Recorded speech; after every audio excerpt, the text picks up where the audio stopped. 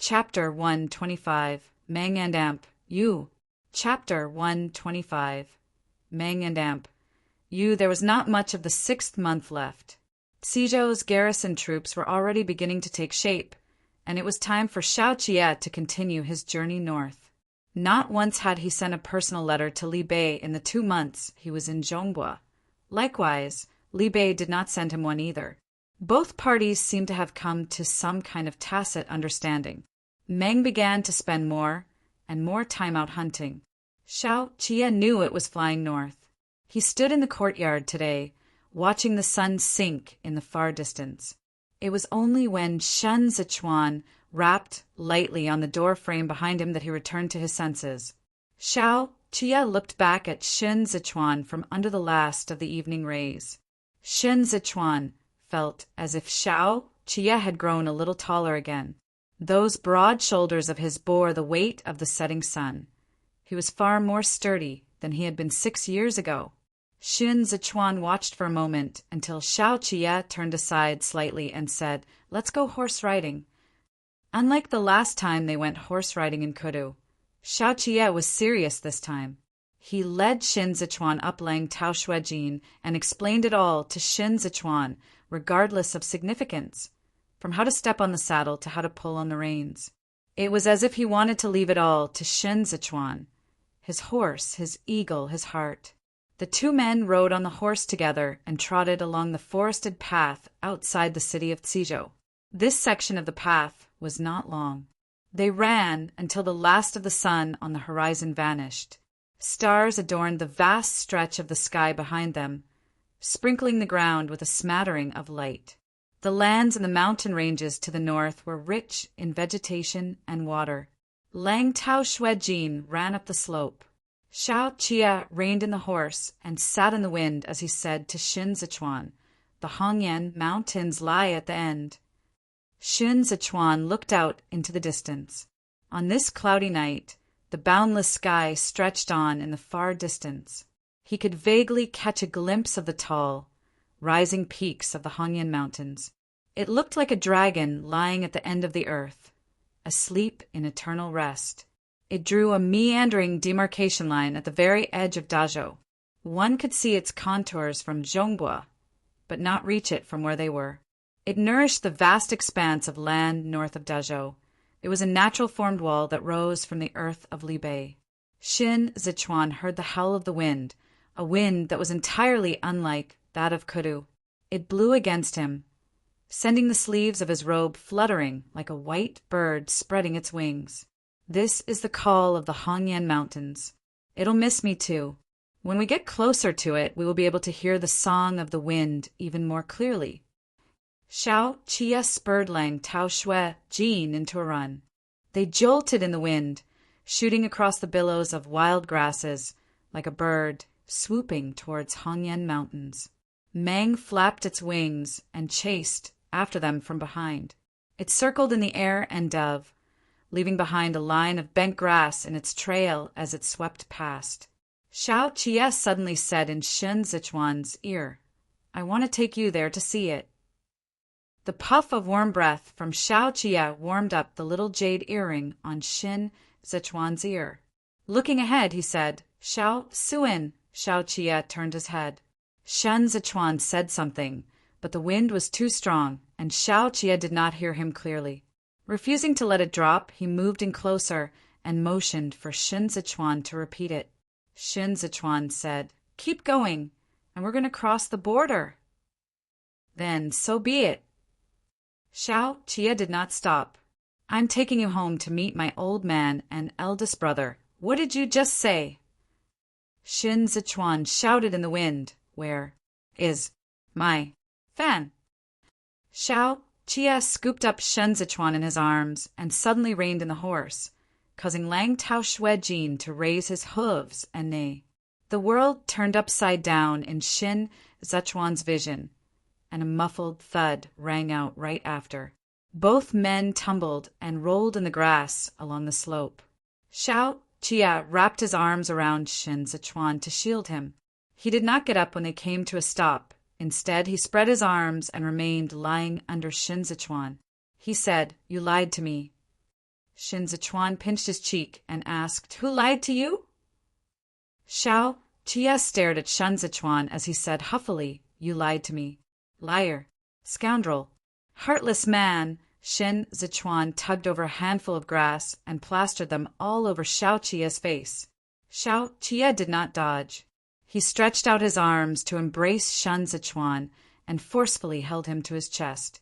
He said wickedly, "In this life, even if I die, I have to die with you." He hugged Shin Zichuan so tightly that Shin Zichuan's head was buried in the pit of Xiao Jie's neck.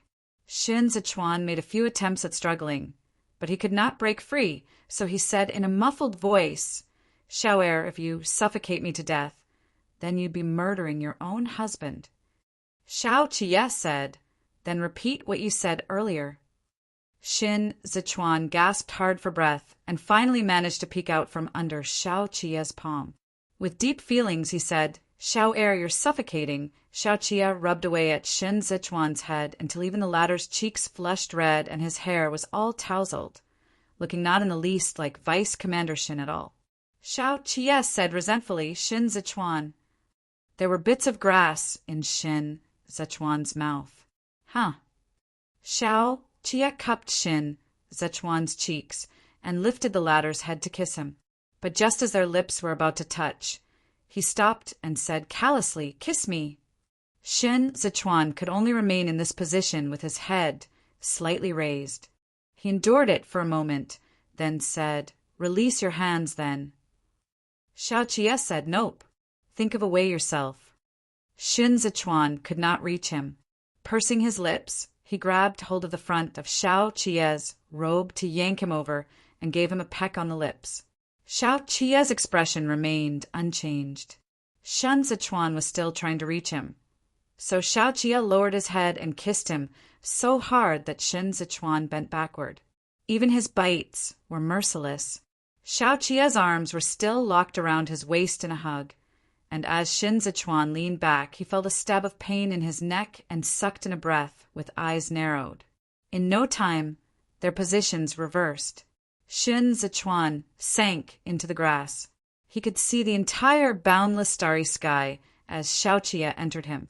Sounds he could barely suppress escaped his lips as he grabbed a lock of Xiao Jie's hair, which wound around his fingers as they tensed and curled. The stars dazzled before his eyes, and his consciousness gradually disintegrated in the wind. He gazed at Xiao Jie a little dizzily, clearly sensing that the wolf pup was much fiercer than usual. "Xiao." Shin Zichuan dragged out the syllables. Xiao Jie bent down, enveloping him and blocking out all the wind and stars at the same time. "I love you." Xiao Jie seemed to have fallen in love with such whisperings lately. The closer he was to home, the more he would act like a child. He took possession of Shin Zichuan, and he was also taken by Shin Zichuan. He was not stingy with declarations of love such as these. Each time he said it, he would make Shin Zichuan clench hard and tremble in spite of himself. Shin Zichuan seemed to be sighing and moaning as he immersed in the murmurs of words and clung close to Xiao Jie, while Xiao Jie indulged to his heart's content with wild abandon at the boundary of Li Bei. Only the two of them knew of the debauchery taking place beneath those seemingly intact clothes. With his back to the Hongyan Mountains, and under that enchanting soughing of the wind, Xiao Jie revealed just how feral and domineering he could be. Shin Zichuan gradually forgot all about the Milky Way above as he kissed Xiao Jie. He soared high up in the clouds and fell back into the embrace of the wind, eventually melting into the crooks of Xiao Jie's arms. When Shin Zichuan woke up, the day was just beginning to break. Thin rays of the morning sun shone through the bamboo blinds. He stretched a hand out and felt the fading residual heat beside him. Xiao Jie had gone out of the city earlier, leaving his old robe still hanging on the clothes rack. A small incense had been lit in this room to repel mosquitoes. The mingling of heat still lingered on Shin Zichuan. Shin Zichuan spread his arms apart and took up both of their spaces. He had yet to close his eyes for the second time when he suddenly propped himself up into a sitting position. He hurriedly put on his clothes and wooden clogs and pushed the door open. Quick!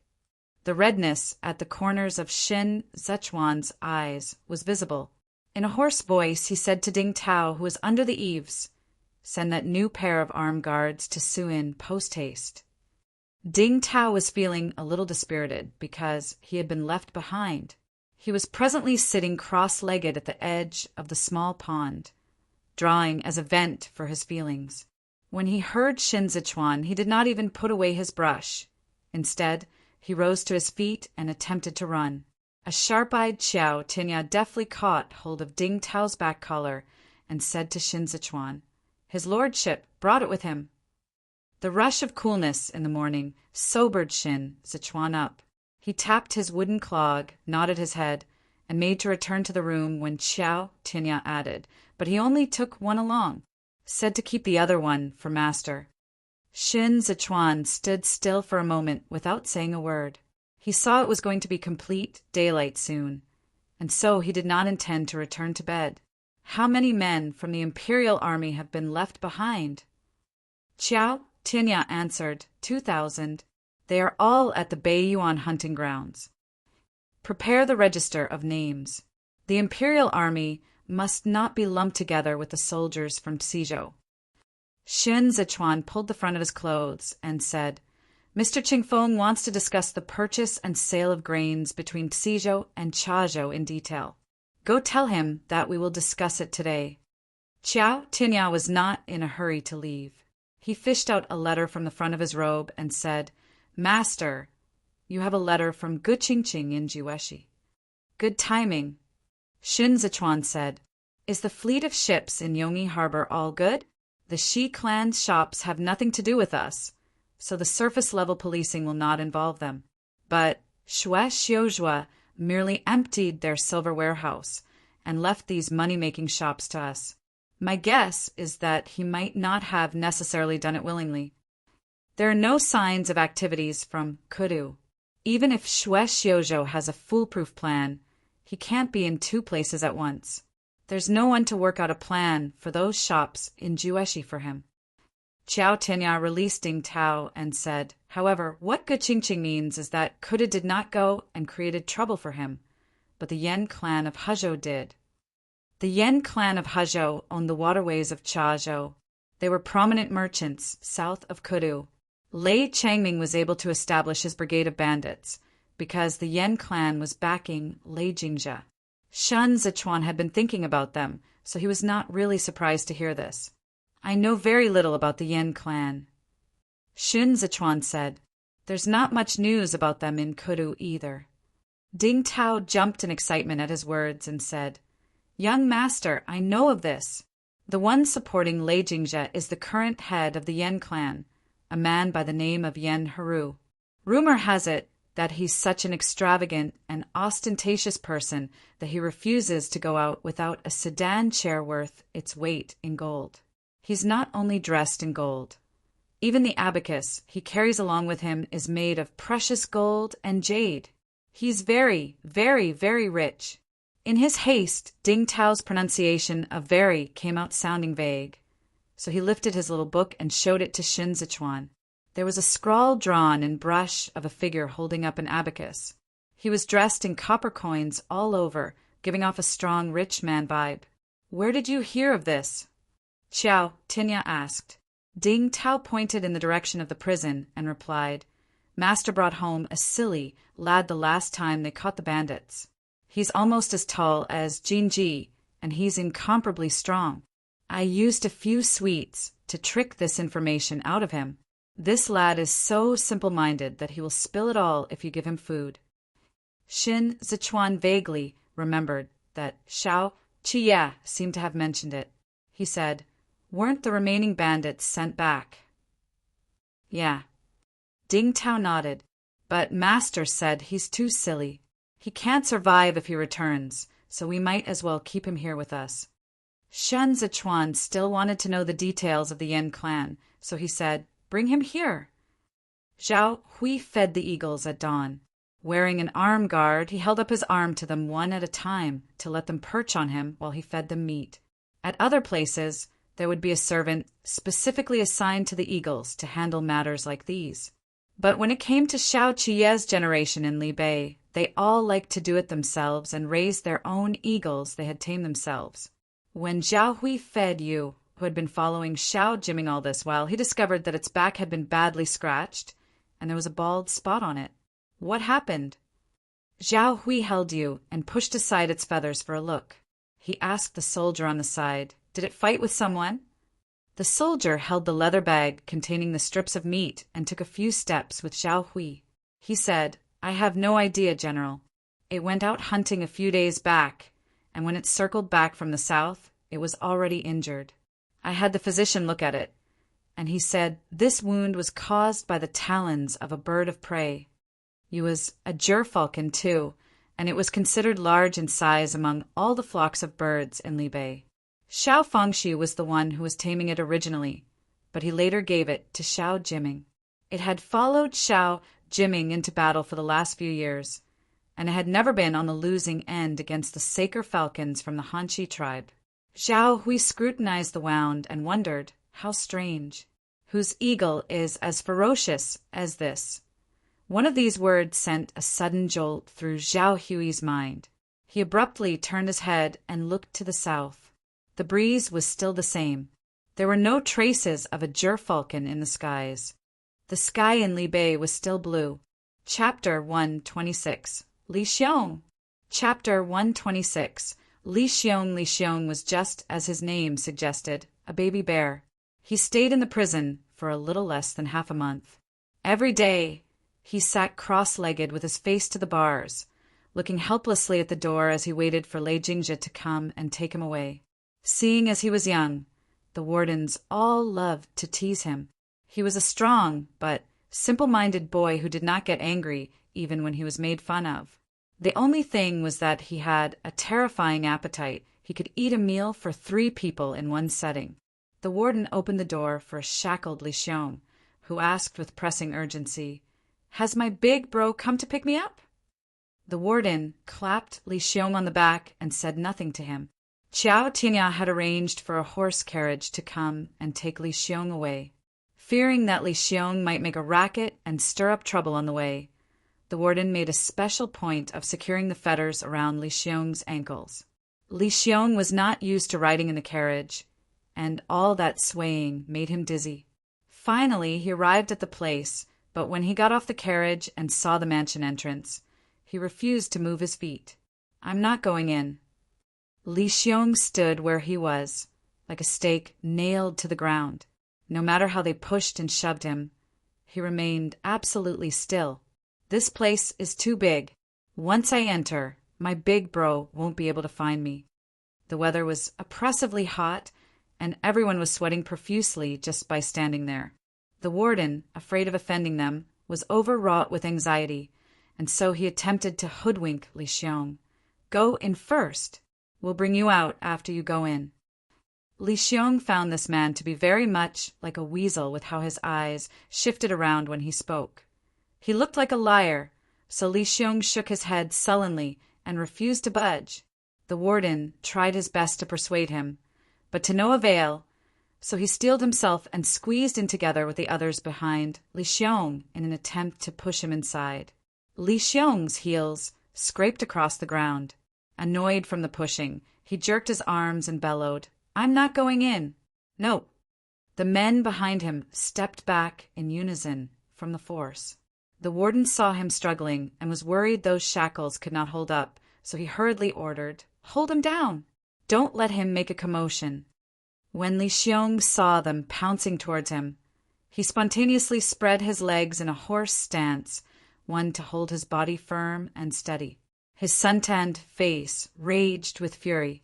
The warden strained himself to the limit and exerted all his strength, but Li Xiong did not budge the slightest. It looked like they were going to be delayed at the entrance. Ji Gang happened to return from his stroll outdoors with Fei Sheng following at his side. Even from afar, he saw the crowd at the entrance, along with the horse carriage parked in the middle of the road. With a hand at his back, he was just about to inquire when he saw the wardens exclaim out loud just as Li Xiong threw all of them off him. "Such strength!" Fei Xing cheered and watched Ji Gang's expression. Ji Gang was a practitioner of the Ji clan's boxing style, and he valued strength most. Sure enough, his eyes lit up and said, "Where's this lad from?" Fei Xing hurried over. He did not need to ask. He could more or less guess from the way the wardens were dressed. He clutched, then immediately released the Xiuquan blade at the side of his waist, before lifting the chain on the ground with one foot as he said, "Out of the way. I'll truss him up." Shen Zichuan was in the room waiting for Kongling and the rest when he heard the commotion before the courtyard. He lifted the bamboo blinds. When he saw Ji Gang entering, he could not help but be taken aback. "Shifu, what's wrong?" Ji Gang handed his birdcage to Qiao Tianya and had him hang it up on the veranda. He bent over to scoop up a few handfuls of water from the copper crock to wash his hands. Picked up a lad before entering. "Take a look, see if he is the one you want." As soon as the words were out of his mouth, they saw Fei Xing drag in a sturdy lad with iron chains as though he were hauling in a bull. The lad was still throwing a tantrum, and he yanked Fei Xing towards himself. Fei Xing was, at the very least, the vice commander of the imperial bodyguards, and yet his clothes were already drenched in sweat just from the short distance of pulling and dragging. "Oh!" Ding Tao poked his head out from the room and yelled, "That's him, Li Xiong!" Shen Zichuan asked, "What's happening?" Fei Xing wanted to answer, but the chain suddenly went taut, and his entire body was thrown backward and quickly dragged over. Li Xiong pulled at the chain, struggling until cracks appeared on his wooden shackles. He dragged Fei Xing round and round the courtyard. Fei Xing's back scraped across the beds of flowers, and mud splattered all over his neck. He had the intention to put on a display of his prowess, but discovered that he could not still his body at all. Qiao Tianya was about to react in that instant, but Ji Gang put out an arm to block him from moving and bellowed, "Tao Zi!" Ding Tao uttered an acknowledgement, stuffed his book into his robe, and nimbly leaped over the railing on the veranda. Fei Xing was still being dragged around. Ding Tao chased after them for a few steps, but knew he could not stop Li Xiong by pulling him, so he stepped down on the chain and called out, "Li Xiong," but he slipped and his foot got caught in front of the chain. The moment Li Xiong tugged at the chain, Ding Tao fell over backward. Quick-witted as he was, he used both arms to protect his head and shield his cheeks with his elbows as he fell into the soft, loose soil with a thud and tumbled. Flower stems stabbed into his outer arm, blocked by the dogskin arm guard he had just secured on himself. Fei Xing hooked a foot around the edge of the stone to bring himself to a stop and felt the sharp pain from the chain winding tightly around his arm. Gritting his teeth, he flipped over to his feet and pulled hard until he was almost leaning backward in a crouching position. His veins bulged, and he could not help but cuss, "This darn bear-like strength!" Ding Tao leaped to his feet 3 and ran for a few steps before he sprang, using the momentum from a kick on the railing to propel himself forward. He landed on Li Xiong's back. He pulled at Li Xiong's back collar with one hand, clamped his legs around Li Xiong's nape, and raised a fist, but he did not punch him. Instead, he yelled, "Let go!" Li Xiong's shoulders sank from the weight. He was thrown off balance by the force of impact when Ding Tao pounced on him. He bent slightly at the knees to stabilize himself, then released the chain and reached back with one hand to pull Ding Tao off him. He had only just stretched out his hand halfway when he was encumbered by the shackles. Flying into a rage, he whipped his upper body around in an attempt to throw Ding Tao off. Ding Tao held on like a monkey, but while he did not slip off, the book in his robe fell out. Ding Tao's was the most skilled in Qigong, which was imparted to him by none other than his old man himself. Their family worked as guards in Li Bei, and they always brought a notebook along with them while on the job to record every single incident regardless of its significance. This book was far more important than their own lives. In order to prevent the book from falling on the battlefield, Ding Tao's old man mastered the Qigong skill specifically used for the purpose of fleeing for his life. A pity that his old man eventually died chasing after his book, slit in the throat by another. Ding Tao was anxious upon seeing the book slip and reached out an arm to catch it, but Li Xiong grabbed his arm instead and flung Ding Tao over one shoulder and slammed him to the ground like a fish he had caught from the stream. A loud thud rang out. Ding Tao's entire back slammed onto the ground, and he yelped soundlessly from the pain. Even so, his feet swiftly caught hold of the book, even as Li Xiong clutched Ding Tao's collar and hauled him off the ground. Too preoccupied to bother about the blows, Ding Tao tossed the book up with his legs and caught hold of it with one hand. In the next moment, he was slammed down to the ground again. This time, Ding Tao could not hold back. He choked and coughed, feeling the bile in his stomach rise. He lifted his legs and wound them around Li Xiong's arm, then turned over and used the momentum to fling Li Xiong to the ground. Li Xiong's shackle broke from the impact. He rolled to his feet and bulged his eyes in a glare as he charged towards Ding Tao with a raised fist. Halfway there, his whole arm suddenly felt immensely heavy, as if he had, in a blink of an eye, struck a steel plate. Even with that astonishing strength of his arm would not budge. Ji Gang held Li Xiong's fist in one hand and rebuked, "Back off!" Li Xiong was reluctant, but his legs did not seem to obey him, as he was beaten back a few steps by this white-haired old man. Unable to maintain his balance, especially after just getting up, he fell on his butt. Ji Gang flicked his sleeves and pulled Ding Tao up from the ground. Ding Tao stuffed the book back under his robes and said, "Grandpa, he hurt me so much." Ji Gang patted the soil off Ding Tao's back and said, "I told you a long time back that you will sooner or later end up on the short end of the stick by resorting to trickery and evasive tactics. When you jumped on him earlier, you should have used the bullfight move on him. Why did you hesitate?" Ding Tao wiped the sweat on his face, feeling very aggrieved. He ate the sweets I gave him, and just yesterday he was still chummy with me. Only then did Xiao Tianya fold his arms as he leaned against the pillar. He whistled at Fei Sheng and quipped, "Old Fei not up to it, huh?" Fei Sheng simply took off his filthy outer robe and laughed as he cursed.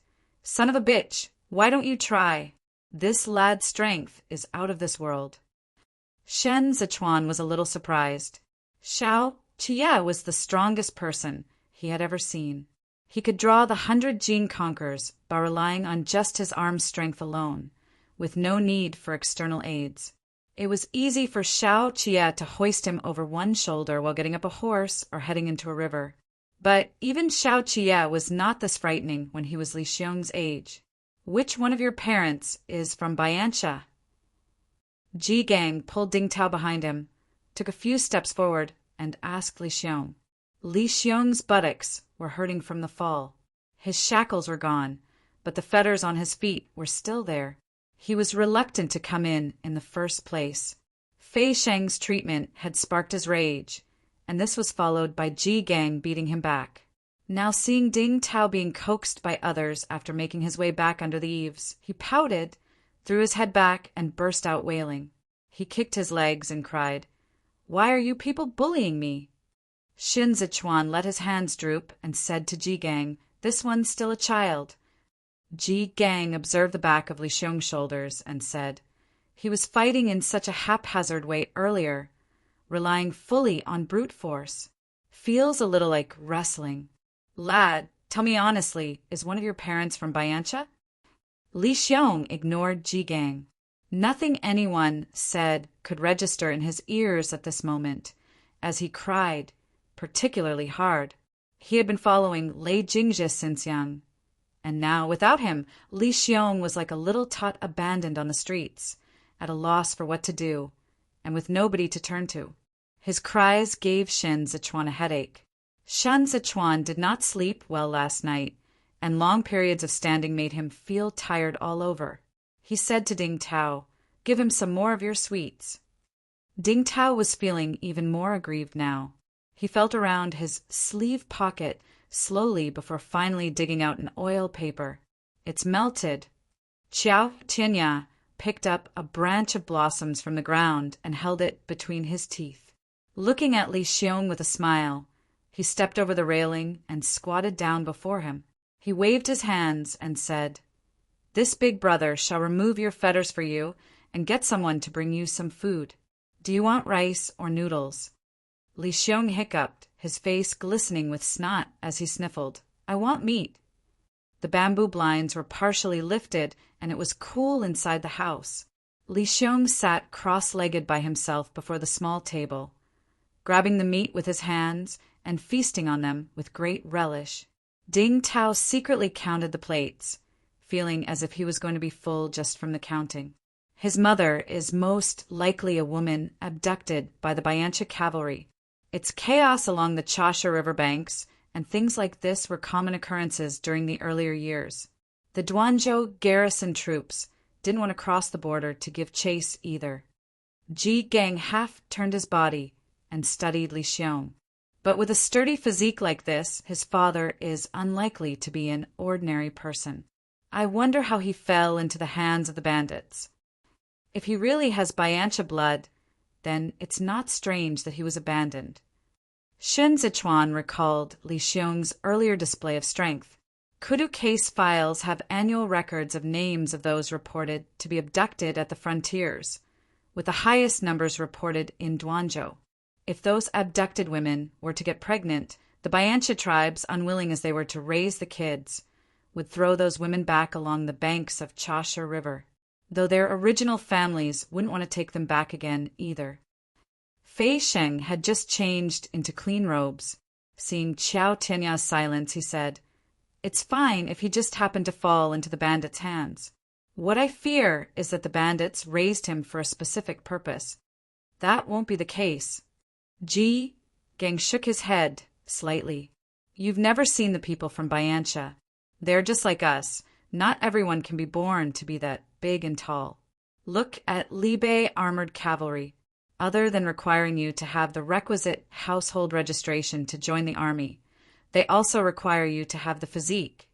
But not all of them are as sturdy as the Prince of Libei. I do think that this lad's father isn't likely to be an ordinary person. He would have been able to get some official posts in the Bayancha cavalry just with this strength alone. However, there is no one like that among the Bayancha generals I know near Zhongbua." "Lad," Qiao Tianya said as he drank the chilled soup, "you've had your meat. It's time for you to talk."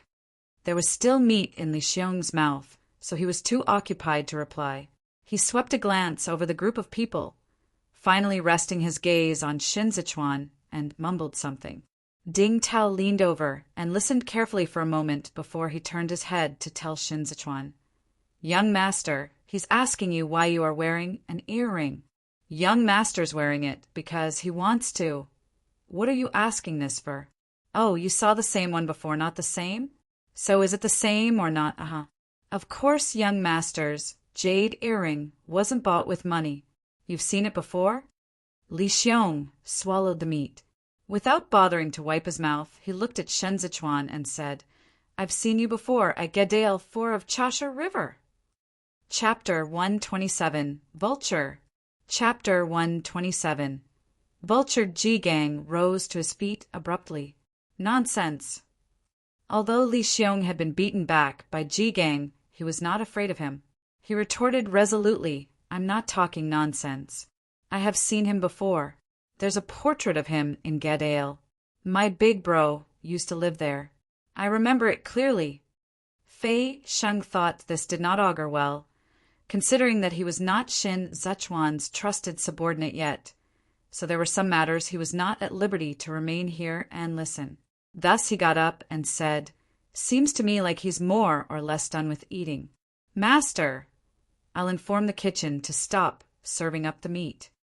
Once Fei Sheng withdrew, Shen Zichuan asked Ji Gang to sit and said to Li Xiong, "Look carefully. Are you sure it's my portrait?" Li Xiong grasped the handkerchief he used to wipe his mouth with 2 fingers and scrutinized Shin Zichuan for a moment. He answered hesitantly, "It kind of looks like, yet also kind of doesn't." Shin Zichuan felt a slight stir in his heart. He stirred the spoon in the soup and lowered his eyes. "The person in the portrait you've seen is a woman, yes?" It finally dawned on Li Xiong. All right, that's a woman, you're a man. In just a short moment, Shun Zichuan made plenty of conjectures. He watched the sour plums stirring in the soup and thought back to what Zhou Gui had once said. He also remembered his mother, Bai Cha, as well as Lei Jingzhe, who had just returned to the prefecture of Duanzhou's territory. What place is this Gadale? Shun Zichuan asked without batting an eyelid. Gadale lies to the east of Changsha River and is a part of the area within the Biancha's borders. In the early days, it was a temporary residence for the Zhongbo bandits to hide from the pursuit of the Zhongbo garrison troops. But later, they engaged in the illicit trade of selling women from decent families and was wiped out by the garrison troops of 2 prefectures, led by my elder brother, Tan Tai Long. The remaining people defected to the Biancha cavalry, and the one roaming around this place back then was the Biancha's Liaoying tribe. Tan Tai, who raised his head to watch Meng pass through the layers of clouds. Lei Jingzhe came from that place. After leaving the Zhu clan, he had nowhere to go. He thought of following the Zhongbo bandits to make his fortune, so he went to Gadale. But for some reason, he failed to build up a brigade of bandits there, and eventually returned to the prefecture of Duanzhou, where he met up with Lei Changming and started to make his mark. After Tan Tai Long wiped out the Gadale's bandits, the Liaoying tribe headed north. Those bandits, who had initially defected to them, followed them north too. Qianyang squatted on the ground and rubbed at a handful of dry soil. The Liaoying tribe is now the reserve cavalry of the Hanshi tribe. All the Saker falcons of the Biancha people are tamed by the Liaoying tribe. At first, their status among the 12 tribes of Biancha was pretty low, equivalent to that of an eagle slave. But 20 years ago, an Asahiri one appeared in the Liaoying tribe. Tan Tai, who was not from Libei, so he did not know the implication of this form of address. Gu Jin explained from the side that is, hero. You know Biancha is made up of numerous tribes, right? Chunyang looked back and smiled at Tan Tai, who. Only tribes where heroes have appeared can be called as one of the 12 tribes. Coincidentally, our lord and this hero were both born in the same year. Ever since his lordship established the Libei armored cavalry at Luosha Pass, this hero conquered the 3 tribes of Liaoying, Guma, and Changzhou in the desert and defeated the old chief of the Hanshi tribe in the north with Saker falcons. From then on, he became the one and only great hero to command the 4 tribes since the reign of Yongyi. He also became Libei's archenemy. Tan Tai, who gave a start. Don't tell me it's... Xiao Qie had been standing behind them at some point onwards. He tilted his head to drink up the water in the water bag, then picked up from where they left off as he secured the opening of the water bag. It's AMUR. They made way for him, and Xiao Qie stepped onto the clod of earth to look at the Hongyan Mountains in the far distance. AMUR is currently the person most likely to be the monarch in Biancha. He has the ambition to subdue the 12 tribes. Xiao Qie had a prominent nose that cast some shadows when he turned his head to the side. He continued. He formed the strongest cavalry in Biancha and became the person since the dawn of history to attack and breach the furthest into the lands of Dazhou. Laohu, the Biancha cavalry you see now, is actually the Biancha cavalry that AMUR has reformed. He combined the horses from the Guma tribe and the Saker falcons from the Liaoying tribe together, lowered the height of the Hanshis tribe but increased their speed, and completed the deployment that would allow him to battle with Li Bei in the air. Lowered the height.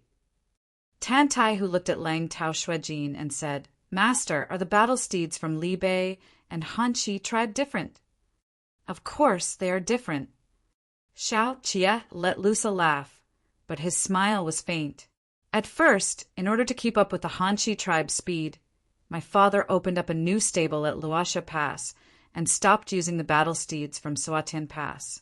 The current battle steeds of the Li Bei armored cavalry are all reared from that time on. Strong and muscular, they are all wild horses from the foot of the Hongyan Mountains, and also the same breed of horses the Hanshi tribe once used. But AMUR later came to realize the drawbacks prematurely. He thought that for the same breed of horses, the Libe armored cavalry's weight-bearing capacity was stronger. Once the Libe armored cavalry removed their armors, the Hanshi tribe's speed would no longer be an advantage. So he took down the Hanshi tribe's horse ranch on the Hongyan Mountains and swapped them for the Guma tribe's ponies.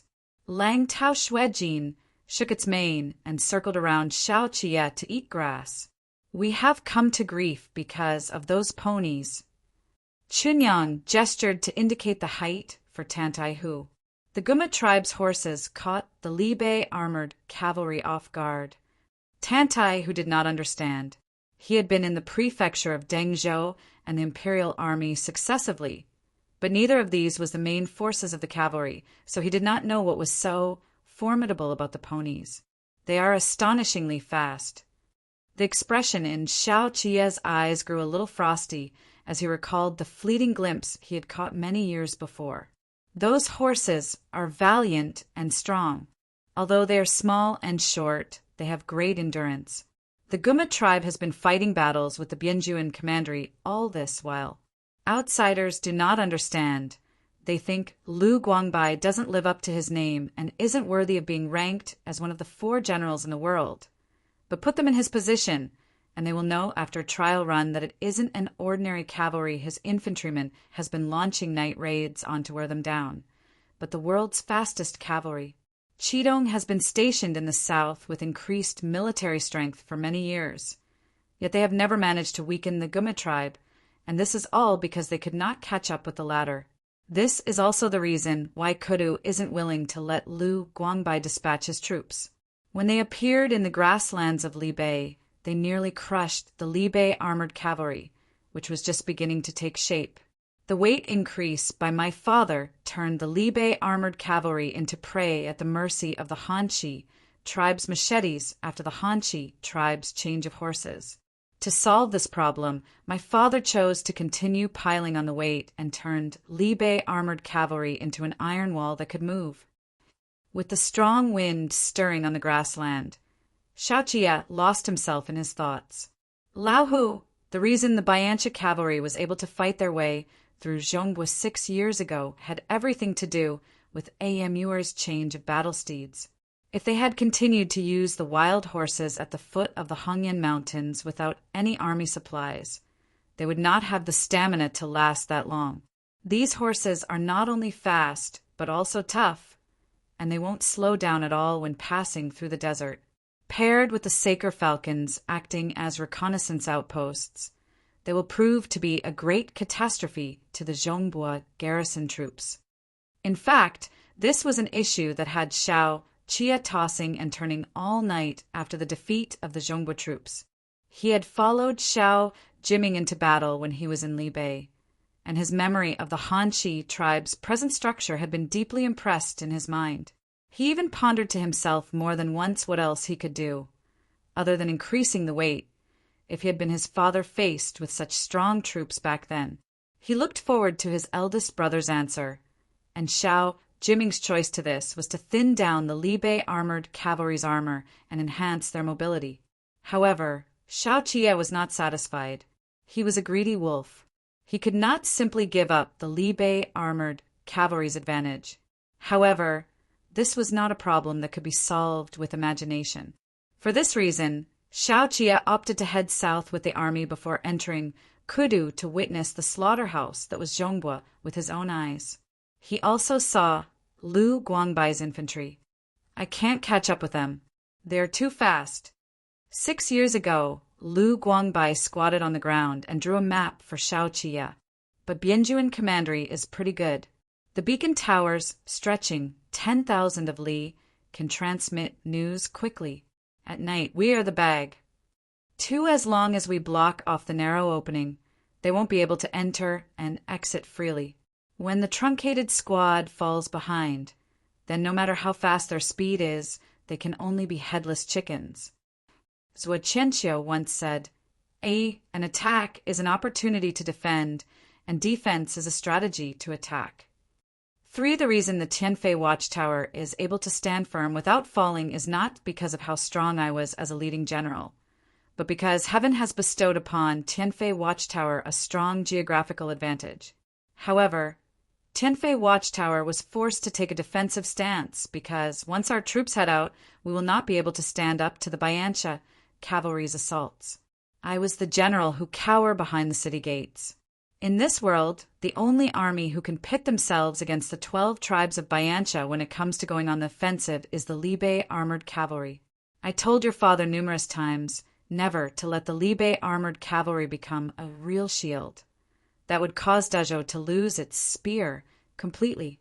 If you become a general one day, remember the setup of opportunities and strategies.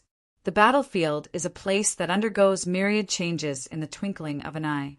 The moment you fall into the rhythm and pace of the other side, you will lose all your advantages. You have to seize your opportunities firmly. You must learn forbearance. Sometimes a perfunctory, painless blow is the prelude to exhaustion. The fist has to strike the vital point. But it was too hard. Xiao Qie had yet to think of a solution better than what his father and eldest brother had come up with. He could not even engage in guerrilla warfare like Lu Guangbai did. But he could not forget Zhou Qianqiu's admonition, and he agreed wholeheartedly that the Libe armored cavalry could not be just shields.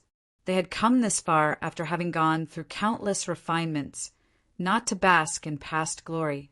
In Xiao Qie's eyes, it was all too easy to beat back the Biancha cavalry, but way too difficult to repel Amur, because the Biancha cavalry was continuously becoming stronger and stronger under Amur's command. This man had the final say in 4 tribes. He had nothing to worry about from the rear. He was like a vulture born in the desert, eyeing the meat that was Dazhou, all the while attempting to invade it. When Xiao Fengxiu changed the Libe armored cavalry, Amur changed the Hanqi tribe. When Xiao Jiming changed the Libe armored cavalry, Amur changed the Hanqi tribe right off. He had an uncanny understanding of the pack of wolves from Libe. Looking at it from a certain angle, they were confidants. He understood the Libe armored cavalry even better than most of those from Libe themselves. Xiao Qie's gaze was blocked by the Hongyan Mountains, just like how he had always been blocked by his father and eldest brother. He had not gone head-to-head with Amur before, yet he was already seeing the other party as an opponent he had to defeat. That was a worldly wise vulture, well-versed in the ways of the world. Xiao Qie was still a wolf who had just embarked on his journey home. Meng suddenly swooped down, bringing along a gust of wind in its trail that brushed across the guards' faces. It landed on Xiao Qie's shoulders, the bloodstains on its sharp talons leaving rough streaks of blood behind. It had already exceeded the size everyone used to imagine it would be. The only ones who were able to hold it up were Xiao Qie and Shinzichuan, who was particularly gentle with it. Xiao Qie collected his runaway thoughts and indicated to Qinyang that there was no need for him to take the leather bag. He turned his head to look at Meng and said, "It has already hunted its fill." But Meng was acting a little unusual today. It stared at the sky with a sharp, penetrating gaze, never once shifting its gaze even when Xiao Qie bent his fingers to stroke it. Xiao Qie followed its gaze and looked over. It was quiet up there in the skies and down here on earth. The strong wind springing out of the grass was like a long serpent. At the same time it bared open its bloody mouth. Meng took to the air once more and pierced through the wind to clutch hold of the saker falcon that was attempting to extricate itself from the grass. As the other bird spread its wings and flailed, Meng abruptly rose. By the time it brought the saker falcon before Xiao Qie, this lone saker falcon had already become a bloody pulp of ripped flesh. Xiao Qie abruptly mounted his horse. As he pulled on the reins, he surveyed his surroundings. His gaze finally landed on the east. He frowned. He had just entered Libe's territory and had not even reached the Libe relay station yet. So how could the saker falcon of the Biancha tribes appear here? The sound of drums. Gu Jin raised his head and turned around with the wind. "Master, it's coming from the east." That's the Bienbo camp, which is also the patrol camp. They have a backup support track that leads right to the Northeast Provisions bridle path. Chunyang swiftly got on his horse too. Before he lifted his whip, he suddenly remembered something and turned his head back in astonishment to say to Xiaoqia, "The Shaoxin camp lies to the east of the Bianbo camp, for that's where his lordship's frontline military forces are, along with a year-round reserve of battle steeds to be supplied to the battlefields up north for emergency use." Has the Bayancha cavalry fought their way here? Then what about Shaoxin camp? What about the Prince of Libei? Xiaoqia clenched the reins and spurred his horse into a gallop. Chapter 128. Enemy Attack. Chapter 128. Enemy attack the Bianbo camp was an important supply site at Libei's borders. To keep the physical strength of the frontline military forces up, Xiao Jiming successively set up the Shai, Shar, and Shaoxin camps, one at the southeastern side of Libei, to act as protective barriers to the Bianbo camp. The Bianbo camp was always stocked with reserve military provisions and equipment meant to be supplied to the front lines. There were stables here too, with battle steeds on standby to replace those on the front lines. Dawn had yet to break when Wu Zi woke up. He squatted at the tent entrance and had the soldier who was his personal guard pour water over his head. The fighting at the front line is too intense. We start running right on opening our eyes and lie down right on closing our eyes. It has already been half a month since I last bathed. The guard handed him a handkerchief, which he used to wipe his face. Eat well these 2 days. We still have to head north 3 days later to replace Guo Weili soldiers. The Tudalong banner has also been cleared out by the Bayancha Baldies. This battle has already made its way right to our doorstep. Wu Ziyu was the youngest general in the current ranks of generals in Libei. He was originally a guard in the prince's residence, and because he had gone drinking and stirred up trouble, Xiao Jiming dismissed him from his original post and had him sent to the military camp.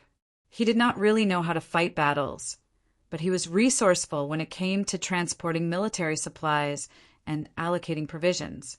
Libei had a shortage of military grains in the early spring, and he went to swindle a batch of grains out of the bandits in Zhongbua, thereby resolving the pressing emergency of the battlefield ahead. When Chunyang escorted the grains to Libei, the one he had met was Wu Ziyu. The latter had been following Xiao Fengshu these 2 months, running all over until his legs were about to break. Finally, it was Bianbo camp's turn to take a break. The soldiers under his command were already all exhausted. I originally thought that it'd be a breeze to drive off the Hanshi tribe now that his lordship is here. The guard took Wu Ziyu's dirty handkerchief and washed it in the water basin. Who would have known that it would become harder the more we fought? The boundary line has already been shrinking until it now lies on the fringes of the Shai camp. If this keeps up, Bianbo camp would have to shift back. A bare-chested Wu Ziyu wiped his nape with a damp handkerchief. He looked to the east and said, "Once the Bianbo camp moves back, the hereditary prince's deployment in the southeast will cease to be effective. This place is the bedrock that will enable the Shaoxin camp to keep on fighting as usual. We can't afford to lose it." The guard picked up the basin and splashed away the water. He said, "We can't afford to play the long game either." Leaving the soldiers aside, there are still military craftsmen in these camps who need to eat. If the second young master had not rebelled and remained in Kudu as the Marquis of Dingdu, then we might just be able to fight the battle this way. But he has now killed the emperor, and Jueshi is no longer supplying us with military provisions. The northeast provisions bridle paths. Reserves won't last for long either. Wu Ziyu covered himself with a towel and looked at the sky with squinting eyes as the water dripped. He did not respond to the guard's gripes. The guard set aside the basin and said, "General, how about steamed buns and milk tea for breakfast? The milk is good stuff that has just been transported over from the back. It can't be stored for too long, so we have to drink it as soon as possible." I asked the mess cook to brew tea made out of plain leaves with clotted cream. "To you."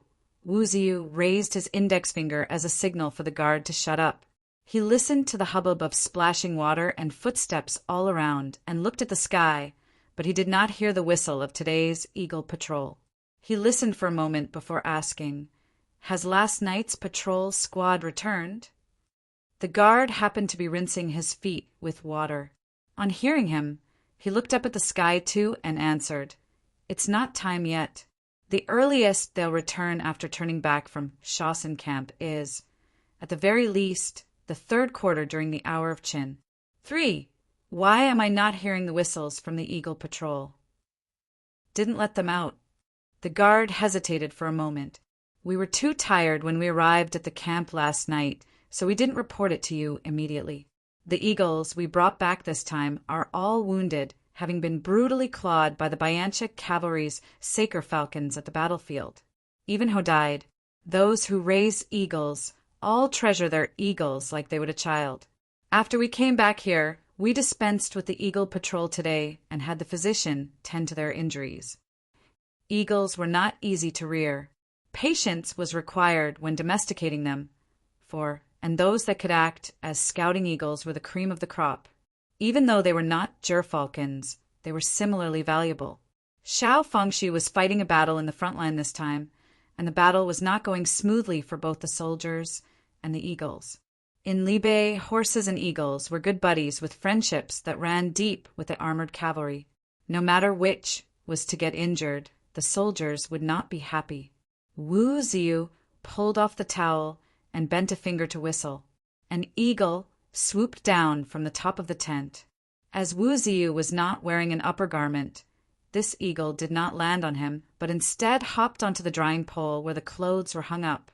Wu Ziyu said, "Release my chi. We are fighting a battle now. Doing away with the Eagle Patrol is just like losing an eye. Even if we are in Bianbo camp, we mustn't be negligent and careless." The guard said, "Chi has already been patrolling the battlefield for half a month. General, we have no choice." Wu Ziyu has a gruff voice, yet he was very gentle when he looked up at Chi and commanded, "Go!" Chi spread its wings and soared into the sky. It hovered over Bianbo camp for a moment, then charged into the morning sunlight in the east. A bare-chested Wu Ziyu entered the tent and warned, "The batch of battle steeds that have followed us down should be replaced too. The reserve horses have to be taken to the north in 3 days. Guo Weili's defense at the Tudalong banner has been breached by the Hanchi tribe. A group of brothers was killed, and quite a number of horses have sunk in the swamp.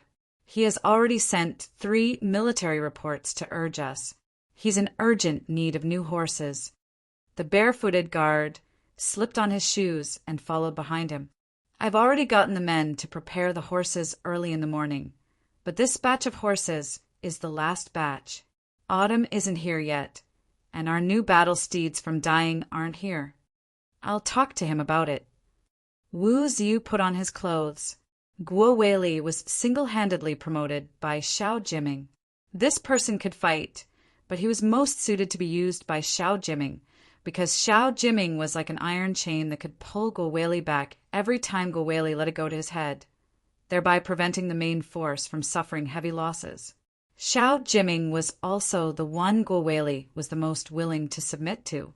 Now that the commander-in-chief had changed to Xiao Fengxu, the way of combat was different. There was no one to pull him back, and so there were plenty of areas where he ended up on the short end of the stick. Wu Ziyu retreated and brought along a batch of equipment that those at the front line needed to repair. The Libe armored cavalry used a tremendous amount of equipment and relied heavily on army supplies and gears, so they had over 10,000 military craftsmen. These military craftsmen were split up among the various camps. Once the battle started, they had to repair equipment for the armored cavalry day and night. Wu Ziyu's own armor was also badly worn out. He went to the military craftsman's tent to check on it, and on the way he asked the guard several times, but there was no news of Chi's return. Sparks spattered out of the stoves when it was nearly noon. It was so hot inside that it was hard for anyone to breathe. The weather was too hot, so hot that it made them sleepy. Even the wind outside the tents was hot. Wu Ziyu was sweating profusely as he looked at the ground. This steaming hot temperature had already caused many military craftsmen to suffer from heat stroke. Wu Ziyu got his men to splash cold water, but this was simply a futile attempt, much like trying to put out a burning cart of firewood with a cup of water. Get the kitchen to boil green beans. Boil as many as you can. Wu Ziyu covered his face with the cool handkerchief and instructed the guard. The equipment repair cannot be delayed. His lordship and the rest are still donning worn-out armors on their end. The guard nodded in acknowledgement. He was feeling so hot that he was not wearing his armor, and his collar was open.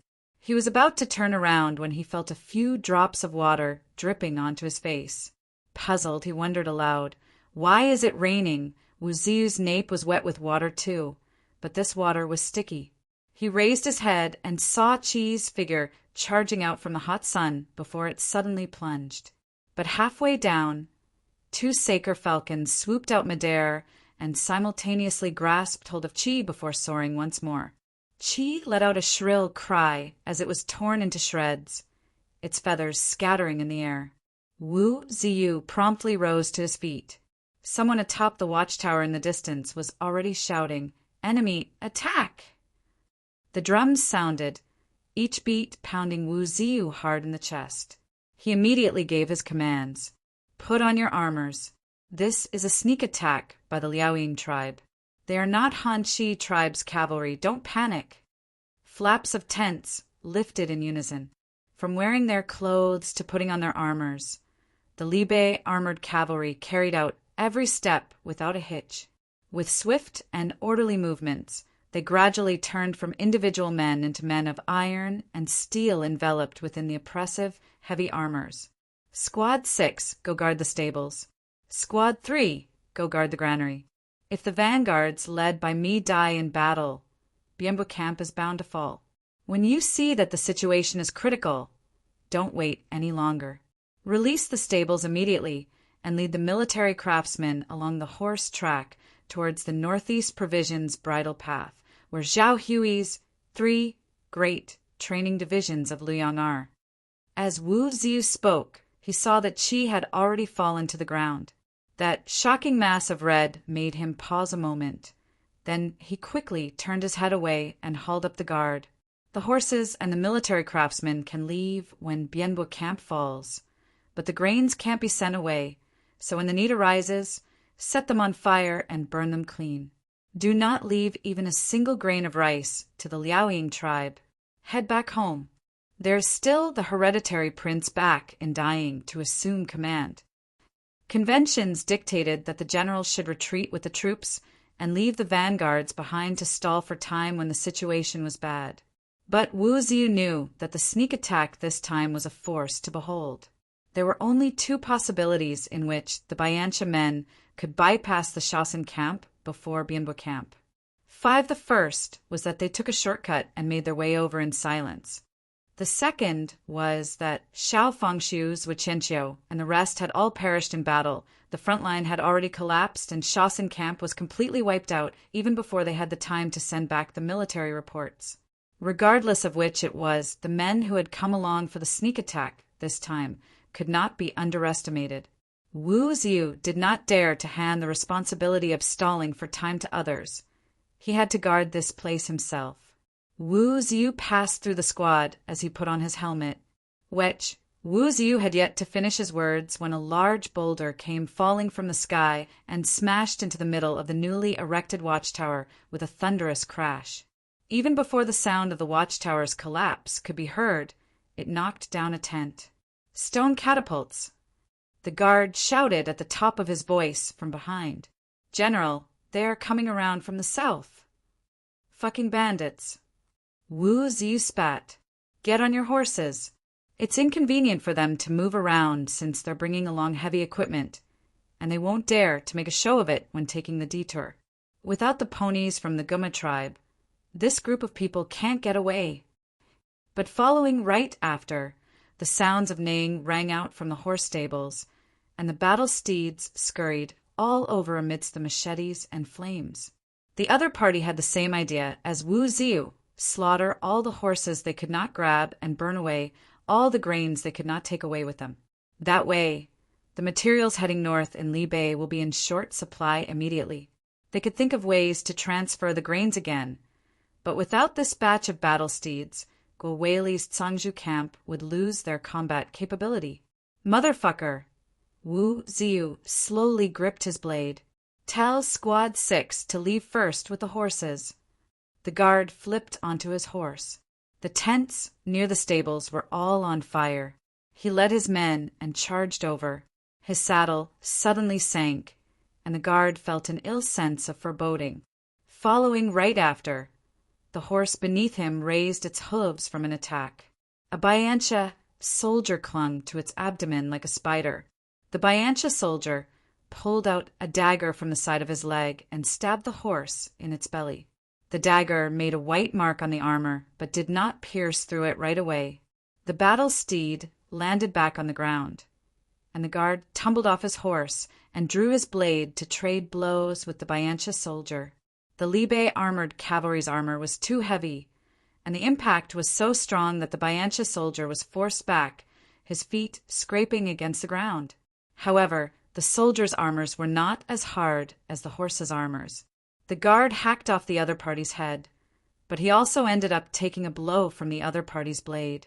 This bunch of Bayancha soldiers was like locusts that opted to surround the enemy and fight to their death when faced with a trapped beast like the Li Bei armored cavalry. The helmet Wu Ziyu had just worn had been struck off him.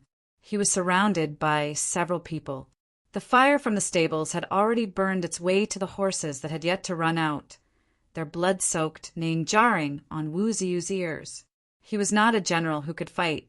The soldiers under his command were also from the Li Bei armored cavalry's backup transportation squad. They had only just retreated from the battlefield a few days ago, and their already exhausted bodies could not withstand such a strong assault. What's more, he still had to divert manpower to protect the Li Bei military craftsmen, who were just as important as the battle steeds. The guard flipped atop the horse once again and spurred his horse on to knock over the blazing railings of the horse stables. In a split second, the battle steeds within galloped out. Wu Ziyu said, "Let the military craftsmen get on the horses. Remove the armors and hurry on to the horse track." Wu Ziyu was still speaking when he felt a sudden weight on his back as he was forced down by two men before being flung to the ground. The back of his helmet-less head struck the ground hard. The next moment, a rope was put around his neck, and both men dragged him in unison. Wu Ziyu tugged at the rope tightening around his neck. It strangled him so hard that the timbre of his voice changed as he hissed at the back of the guard. "When you reach the camp, tell Zhao Hui to head north." Beads of sweat dripped into his eyes, stinging them until Wu Ziyu could barely open them. He tumbled amid the smoke and dust, unable to breathe as he watched the sky turn yellow. That group of Saker falcons that had torn Qi to pieces was hovering up there. Fuck! Grief overwhelmed Wu Ziyu. His vision blurred as eyes that stung from the sweat brimmed with tears. He cussed without letting up. Fuck! He had already been dragged to the edge of the sea of fire amidst the chaotic sounds of horses' hooves. Wu Ziyu knocked against the rock and caught hold of the railing. The pain from being burned by fire was excruciating. The Saker falcons in the sky suddenly dispersed, and a falcon cry reverberated through the sky in the wind. Meng gripped the back of a Saker falcon in midair, and both parties engaged in a fierce battle. At the same time, the sound of galloping horses closed in on them from afar. Choked by the smoke, Wu Ziyu could not get a clear look. He could only get a vague glimpse of a tall figure riding steadily on horseback. Surprised, he shouted, "Your lordship!" Wu Ziyu felt a grip on his ankle and heard Qinyang bellow, "Drag him out!" The rope tightened around Wu Ziyu's throat. He hurriedly cried out in a hoarse voice, "Drag my ass! I'm still being hanged by the neck." Qinyang promptly let go and brandished his blade at the side of Wu Ziyu's neck, scaring Wu Ziyu so much that his hair stood on end. And just like that, he was dragged out with the rope still around his neck. He rolled as they swatted at him to extinguish the fire. Gasping for breath, He lifted eyes against the sunlight and saw the man on horseback dismount. The man raised a finger between his lips and let loose a long whistle. Mang flung the Saker falcon from side to side as it swooped down. Its feathers were in a mess from all that tearing at one another. The Saker falcon let out a cry of pain. Mang's sharp talons were like blades as they ripped into the Saker falcon. Breaking through the wind, Mang rushed over to Xiaoqia and kicked out its talons to toss the Saker falcon to the ground. "I'm not my old man." Xiaoqia raised his arm to let Mang perch and turned his head back to look at Wu Ziyu. "I'm your second young master." Chapter 129. Graveyard of Dreams. Chapter 129. Graveyard of Dreams. Initially, the guard had already left the camp when he saw the men from the Imperial Army charging in like wolves and tigers. This squad was more excited than afraid. To date, they had never fought a battle to their heart's content, having been held in check back in Kudu and Zhongbua. It had not been easy for them to encounter the 8 great training divisions led by Han Jin, but the other party was like dough that shrunk back at just a squeeze, and now they finally got to come face to face with the Biancha soldiers. With a frenzied spurt of energy and vigor, the Imperial Army drew their blades and charged. Not many men from the Biancha Liaoying tribe had come, since they were relying on the stone catapults to take the Bianbo camp by surprise. It seemed as if victory was within their reach, but they were caught off guard by these troops that came killing out of nowhere.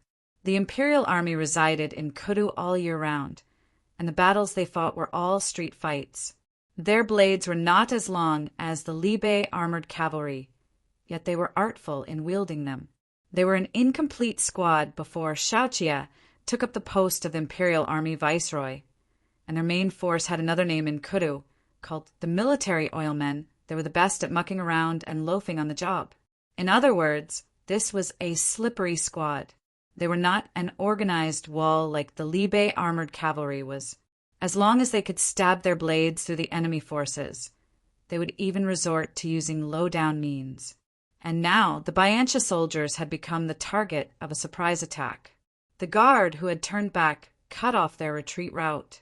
The men at the periphery quickly withdrew with the stone catapults, while the Biancha soldiers who were still inside the Bianbo camp could only fight to the death with the Imperial Army. By the time Wu Ziyu was able to get up, the fire had abated some. With his blade in his hand, Qinyang checked the corpses and reported to Xiaoqia, "Master, they are indeed from the Liaoying tribe." The stone catapults, being heavy equipment, are inconvenient to move around. If they want to take it with them when they flee, they won't be able to run fast. Xiaoqia said to Tantai, who, "Lao Hu, lead the cavalry and give chase." On seeing this, Wu Ziyu immediately said, "My horse can still run. Buddy, take mine." Tantai, who said his thanks, and flipped onto the horse. Gu Jin turned his horse around. "Lao Hu, follow me. We'll go after them together." They led the men away. Half of Bianbo camp had already been razed by the fire. Xiaoqia was looking at the horse stables and granary. Wu Ziyu followed close behind him and called out, "Second young master." Although Bianbo camp is a patrol camp, it's also a camp where reserves are stored. This place is still a distance away from the boundary line. There's Shasen camp to the east acting as a shield, and there are also sentry posts and checks along the way. Xiaoqia squinted his eyes from the glare of the sun. He looked at Wu Ziyu again. Yet they made their way this far back. "Where is your patrol squad?" Wu Ziyu recognized Xiaoqia.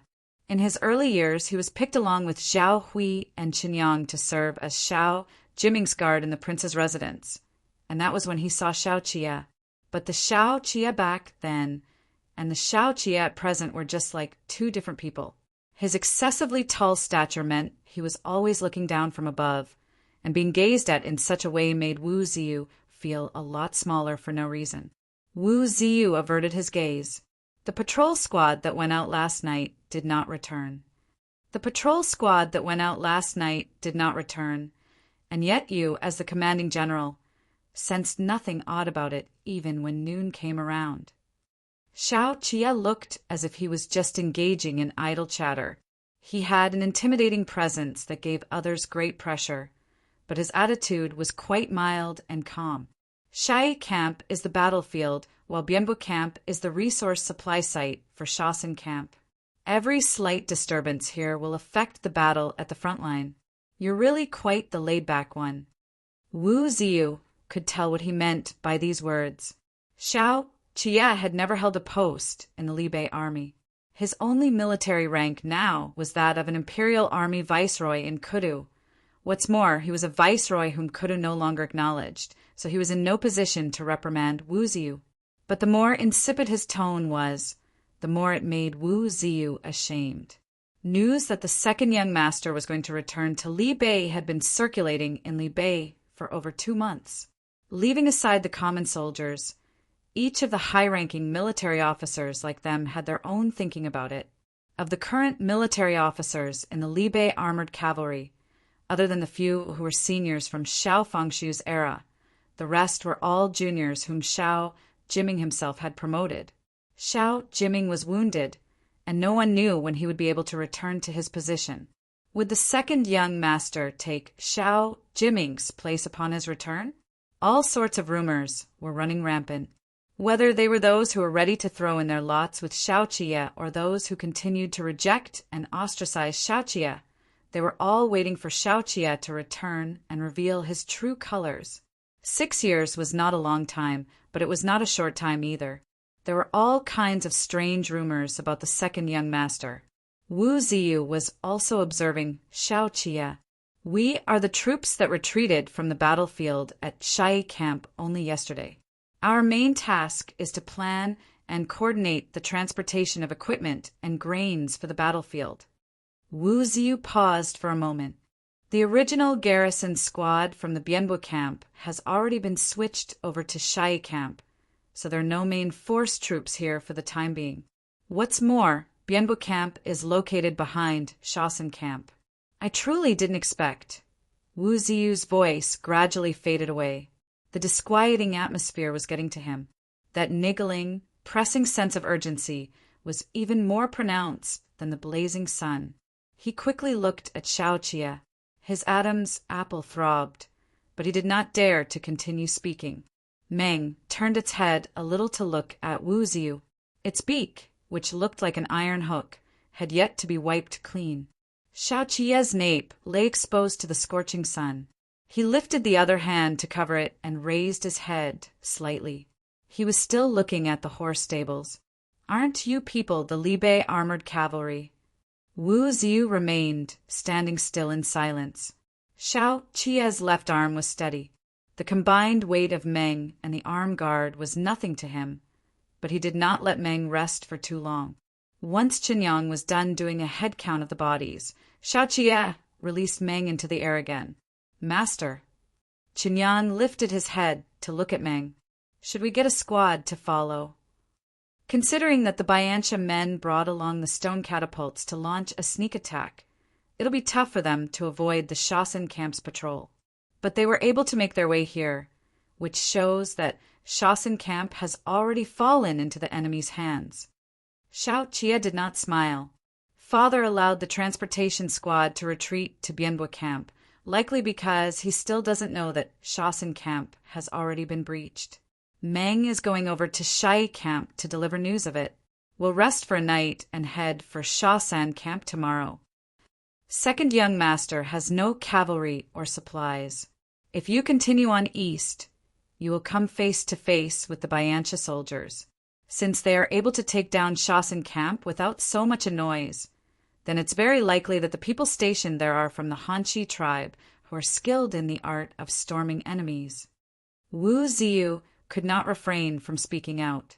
Right now, it's safer to wait for the reinforcement from the 3 great training divisions of Luoyang. I'll send someone to deliver the message right away. The hereditary prince will definitely dispatch Zhao Hui over. If you had sent the message to the 3 great training divisions of Luoyang yesterday when you arrived at Bianbo camp, then there might still be a chance to make it before sunset tomorrow. Send the message now, and it'll take a day and a night to rush at top speed to the northeast provisions bridle path. Zhao Hui needs another 1 day and 1 night to rush to the 3 great training divisions of Luoyang from dying. By the time he arrives at this place, Bianbu camp will be of no more. Xiao Jie pointed to the spot where the watchtower collapsed. Rebuild the watchtower now. Don't set it up in areas facing the east. Shift it to the southeast corner. Do a head count of the grains and battle steeds, and have the military craftsmen prioritize the repairs of the camp's defense walls that the stone catapults have smashed. If young master is worried about the Biancha soldiers returning, then you should move the grains and battle steed to the northeast provisions bridle path. Wu Ziyu caught up with Xiaoqia. There's simply no time to rebuild the Bianbu camp. Shaoxing camp is only tens of li away from this place. The horses of the Hanxi tribe can make their way over within a day. Xiao Jie took a few steps up the railing and jumped over it to the other end. He turned around, motioned Wu Ziyu not to follow him, and asked in passing, "Honestly speaking?" Wu Ziyu did not understand what Xiao Jie meant by this. He continued at lightning speed. "All we can do now is to abandon the Bianbu camp and try our best to reduce the loss of supplies." As Xiao Jie stepped back, he asked, "Well, don't you have the slightest notion to step out of this place and give chase?" By now, the sun has begun to tilt. Wu Ziyu stood on this side of the ruins, baffled by Xiao Jie's gaze. The burns on his back stung from the scorching sunlight. With a frown on his face, he watched as Xiao Jie turned back. He could not help shouting with all his might, "I can't win them." "Second young master, I said it before, I'm from the transportation squad." Xiao Jie did not reply to him and merely waved his hand at Wu Ziyu with his back to the ladder. The meaning was clear. Wu Ziyu could shut up now. He stood before the collapsed granary, his expression cold and detached, and his lips tightly pursed. He stood there for a very long time. Xiao Fengshu sat unreservedly in the tent and raised his head to drink up the last mouthful of milk tea. The salted milk tea brewed with plain leaves had already gone cold from being set aside. The clotted cream felt moist in his mouth, and there was a milky aroma. His shoulders were bare, and the military medic was applying medicine. "Amur is a good opponent." Xiao Fengshu moved his shoulder after it was bandaged. "I've been observing the Hanxi tribe for the past 10 years or so, but I didn't expect their attack power to be so strong. When people grow old, their reactions slow down. I'm no longer the man I once was. Li Bei's advantages are prominent, and its disadvantages are likewise obvious." Zhuqianqiu grabbed up a handful of sand and watched as they trickled down between his fingers. "Amur changed his attack strategy for you. He definitely won't dare to make a sudden assault like this in the past when he was facing off against Jiming. Jiming is skilled in the art of war. The camps he set up on the boundary line are all interlocked. The armored cavalry heads out to face the enemy with chains on their back, supplied by Xiao Jiming himself. Once the situation changes, Jiming can haul the main force back any time to avoid heavy losses. Now that Jiming has retreated and you're back in command, the speed in which news is passed on is a lot slower. What's more, your style is completely different from Jiming. The vanguards don't dare to go all out when they charge, and the reserve troops' initial rhythm is all messed up. Will Amur let this opportunity slip?" Xiao Fengshu got up to get dressed. Scars covered the bulging muscles on his back. He said he was old, but this intimidating body of his was far more sturdy than before. He put on his robe and started to put on his armor, meticulously every step of the way. If Dazhou is still in the period of resurgence, then Jiming would be the best commander-in-chief of the Li Bei armored cavalry, has performed extraordinarily well, and is the best candidate to keep Li Bei at the top of its game. Xiao Fengshu strapped on his blade and continued with a stoic expression. "But Dazhou is already in a state of collapse, and our dog strategy to be the wall is no longer suitable for the Li Bei armored cavalry. Amur is the great hero heaven bestowed upon Biancha. He roams around the various tribes, wanting to create a new world. Jiming's conservative strategy is just giving him enough time to grow and develop. Qianqiu, you and I both need to face up to one thing, and that is Biancha is no longer a bunch of incohesive small tribes that rely on looting and plundering to make a living. They are like rivers converging together to become the boundless sea under AMUR's leadership.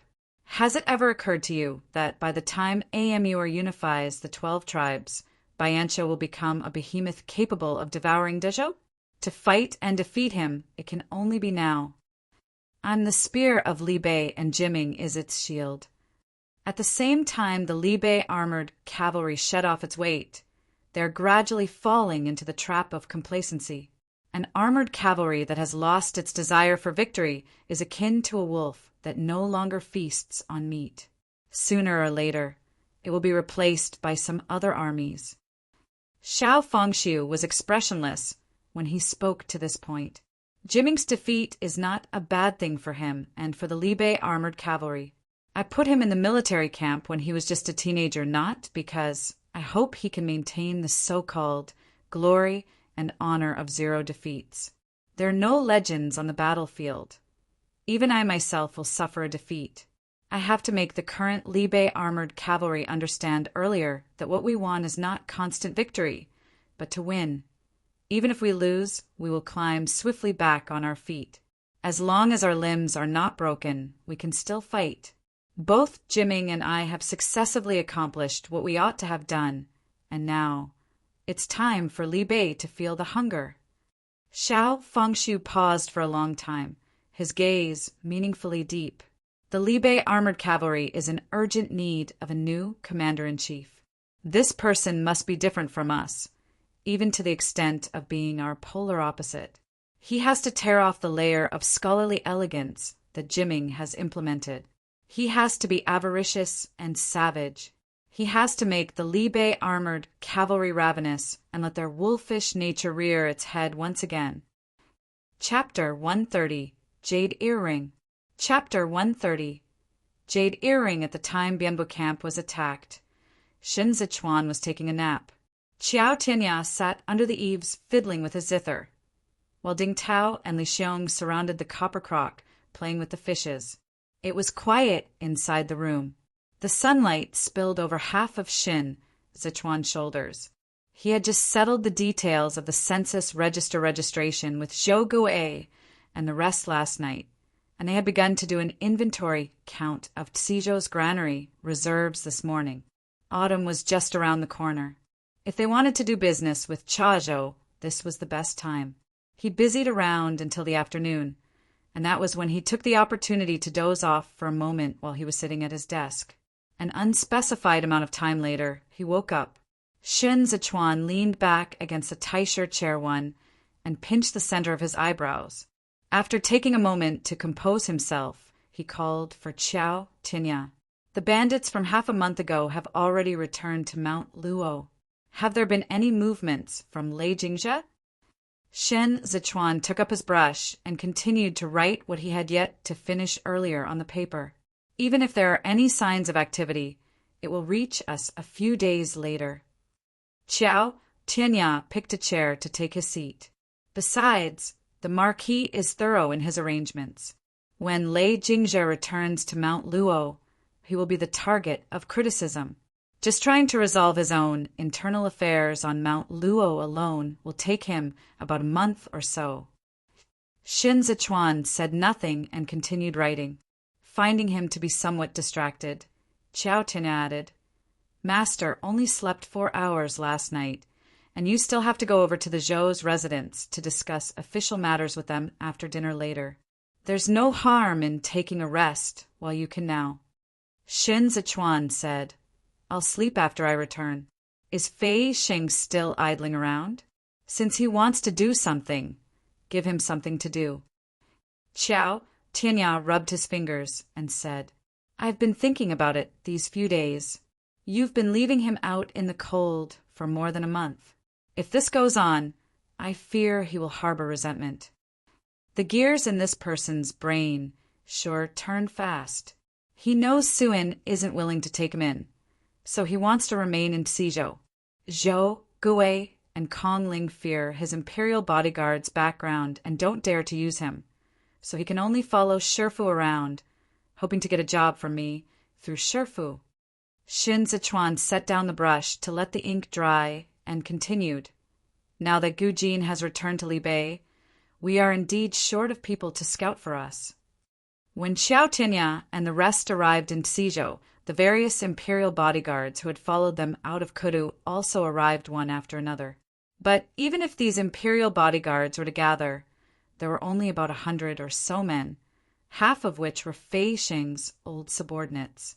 At first, when Xin Zichuan set Fei Xing aside without using him, it was because Fei Xing did not have the intention to follow him.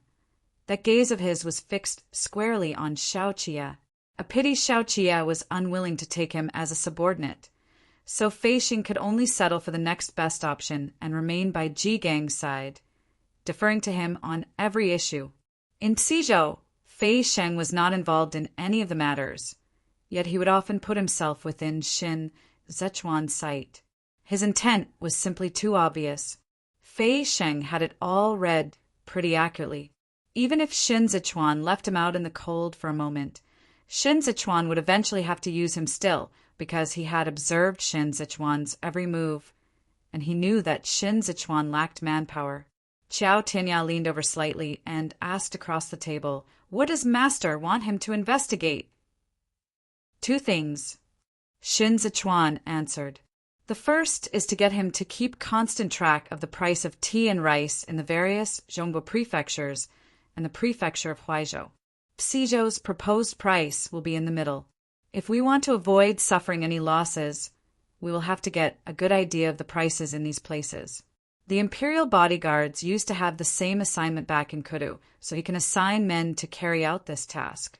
The second is for him to get to the bottom of Lei Changming and Lei Jingzhe's relationship with the Yan clan of Hezhou, especially Lei Changming.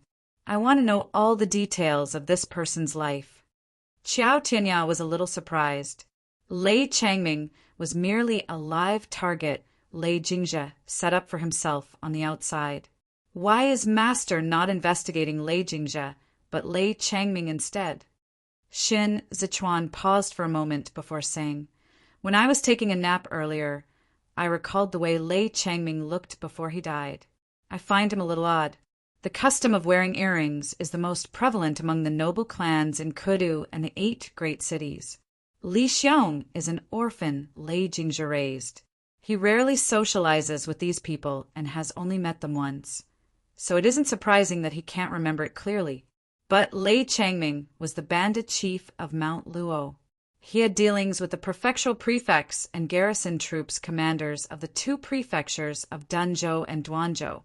He even had dealings with Yan Heru, the youngest young master of the Yan clan, a family of wealthy merchants. He should have come across men wearing earrings countless times, yet he kept focusing on my jade earring before his death." Xin Zichuan furrowed his brows slightly. He could clearly recall Lei Changming's expression before his death. If Li Xiong had not mentioned it, he would not have noticed it either. Lei Changming's deranged and delirious gaze was clearly looking at another person through this jade earring. This matter was originally inconsequential. Anyone who heard it should not be taking it to heart. This was because Xin Zichuan's jade earring was nothing rare. It was merely something that Xiao Qia had polished out of leftover material while he was fleeing. Compared to the box of earrings he gave to Xin Zichuan back in Kudu, this one was nothing valuable. Others could tell at a glance how treasured it was only because of its roundness and smoothness. The noble clans considered it a blessing to let their most precious children wear jade earrings. But Xin Zichuan felt subtly bothered by it. He intuitively felt that there was something in there he would want to dig deeper into. There were still some secrets regarding the uncle and nephew pair of the Lei clan that Zhou Gui and Kong Ling were not aware of. Li Xiong sat by the copper crock, fiddling with a red string. But he was clumsy and kept failing in his attempts. Ding Tao scooped up the fish, and water splashed over Li Xiong. All of a sudden, Li Xiong snapped the string broken in anger and threw it at Ding Tao. He pulled a long face and said, "I'm going to look for my big bro." Ding Tao, with his sleeves still rolled up, said, "Better not. What's so good about your big bro? Why don't you treat Xiao Ye and me as your elder brothers and follow our young master? Our young master gives out sweets every month, and he never withholds our salaries." "I don't want money." Li Xiong suddenly stood up. "I want my big bro." Ding Tao cast a glance at the main room and saw Qiao Tianya still discussing matters with Shen Zichuan on the other side of the partially hanging bamboo blinds. So he pulled down his sleeves and said, "Why don't you come with me to grab some meat?" "I'm not eating." For some reason, Li Xiong was agitated. He scratched his cheek and demanded anxiously, "Why aren't you people letting me go? I want to leave the city. I want to return to Mount Luo." Ding Tao felt that Li Xiong was truly a brat. He could not reason with Li Xiong, but if they were to come to blows, he was no match for Li Xiong either. Seeing that Li Xiong was about to make a scene again, Ding Tao suddenly hit on an idea. "You miss your big bro so much. He must be really a formidable one, huh?" Li Xiong answered, "My big bro is the #1 hero in Mount Luo. Of course he's formidable." Ding Tao clapped his hands together and said, "So what if he's a hero on Mount Luo? Is he as formidable as my master, my young master? I don't think of him as a hero." Sure enough, Li Xiong was furious. He glared at Ding Tao. "Your master and young master isn't formidable at all. He's so skinny, my big bro can kill him with just one punch." Ding Tao spat inwardly to himself, feeling a little displeased, but he still tried his best to put on a happy act. "Oh, then that's pretty formidable. Your big bro is Lei Jingjia, right? His uncle is Lei Changming. I know all about it." Li Xiong was already envious of Ding Tao to begin with, and he was not willing to lose out to Ding Tao here. To prove that Lei Jingjia was stronger than Xiao Qie and Shin Zichuan, he hurriedly said, "Lei Changming is formidable too. He can lift the little people upside down. But my big bro is even more formidable than Lei Changming." Seeing that he had taken the bait, Ding Tao played along and asked, "What kind of martial arts move is lifting the little people upside down?" Li Xiong had blurted it out offhandedly. Now that Ding Tao was asking, he racked his brain to recall Lei Changming's life. Memories flashed through his mind. That is lifting children upside down. Lei Changming loved to do things like this. He suddenly remembered something. "Oh, I remember it now. Earring, round and white earrings. The children Lei Changming hung upside down wore them too." Shen Zichuan planned to head out after his meal. As he was changing his outer clothes, he heard Ding Tao and Li Xiong running around the courtyard, yelling and screaming. The maidservant retreated with a bow to the door and was about to instruct them not to make a din when Shen Zichuan looked back and said, "It's fine. Let them play." Qiao Tianya originally wanted to put his zither on the small table under the eaves, but on seeing this he feared the two kids would recklessly crash into it while they were playing and damage it, so he sent it back to his own room. When Shen Zichuan was leaving the courtyard, Ding Tao followed behind him, looking as if he wanted to say something. But seeing that it was already late, he swallowed back his words and said as he stuck to the moon gate, "If it gets dark, I'll go over with a lantern and wait for you." Shin Zichuan beckoned to Ding Tao. Once the latter walked over, he said, "After your meal later, head over to Grandpa's courtyard. He wants to teach you the 24 stanzas of the Ji clan. I'll be back by the first quarter at the hour of high 2 at the latest." Ding Tao nodded and saw Shan Zichuan to the door, feeling a little loath to part with him. He had heard a bunch of stories in the afternoon. He did not know if Li Xiong was lying to him or if it was all real. It was almost dark now, and he was a little afraid too. As soon as Shen Zichuan left, he hurriedly brought Li Xiong over to look for Ji Gang.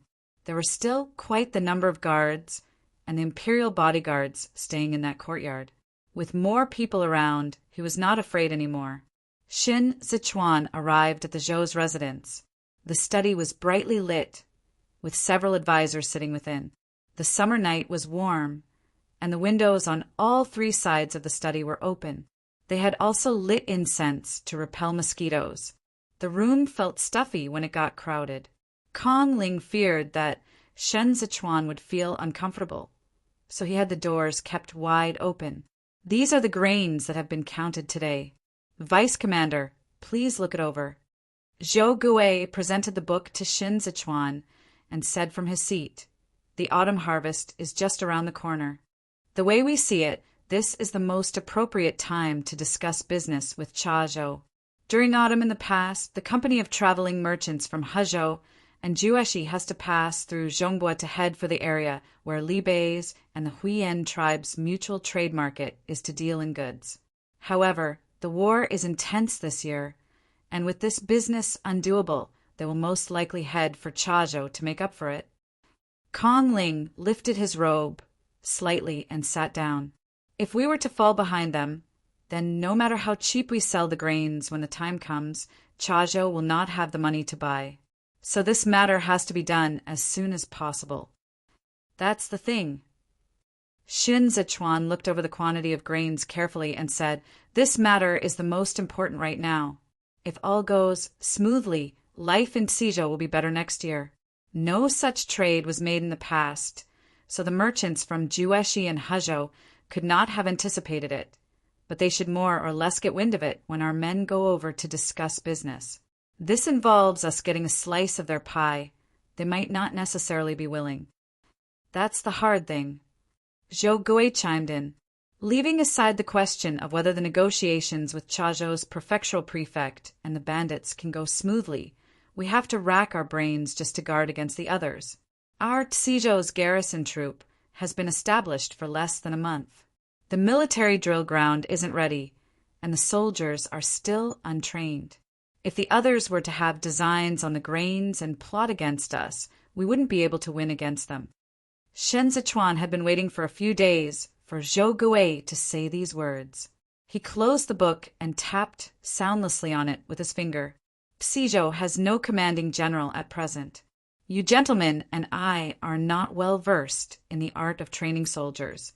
However, the Imperial Army left some soldiers and horses behind at Beiyuan hunting grounds to keep guard. If your Excellency is willing, why not let them train the garrison troops first? We have to come to an agreement with Chazhou first before we give them the grains. Has the negotiator been decided? I'll get Qiao Tianya to lead the Imperial bodyguards and escort him for protection." Zhou Gui looked at Kong Ling before looking back.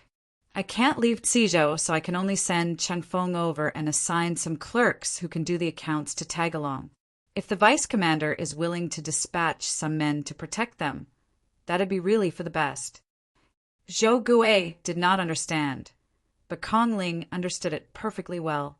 He composed himself and said to Shen Zichuan, "But I'm a greenhorn when it comes to doing business, and I feel very apprehensive not knowing if there are experts there.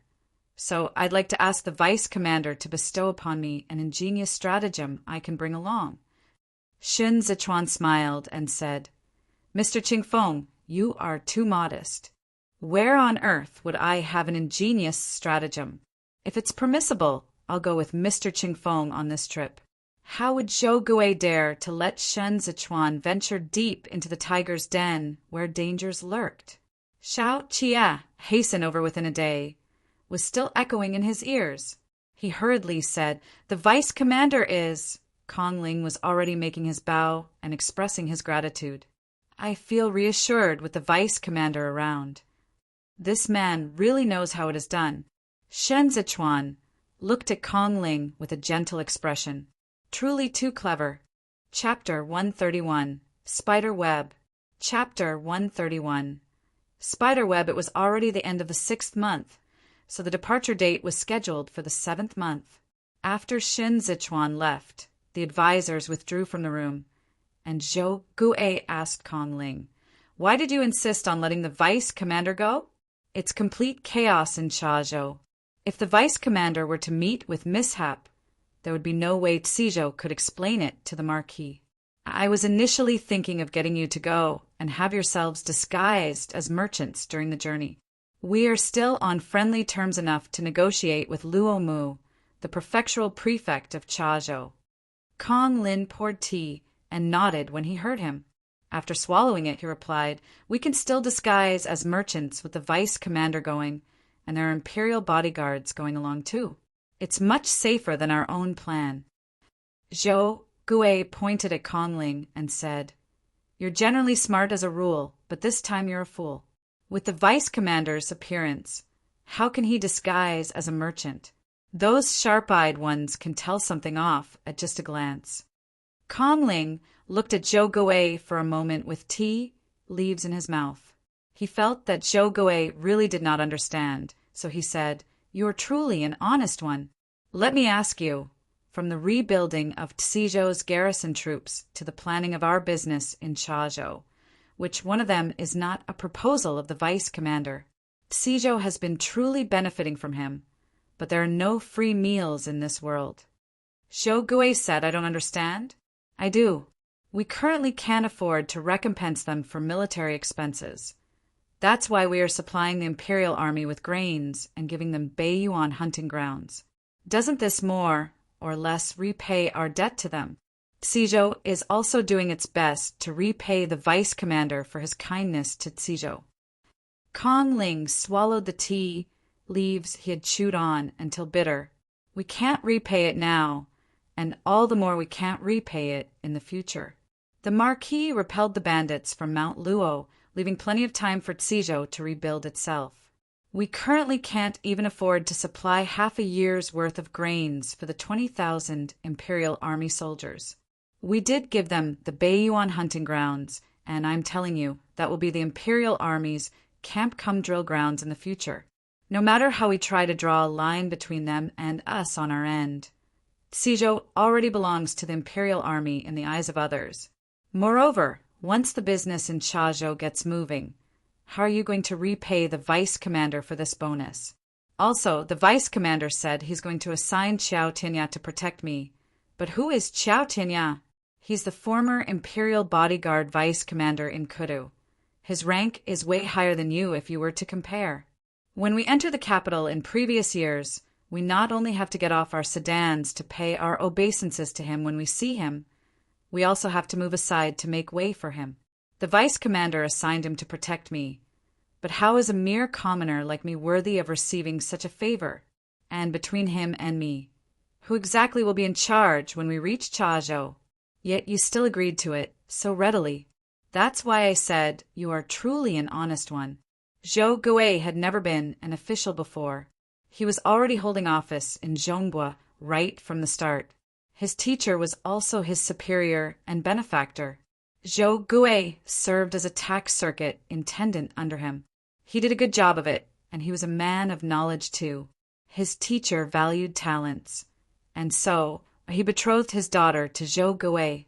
As such, Zhou Gui was spared a lot of the nastiness that took place in the official circles.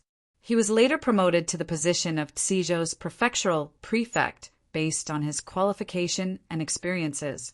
Before the defeat of the Zhongbu's troops, his career had been pretty much smooth sailing.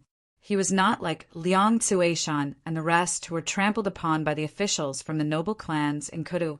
He never had to endure that kind of hardship, so he truly did not understand much of that circuitous and convoluted stuff. Zhou Gui was stupefied on hearing this.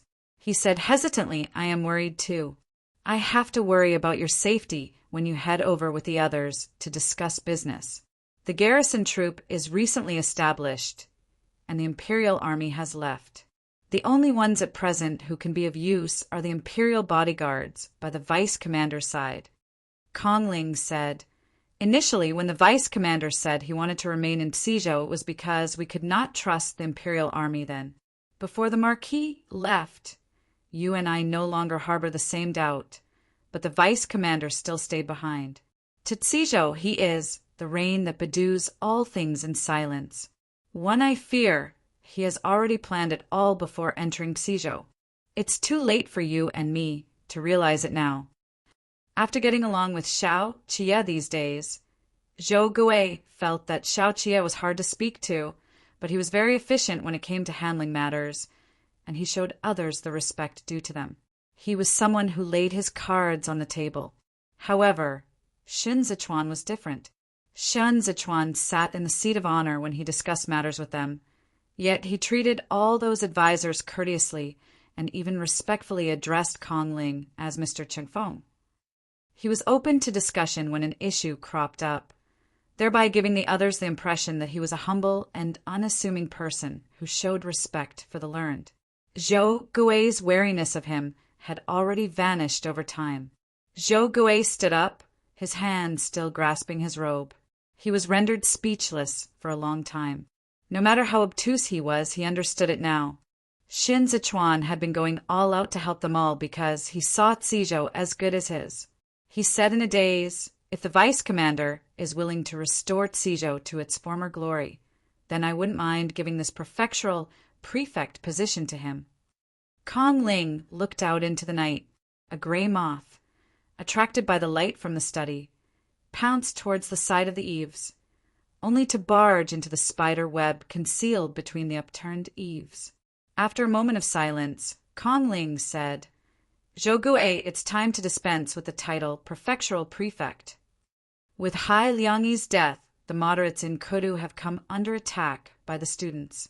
There is no longer anyone who can maintain the peace in Dazhou on his own. The empire is falling apart.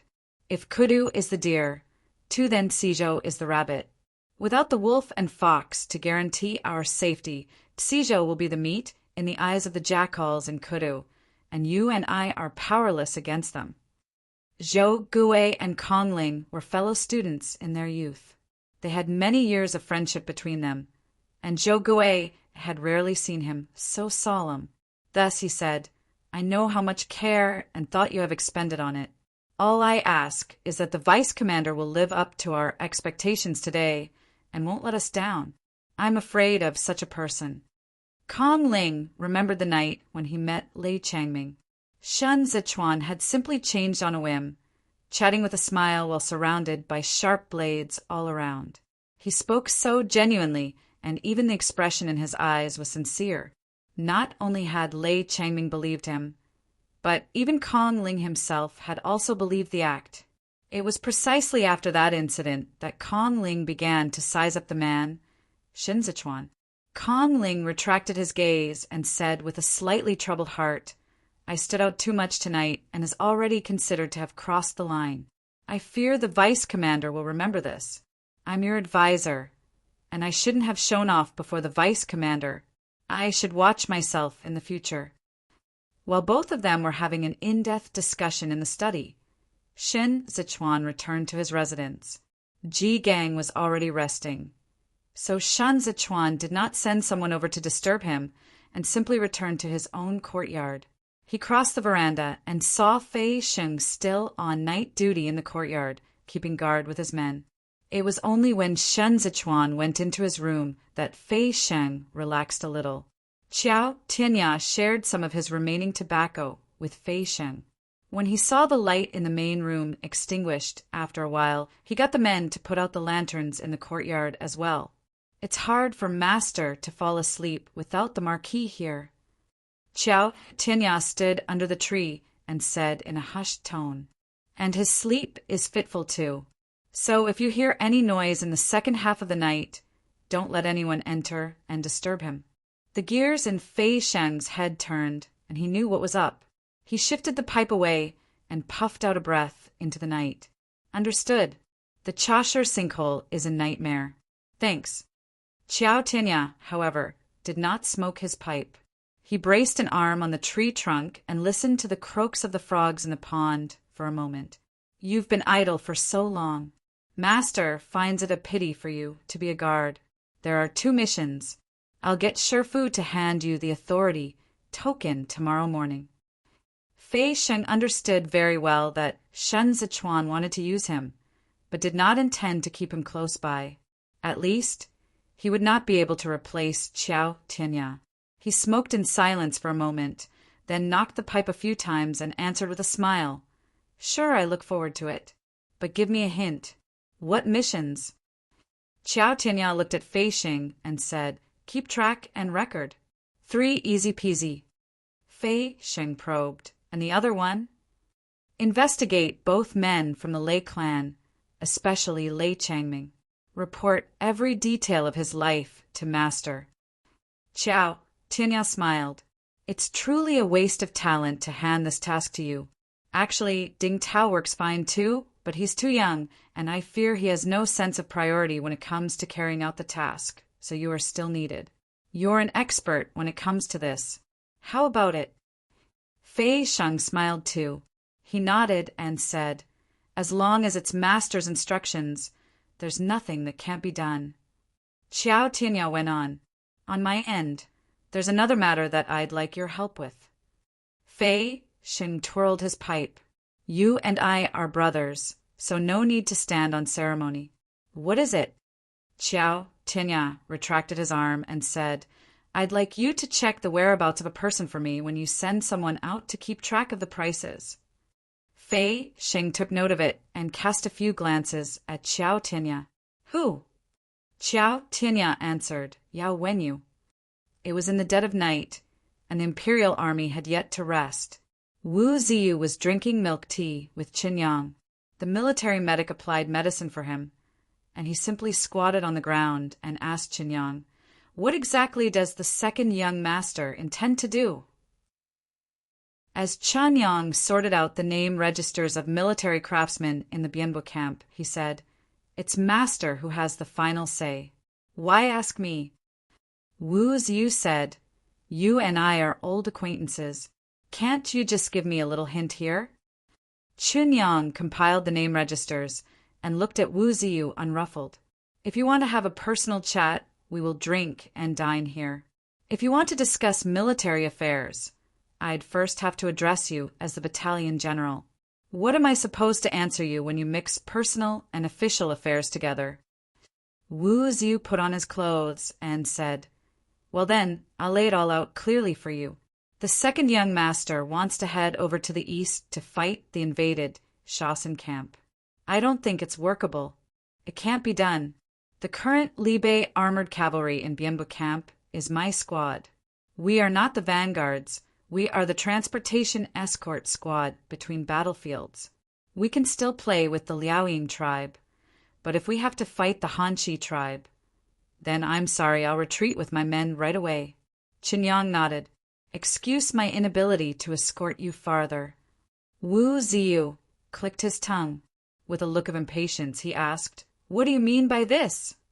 Qin Yang set aside the name registers and said, If you say these words to my master, this is how he will answer you too. If you want to leave, then sure, just go. Wu Ziyu said, When I talk about leaving, it's not because I'm afraid of fighting a battle with the Hanxi tribe, but because I can't afford to fight a battle against them at present. Why throw an egg against a rock and court defeat by fighting against overwhelming odds? The battle steeds and military craftsmen from the Bianbo camp are valuable resources for Li Bei. What good will it do to waste more time here with those Bianbo people? Send them on to the Northeast Provisions bridle path as soon as possible, and we will have reinforcements from the 3 great training divisions of Luoyang. It won't be too late to turn back again then. Won't be too late. Xiao Jie just so happened to lift the curtain. He stooped over to enter, then wiped away the water on his hands. How did you come to this conclusion? Tell me about it. As soon as Xiao Jie entered, Wu Ziyu felt it growing darker in the tent. The military medic packed his medicine case, bowed in farewell to Xiao Jie, and withdrew from the tent. Feeling somewhat embarrassed, Wu Ziyu did not dare to continue looking at Xiao Jie. Xiao Jie tossed the handkerchief to Qin Yang and made his way over to sit by the stove. There was still milk tea being kept warm on it. It had been a long time since Xiao Jie had last drank it. Gu Jin came over from behind and poured a bowl for Xiao Jie. Silence descended in the tent, and Wu Ziyu felt unaccustomed and uncomfortable. Even when he aired in Xiao Jiming's presence, it was not as oppressive as being in Xiao Jie's presence. Xiao Jie drank a mouthful and asked Wu Ziyu, Any more fresh milk? Wu Ziyu shook his head hastily and said, No, just this one pot, and this one was specially kept for the Bianbo camp to satisfy its cravings. How about plain tea? Wu Ziyu answered in the affirmative and said, "How would we not have something to perk ourselves up? There are plenty of tea leaves in the granary. If you like it, I'll get someone to pack some for you." Xiao Chia propped up his elbow and looked at Wu Ziyu. "Even if you stand here all night, I'll still leave before dawn tomorrow morning. You run at the sight of an attack. Aren't you people the Libe armored cavalry?" This was the second time Wu Ziyu heard Xiao Chia say, "You people the Libe armored cavalry." He was fuming inside. He endured it for a moment and was just about to say a word when Xiao Chia spoke up. "Go pack some. Gu Jin, seal it in the case later and send someone to deliver it to Cizhou tomorrow morning. While you are at it, tell Lanzhao that all is well." How would Wu Ziyu know who Lanzhao was? The way he heard it from Xiao Chia's tone. Xiao Chia wasn't taking the war seriously. Instead, he was thinking of gifting tea to someone else. Unable to bear it, he blurted out, "Second young master, when we are talking about military affairs, I'm not the second young master. I am the viceroy of the imperial army, Xiao Suin. I asked if you are the Libe armored cavalry, and not once did you answer me in the affirmative. Libe doesn't have an independent transportation escort squad. In Libe, it only has the Libe armored cavalry. Your soldiers ride the same battle steeds at the vanguards and are equipped with the same long sword as the vanguards." Xiao Chia stared at Wu Ziyu, drank up the milk tea, and said in a slightly mocking tone, "Is this all a commanding general of Libe has to offer?" Chapter 132. Troops Advance. Chapter 132. Troops advance. When Wu Ziyu ran from the battle site to Bianbo camp, he passed by Shaoxin camp and also went to Changzhou camp. However, in the eyes of the commanding generals from these battle camps, he was not considered a commanding general. He was only good for grain delivery during discussions relating to military affairs. When the Hanshi tribe launched a sudden assault on the Libe's mutual trade market in the 8th year of Xinda, the fastest squad to respond to the enemy attack was the transportation escort squad led by Wu Ziyu. That was the one and only battle he had ever fought. "You are the commanding general of Bianbo camp now that the main forces of the Bianbo camp have been dispatched into battle up north. The Imperial Army currently wants to scout for news of the Shaoxin camp, and I hope to have the assistance of the Bianbo camp." Xiao Chia set down his bowl and continued, "It's obvious that the Liaoying tribe surprise attack this time has been planned for a long time. Cut off access to the Shaoxin camp's horse track, and the Bianbo camp will lose its source of information in addition to its protective barrier. It's indeed true that you can ensure the safety of the supplies by retreating this moment, but the site of battle, with Shai camp as the boundary line, will completely end up surrounded by the Bayansha people on both sides. No matter how many people there are in Zhao Hui's 3 great training divisions of Luoyang, they will still have to split up and assign a team to bypass Dying and head for the battle site in the northeast as long-distance reinforcement. By then, even if there are supplies left, all the frontline troops will have been wiped out." Xiao Jiming chose to use Bianbo camp as a supply site because it had horse tracks directly connecting it to Shaoxin camp and Northeast Provisions bridle path. It could swiftly provide supplies, as well as rapidly send in troops for reinforcement. Once this place was gone, Xiao Fengshu, who was still on the front lines, would be cut off from his backup forces. There were no direct connecting horse tracks leading to the northeast from the Northeast Provisions bridle path. Zhao Hui would have to take a detour, which would still take 4 days at the earliest. In these 4 days, Xiao Fengshu would have to face the Hanshi tribe to the east and the Liaoying tribe to the south without reinforcements and supplies. The Bayansha men could just deploy the tactics of taking turns to fight them, and it would have been sufficient to wear down Xiao Fengshu's elite forces, who were already exhausted from the long battle. Wu Ziyu's fury had already been extinguished. He stood in silence for a moment before saying, "The 3 great training divisions of Luoyang under Zhao Hui's command is one of the Libe armored cavalry's elite forces. The Liaoying tribe that has launched a sudden assault here won't be able to stop him. He can abandon the faraway route in the northeast and head over to the battle site from this place. The three great training divisions of Luoyang, as the cream of the crop in Libei, have exchanged the most blows with the Hanchi tribe. AMUR's understanding of them won't be inferior to your and my understanding of them. You know that Zhou Hui can forcibly break out of the encirclement and rush to the battlefield from here. So AMUR should have also thought of it at the start of the surprise attack. Today was such a good opportunity for a sudden assault, and yet he only sent the Liaoying tribe over. Guess what he's thinking? Wu Ziyu's expression gradually turned dark. Of the 36 stratagems, there was a stratagem called letting the adversaries off in order to snare them.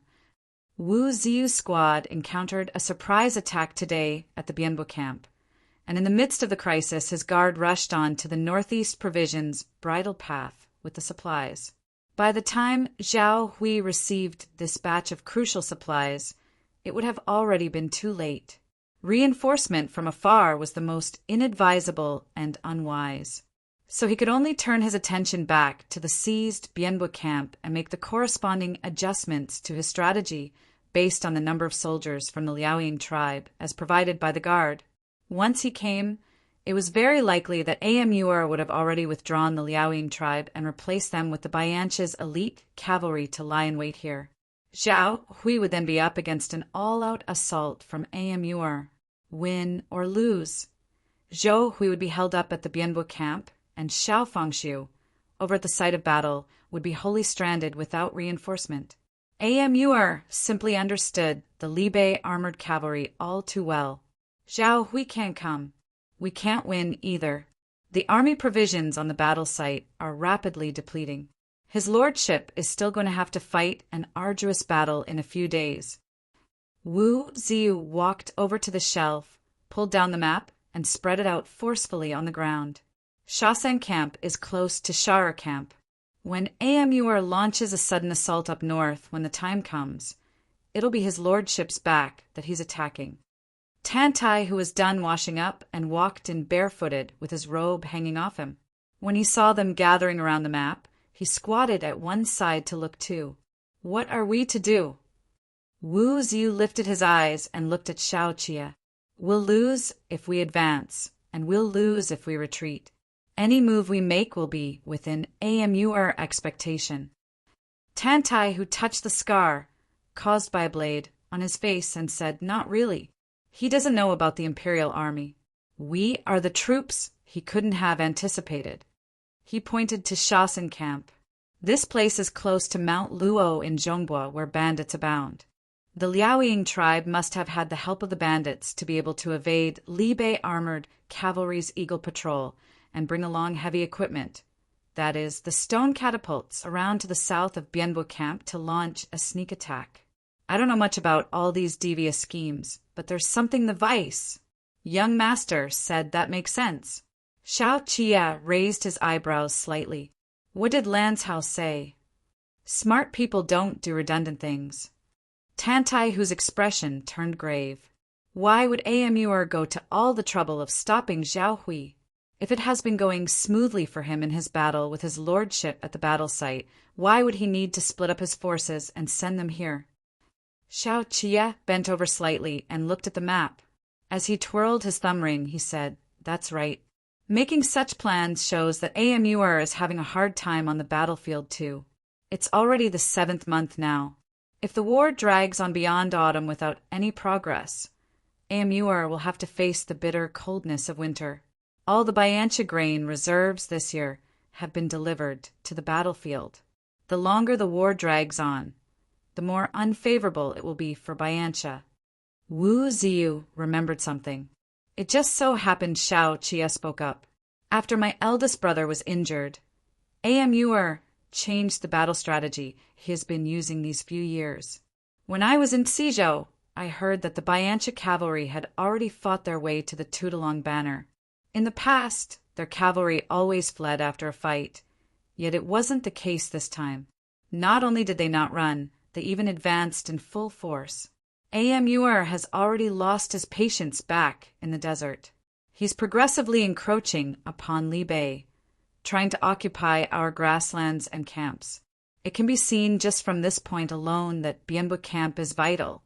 If we lose this place, Li Bei will have to take a big step back. Shasen camp will soon fall, and our so-called line of defenses in the east will completely collapse. But if we can hold on to Bianbo camp, we will be able to give Father some breathing space to recharge himself. With him at the site of battle, AMUR will not be able to shift this boundary line even the slightest. At this point, Xiao Qia pointed out Bianbo camp's location to Wu Ziyu.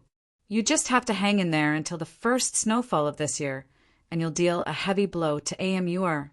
No matter what, we cannot lose Bianbo camp. Mark a north-south boundary line here. We can only pull forward. We must never retreat again.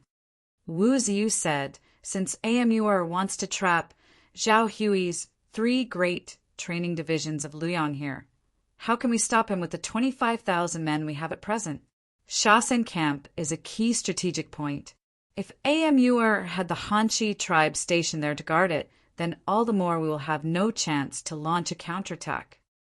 Xiao Qia retracted his arm and thought for a moment. The Biancha cavalry is already used to the passive rhythm of the Li Bei armored cavalry. AMUR dared to place such a bet because he was sure that the troops in Bianbo camp would not dare to head east and launch a sudden assault arbitrarily. Their surprise attack troops were caught off guard. Going by the distance, they will retreat to Shasen camp only tomorrow morning. If we set off before dawn, we will arrive at the border of Shasen camp just at the time when they are resting. Wu Ziyu shifted the legs on which he was squatting and looked at the map without a word for a long time. It was only when his legs went numb that he hardened his heart and decided, if you have made up your mind to go, we can let you use the remaining battle steeds in Bianbo camp. The Imperial Army isn't a cavalry and so has no need for battle steeds. Besides, the battle steeds of Li Bei are too heavy and they make quite a commotion when they run. They aren't suitable for launching a surprise attack. Xiao Qia swept his gaze around to look at Tantai, Hu, Chunyang, and Gujin. Finally, he said to Wu Ziyu, let the Imperial Army say hello to AMUR this time. Before dawn the next day, the Imperial Army set off. Although Gujin was still injured, he still assumed the position of a scout. Tantai, who followed Xiao Qia, and only Chunyang was left behind in the Bianbo camp. Wu Ziyu did not understand, but seeing as Chunyang had no complaints about it, he did not probe further. Dew was still visible at this time. The Imperial Army had only been walking among the grassy fields for a short moment, and already their armors were wet with dew. They did not follow the horse track, but the path the Liaoying tribe took when they retreated. This place isn't that far away from Zhongguo's borders. Master, why isn't there a relay station arranged here? Tantai, who looked south, and said, cross this grassland and run for a day and a night, and you'll be at Mount Luo. The defenses of the Li Bei armored cavalry are all set up with the Biancha cavalry in mind. Xiao Qia looked for a moment with his blade at his side. The bandits did not dare to go this way before, but times are different now. Whoever throws in their lots with the Biancha Baldies are fucking bastards. Tantai, who said hatefully as he plucked at the grass.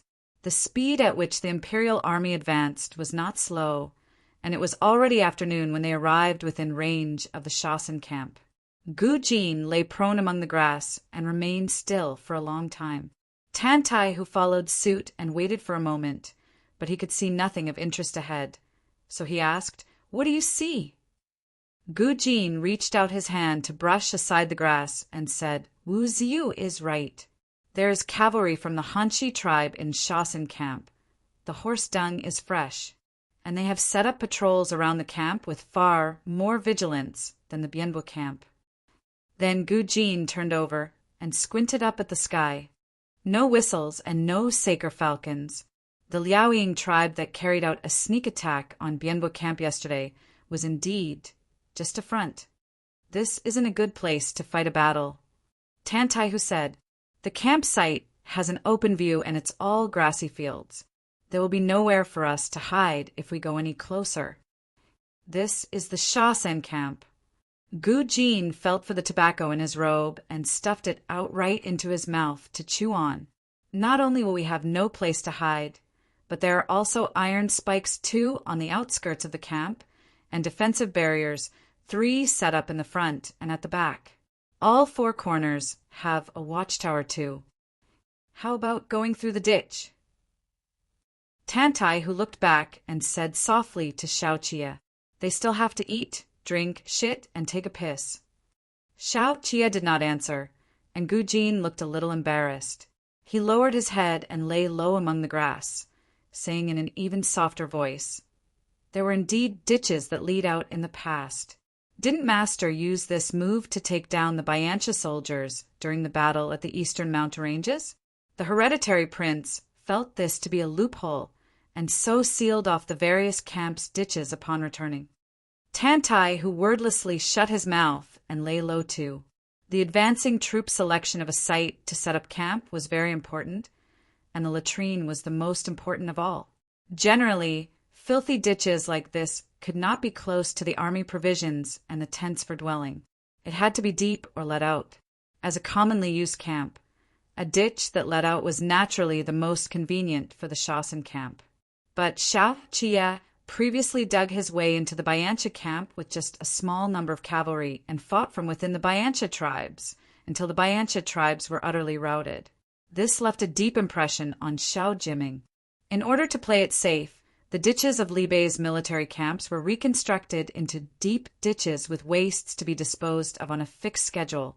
Who would have known that such a change would instead go on to be a problem for Xiao Qia a few years later? How were they to fight now? Xiao Qia looked at the sky and said, "No worries. I have a way." Chapter 133. 9 years. Chapter 133. 9 years at the 3rd quarter of the hour of Yu, when the sun made its descent in the west. At this time, Huhila too was having his meal. He was the Bayancha commanding general who launched a surprise attack at the southeastern camp of Li Bei. He was born in the Changjiu tribe, and at almost 40 years of age, he was in the prime of his life. After Amur took command of the 4 tribes, Huhilu not only became Amur's adopted son, but also a capable general under Amur's command. Coincidentally, he was also the one who led the squad Xiao Qia launched a sudden assault on 9 years ago at the eastern mountain ranges. Huhilu was an irascible and narrow-minded man, but he was also quite resourceful and knew when to advance and retreat in a war. Guoweli had previously suffered in his hands. Both men had hurled insults and spat spittle at the other on the battlefield more than once. The reason Amur had transferred Huhilu to the southeast was because the Tutalong banner had already been captured, and also because Huhilu was a fearsome one when it came to military field operations. He once had Guoweli surrounded in the swamp for a day and a night, routing Guoweli's main forces and sending the morale of the Changjiu camp plunging. The hero wants me to treat the Li Bei military craftsmen well, but these people won't yield at all. It's a waste of food to keep feeding them. Huhilu stripped the mutton flesh clean from its bone and said to his vice-general in the language of the desert, "I'm thinking of transporting away all the equipment and food here and slaughtering off this batch of military craftsmen. The Changjiu tribe still has some remaining troops in the east that can temporarily hold the supplies for the hero. Before you left, the hero specifically instructed you not to hurt the military craftsmen." The vice-general, Bayan, was a man with a dark complexion. He was no longer young, but as he was a follower of Huhilu, he never had the chance to be promoted. He faced Huhilu and tried to persuade him. "The hero has high regards for this batch of military craftsmen. Don't infuriate him." Huhilu threw the dagger in his hands onto the tray and grabbed a handkerchief to wipe his hands. He got up and looked out through the gap of the tent flap that had been hung up. "But they infuriate me." Huhilu bent over slightly and looked askance at the bound military craftsmen detained outside in the open field. "You understand the language of Dajo too. They called me a butcher of the eastern mountain ranges, and they even want to screw my mother." Bayin said They have been exposed to the sun for 4 days without food and water. Even the saker falcons of the Liaoying tribe have to consume meat at this point in time in order to survive. It is said in Dazhou's Art of War that if you want to make them submit, you should not only make them feel fear, but also gratitude. You have already made them afraid, so you can give them water and food next, untie them, and show them concern with a pleasant countenance. Then they will be grateful to you, and to the hero too. Huhilu stroked his short stubble and did as advised. But they overturned the water he sent them, and the curses continued until the hour of high. 3 Huhilu could not sleep well. He decided to abandon the Dazhou way and use his own method, so he ordered his men to skin the military craftsmen who had made noises and had them hung up on the pole rack before the open space. Xiao Fengshu doesn't have enough to eat at the sight of battle. Standing in the open space, Huhilu gestured at his belly with his hands and said in the language of Dazhou, "How can he fight a war on an empty stomach? You people are so fat. It's a win-win situation if I have your meat delivered to him after air-drying them." Huhilu whipped all those people to teach them a lesson. Military craftsmen who could not fight war were worthless in his eyes. He even felt that it was a kind of a burden to be retaining these military craftsmen. Only by killing them as soon as possible would they be done with the matter once and for all. He hung up the head of the commanding general of the Shaoxin camp on the watchtower and slaughtered all the captured battle steeds. If not for his fear of Amur, he would not have remained in the Shaoxin camp to await orders. He had already defeated the Shaoxin camp. He wanted to charge forward and be the first among the 12 tribes of Bianxia to breach the Northeast Provision's bridle path. Silence reigned supreme all around at the 3rd quarter of the hour of Chou, for the Liaoying tribe did not succeed in their sneak attack of the Bianbo camp yesterday, which sent Huhilu flying into a rage. As punishment, the squad from the Liaoying tribe was deprived of food and sleep. They even had to take the night watch. The soldier standing on the watchtower was already so exhausted and sleepy that his eyes glazed over. The night sky was presently quiet and still, with only a gentle breeze blowing in the air. The soldier on the watchtower rubbed his eyes. Under the faint light of the torches, he saw the grass a distance away from the camp stir in the wind. The walls of the Shaoxin camp were high and strong. Limited by the location of the watchtower, the soldier could not see the movements at the foot of the city walls. As the soldier yawned, he heard rustling. He initially thought that it was the rustle of the grass amidst the wind, but this sound soon intensified into what sounded like tidal waves right in his ears. The soldier's ears twitched, and he leaned over the railings of the watchtower to look out beyond the camp. It was too dark. All of a sudden, a row of arms reached out from the battlement, followed right after by a row of men flipping up in unison. Both sides looked at each other, equally stunned. The soldier from the Liaoying tribe reacted swiftly. He promptly let loose a long whistle, even while they were trading wide-eyed stares. The sound resonated through Shaoxin camp, and Huhilu, who had only just fallen asleep, immediately got up and put on his boots quickly. Huhilu lifted the tent flap and was about to mount his horse when Bayan stopped him. "We still don't know the details of the enemy forces. I fear we will fall into an ambush if we rush out after them this rashly." Huhilu hesitated for an instant, but in this instant a rain of arrows burst forth from the top of the fortress walls. Enraged, he shoved Bayan aside and said, "Those from the Bianbo camp are all wimps, and there is no elite squad from the Libe armored cavalry stationed here. They just want to launch a sneak attack under cover of the night and throw my deployment into disorder. Get on your horse. The battle steeds of Libe can't outrun us. The hero's command isn't here yet." Bayan tugged at Huhilu's reins and said quickly, "This is too strange. It's true that Bianbo camp has no more troops, but since they dare to take the initiative to launch an attack, then they must have come prepared. Huhilu, this is a trap. We should remain here at Shaoxin camp. Don't go out. They can't breach this fortress." Huhilu spurred his horse on, causing Bayan to stagger a few steps. He pointed his horsewhip fiercely at Bayan. You've gone silly from reading their books. To hell with your defense. We are the heroic fighters who pursue our enemies on the prairies. If we remain here, we will be defeated.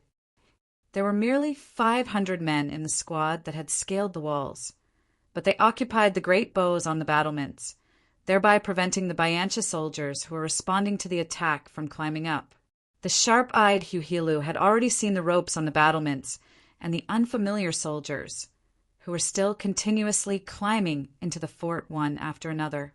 That's not the Libe armored cavalry. Bayan flipped atop his horse behind Huhilu and chased after him. They're not the Libe armored cavalry. But Huhilu did not care who the other party was. He had fought Gwaweli, one of Libe armored cavalry's elite forces, at the boundary line of the Tutalong banner, and then he had moved southeast and defeated the Shasin camp. He was a mighty general blessed by the gods of Gadail. He was on track to become an invincible legend on the battlefield. He had the power to fight, even if he were to come face to face with Zhao Hui's main forces. The heavy, overhanging gate of the camp opened with a loud rumble. Huhilu led his elite troops out on their horses. But what met Huhilu was not the gentle night breeze, but flames ignited by a lit arrow. The horse track outside the camp had been padded with hay. The fire burned but did not blaze. Billows of thick smoke that followed right after completely blocked off the horse track Huhilu was advancing on. Huhilu choked, unable to urge on his horse. The thick smoke threw the battle formation of the Bayancha cavalry into disarray. There was no way to see the path ahead in the dark of the night. Worried that there was an ambush ahead, Huhilu turned his horse and led his cavalry around the track towards the grassy fields. Within a few moments of riding, the hooves of their horses suddenly sank. The horses of the Guma tribe were fast. The cavalry in front stumbled and tumbled, and the cavalry at the back, unable to rein in their horses in time, crashed into those before them and went down together with them. Huhilu rolled into the grass and saw the newly dug pits in the ground along with the iron spikes. He was familiar with these spikes. These were all traps the Shasin camp initially put up around the camp, but he never expected someone to move them right under his feet without so much a noise. Retreat! Bayan followed in pursuit behind them. It's an ambush! Huhilu climbed to his feet and suddenly heard a loud bellow. Tantaihu, who had been lying in ambush among the grass for many hours, drew his blade and charged. More than 1,000 Imperial Army men crawled out from the billowing grass and engaged the Bayancha cavalry, who had fallen to the ground in a battle. Tantai, who had been wanting to fight with the Bayancha cavalry all his life. He did not recognize Huhilu, but he recognized these horses. The tragic massacre of the cities after the defeat of Zhongbo remained fresh and vivid in his mind as blade collided against blade. Tantaihu, as his name implied, bellowed and moved swiftly like a ferocious tiger, his strikes so powerful as he faced up against Huhilu that Huhilu was repeatedly forced back into a retreat. The Bayancha cavalry was too used to fighting against the Libe armored cavalry, and the Imperial Army's advantages over them soon became apparent. The Imperial Army completely departed from the ways of the Libe armored cavalry, wielding their blades with even more deviousness than anyone else among these pitch-dark clusters of grass. Huhilu's elite troops, having lost their horses and faced with even shorter blades than the ones the Libe armored cavalry used, were unable to meet the attacks as they usually would. Those terrifying heaviness of Libe was gone.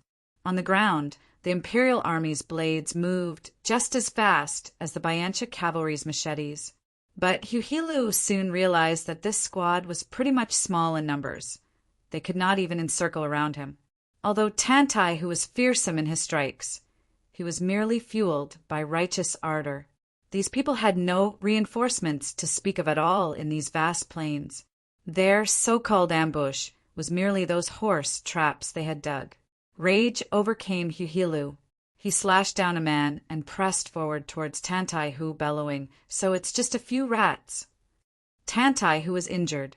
He kicked Huhilu away, wiped away the blood and sweat, and continued to attack for all he's worth. The more Tantaihu fought, the more Huhilu was convinced that the other side had no reinforcements. Otherwise, the reinforcements would have long come to help after all this time. Both sides fought viciously for nearly an hour. Eventually, Tantaihu withdrew in disarray. They had no horses and could only beat a hasty retreat among the grass. Huhilu's bloodlust was already at an all-time high by this time, so how would he be willing to let Tantaihu go? He immediately regrouped the battle steeds and led his men in pursuit of the latter. He brandished his machete, his curses sounding vague in the night wind. This provocation by the imperial army had enraged him so much that he was determined to kill them and sacrifice them to his blade. Holding on to his injured arm, Tantaihu dashed wildly without even looking back. He was panting heavily, and he nearly tripped on several occasions. Huhilu was close on his heels behind him. Tantaihu could not run faster than the horses, and it did not take long for the Bayancha cavalry to catch up right behind him. A sweat-drenched Tantai, who covered his nearly sliced buttocks and shouted at the open fields before him, "Fuck your ancestors!" Battle drums suddenly sounded on the horizon, the sound of it so thunderous and deafening that it made all their ears ache. Sensing something amiss from the change in situation, Huhilu promptly reined in his horse and surveyed his surroundings with his cavalry. Dense clusters of men stood up among the grass all around, wearing grass crowns as they remained concealed under cover of darkness. For a moment, Huhilu could not get a clear count of them. Huhilu's horse restlessly stomped its hooves. He looked ahead as the torches were lit in successive order, stretching like a long dragon from where Tantaihu had run into the far distance. The concentrated sound of drumming sent the alarm bells in Huhilu's mind ringing as he sensed imminent danger. He immediately concluded that he had played into the other party's hands.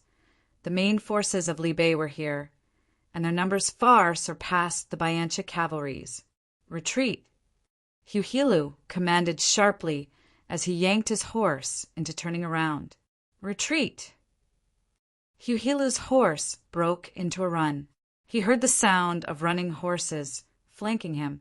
Lang Tao Shuejin took the lead and charged to the head of the crowd. To Huhilu's surprise, it caught up with him. Huhilu turned his head aside and promptly felt terror-stricken. He almost thought it was Xiao Fengshu, but Xiao Qie was even taller than Xiao Fengshu. As they galloped in the dimness of the night, Huhilu got a clear look at the pair of eyes that was completely different from Xiao Fengshu's, a pair of eyes brimming with greed, so insatiable that it shook him to the core. Huhilu felt a chill on his nape. He suddenly had the impression that there was no running away under that gaze. Sharp fangs were pressing in close at hand. To break free of this oppressive pressure, he lashed out at his horse hard. Huhilu remembered it now. 9 years ago at the eastern mountain ranges, this wolf pup had bitten off a chunk of his meat. His troops, with exponentially more men, had suffered a crushing defeat at the hands of a youth covered in filth. The horse galloped wildly in pain, breaking up the incohesive formation of the cavalry. Huhilu could already see the Shasin camp. He wanted to call out to Bayin for reinforcement, but he had only just opened his mouth when the sky spun before him as his head rolled off into the grass. Xiao Qie had already charged his way into the Bayancha cavalry's formation. Longly blade flung off droplets of blood as he slashed. Spatters of the worm, spurting blood, stained his cheeks. At the same time he reined his horse in, he wiped the blood off with the thumb that had the thumb ring on. Huhilu's horse was still galloping when the headless body, jolting on its back, slid off and tumbled to the ground before the camp, a pool of blood spreading beneath it. Chapter 134. Mengzheng. Chapter 134. Mengzheng Huhilu was known among the Changzhou tribe as the person most likely to become the hero. Although he was a cruel and savage man by nature, he was pretty skilled in fighting battles. His squad comprised the best from the various Bayancha tribes, and these cavalrymen only had fear and no reverence for Huhilu. But it was precisely because of this fear that the shock hit them like a ton of bricks. In just a few blinks of an eye, Huhilu was cut down, and going down along with him was the Bayancha cavalry's morale. Huhilu had hastily concluded that there were countless Libe reinforcements behind them, and this consequently snuffed out the determination of the now general-less Bayancha cavalry to fight on. They scattered in all directions, with Xiao Qiye as the center. Countless torches formed into a long line that pressed in towards them from behind, like a procession of 1,000,000 valiant soldiers. Within the Shasin camp, Gu Jin was also launching a surprise attack. Bayan was trapped both on the inside and outside. Seeing how composed Xiao Qiye was, Bayan was also of the impression that Xiao Qiye was leading the main forces of Li Bei. The crux was that when Bayan cast a glance over, he could see the obscure, dark shadows behind those torches that seemed to stretch all the way into the horizon. Bayan did not want to repeat the same mistake. Holding his horse by the reins, he took a few steps back and gave the command to abandon camp and flee. The Bayancha cavalry beat a retreat so hastily that they did not even collect Huhilu's corpse before they faded into the night. Xiao Qiye stopped where he was. Tantai, who led his men and put on a show, shouting and baying for blood as he chased after them for a few li. Only when Bayan dared not look back did he swiftly withdraw and returned to Shasin camp. Even by the time Bayan looked back, he could still see those torches extending into the distance.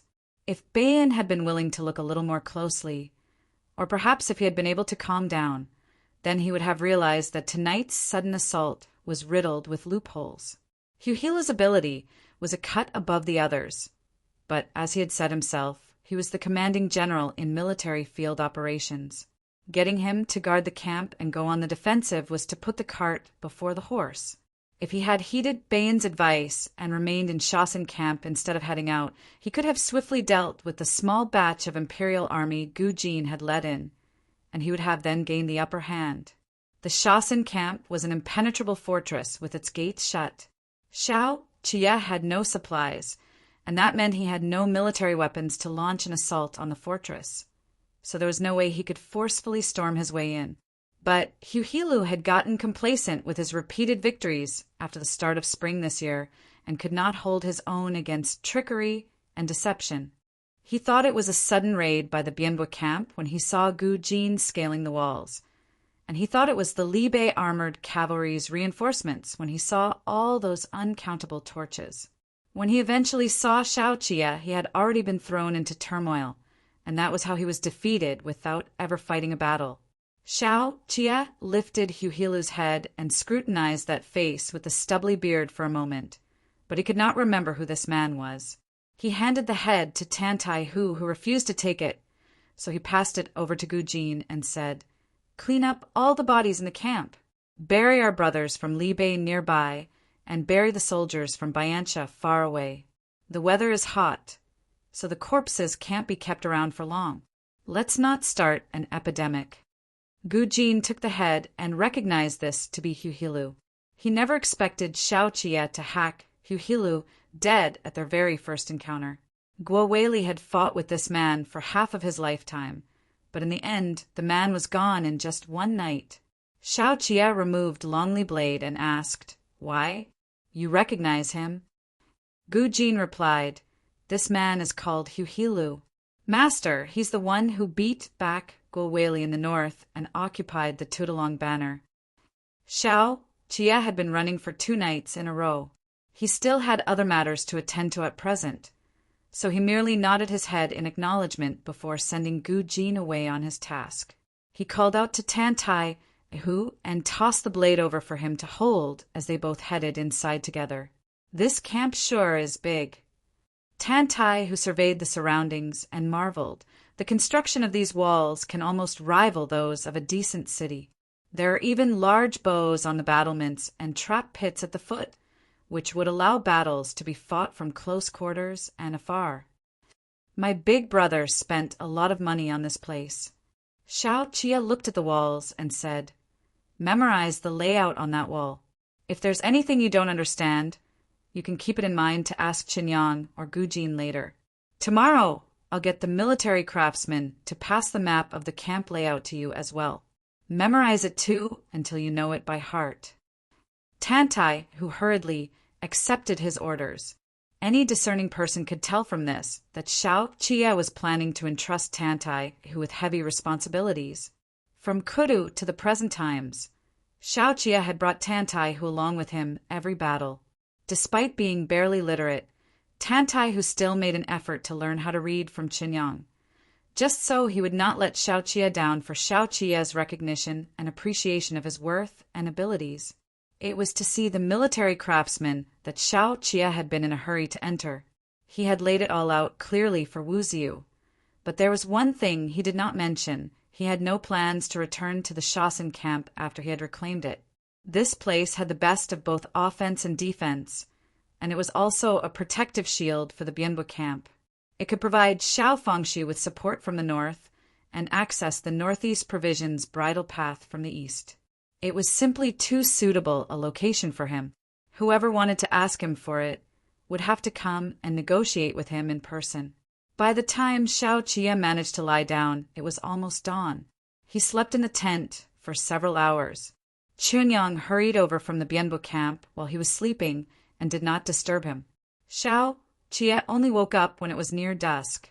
As he stood outside the tent with his head lowered to wash up, he heard Meng returning. Xiao Qie secured his arm guard and blew a whistle at Meng. Meng hovered in the air for a while before landing on Xiao Qie's arm. Xiao Qie took out the prepared strips of meat from the leather bag and fed them to Meng. As Meng ate, he looked at the large walnut on Meng's leg. "His lordship is well." Qinyang smiled. "He's letting you know he's safe and sound." But Xiao Qie did not smile. He was, in fact, quite unhappy. He removed the walnut and grasped it in his hand for a moment before tossing it to Qinyang. By specifically releasing Meng back, Father is conveying his military orders. "Open it up and read it to me. This old man is up to no good." Qinyang opened the walnut and smoothed out the paper. Xiao Fangxu's handwriting was bold and wild. He said he had long known that AMUR would send men around to the southeast camp, but he made no mention of why there had been no measures taken in advance. He also asked if Meng had secretly attacked you, and that Meng was too combative, just like Xiao Qie. Finally, he told Xiao Qie not to act recklessly and to remain where he was and await his orders.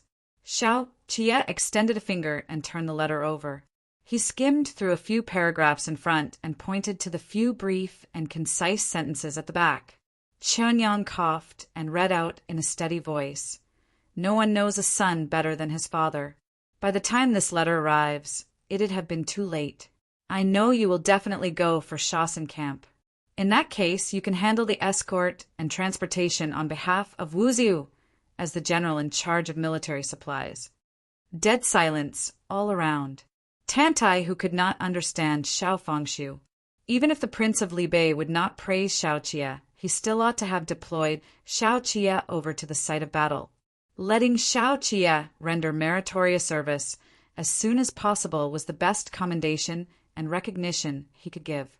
Under the present situation in Libei, making Xiao Qie a logistical general behind the scenes was akin to suppressing back the abilities he had displayed in Kudu. Was his lordship insane? Or would he not hesitate to hide Xiao Qie away for another 9 years just to appease those in the hereditary prince's camp? Xiao Qie pursed his lips into a tight, thin line and endured it for a while. Without saying a word, he turned his head to look once again at the setting sun descending in the west.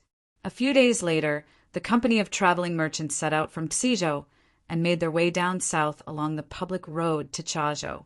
Kong Ling played the role of the steward, while the imperial bodyguards disguised themselves as the attendants and servants of a wealthy family. Xun Zichuan, using illness as a pretext, remained within the horse carriage and rarely showed himself in public. Kong Ling brought along the travel permit issued by Xizhou, which saved them from a lot of trouble on the way.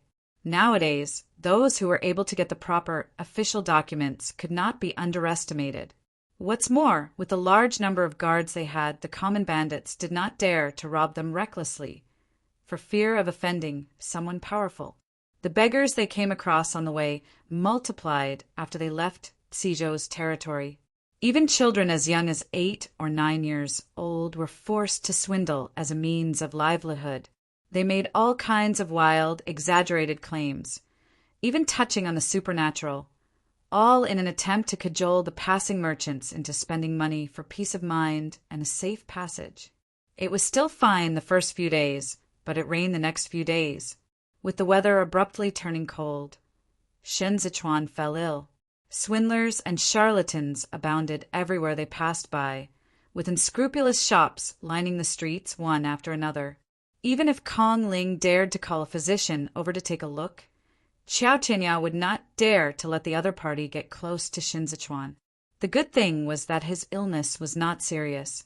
His fever persisted for only 2 days before it slowly receded. Shen Zichuan was now spending more and more time bent over at his desk, so it was inevitable for him to neglect his martial arts training. After he had sent Qi Hualien off on the Qi Hualien's final journey, he would often find his body easily overwhelmed, and he was prone to falling ill as the seasons changed. In fact, there had been warning signs of this as early as the epidemic case back in Kudu, where he had simply fallen ill without warning. The carriage rolled over the mud and arrived in Chazhou in the rain. When Luo Mu, the prefectural prefect of Chazhou, received Kong Ling's visitation card, he was in his concubine's room. He turned it back and forth to look it over repeatedly, as though he was going to perform some magic tricks and conjure flowers out of it. Still, he remained seated and refused to move but his 14th concubine was new. They had only just held the banquet a few days back. As his recent favorite, it was inevitable for her to be spoiled and pampered. The concubine, who could read a few words, took the card from Luo Mu's hands and asked, "Who is this Kong Ling?" Luo Mu held her on his lap and answered, "Kong Ling? A poor scholar. In his early years, he was a subordinate of Tan Tai Long, the commander of the Duanzhou's garrison troops, but after Tan Tai Long's death, he went to work for Zhou Gui." The concubine giggled as Luo Mu's beard nuzzled against her, as if afraid of being contaminated by the aura of poverty. She shook the visitation card with her little finger sticking up and asked, "Then how did he come to know Master?" Luo Mu replied, self-mockingly, "We were fellow students." "Oh my, then you'll have to play the good host to him." This concubine was always giving Luo Mu's principal wife the attitude. Her elder brother was Kai Yu, one of the bandits in Chazhou whom Luo Mu relied on for backing. She thus harbored the intention to make Luo Mu divorce his principal wife. Plotting to use these outsiders' visit as a pretext to get the rights to host a banquet herself, she frivolously swatted at Luo Mu with the card and said, "I'll host a banquet for you, and you can invite my elder brother over too to put them in their place. I heard that a batch of the Libei's military grains this year came from Xizhou. These people have money." Luo Mu did not answer. He merely said, "Why waste all that money? We can just dismiss him with a few steamed buns. He's most likely here to borrow money. I'm not going to meet him." The concubine would not budge and threw a little hissy fit, like a spoiled child before Luo Mu. The visitation card slid to the ground. Luo Mu's eyes followed the visitation card as it fell. He loosely grasped the concubine's arm and said, "It's not too late to do so when we meet him again in Xizhou. Look, the card has fallen. Pick it up." Seeing his persuasion did not work on him, she rose to her feet and threw a tantrum. Her embroidered shoe stepped upon the visitation card, and she stomped on it lightly a couple of times. "I have yet to entertain any guests on Master's behalf ever since I married into the family. We are both formally wedded to you. But why am I lower in rank than her? Before she could finish her words, she saw Luo Mu's expression turn frosty. He bellowed, "Move away!" Concubine Kai had been doted on and spoiled ever since her marriage to Luo Mu. She had never been shouted at or scolded before by him. This thus came as a shock to her, and she took a few stunned steps back. Luo Mu bent over to pick up the visitation card. There was a shoe print on it, and he could not wipe it away. He kept away the visitation card with a glum face, then took the concubine's hand and said with a forced smile, "Don't bother yourself with the affairs in the front hall. I'll have a detailed chat with elder brother myself. I won't be staying today, but I'll come and see you again later." Without even waiting for his concubine to get over her shock, he lifted the curtain and left. It was still raining outside. The attendant opened up the umbrella, and Luomu walked under it. "Is he still there? Invite him to the front hall. I'll go see him now." When Luomu arrived at the front hall, Kongling had already been waiting for a while.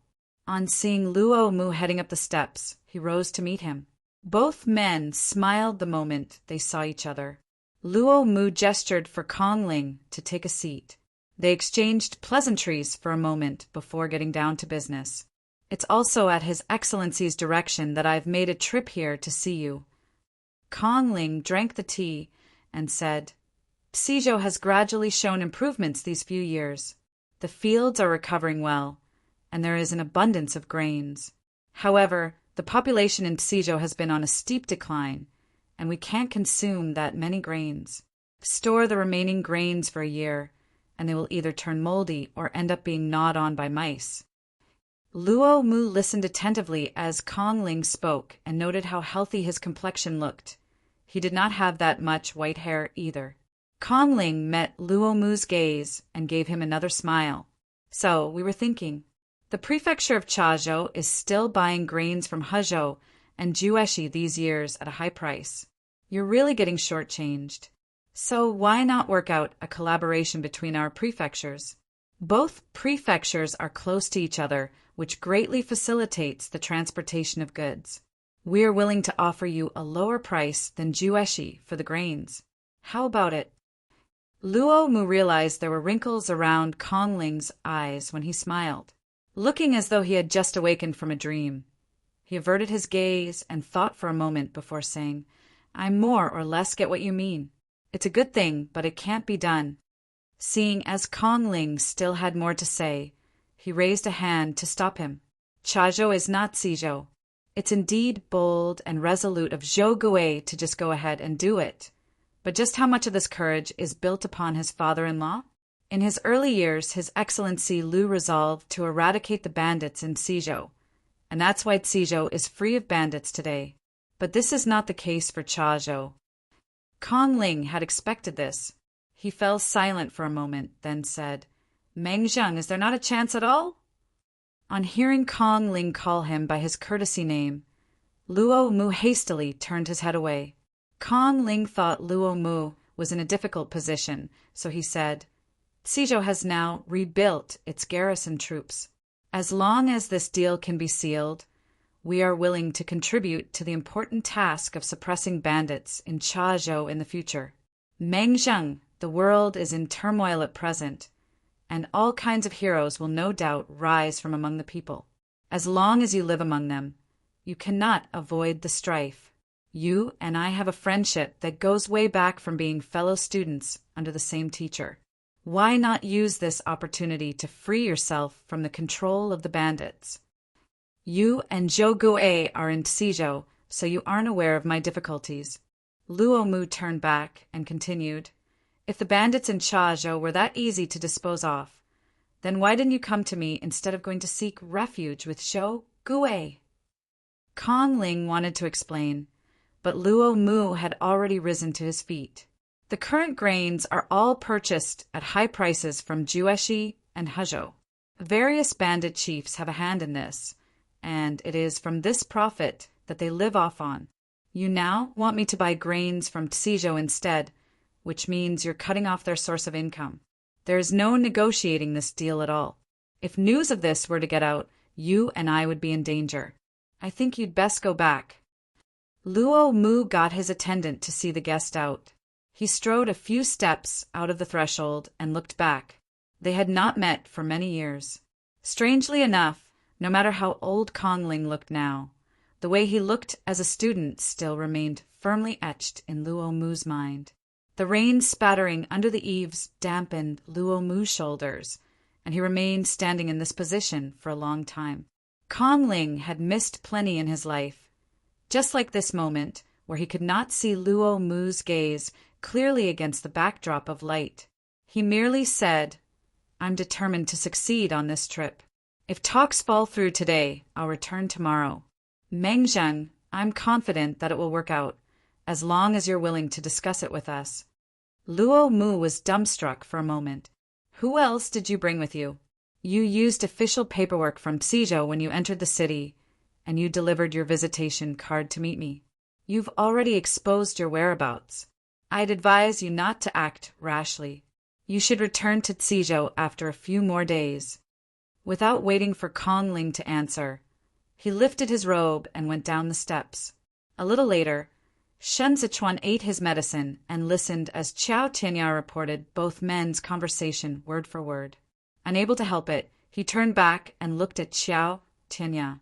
Qiao Tianya nodded in understanding and said, "They have been fellow students for many years. Their friendship is naturally unlike others.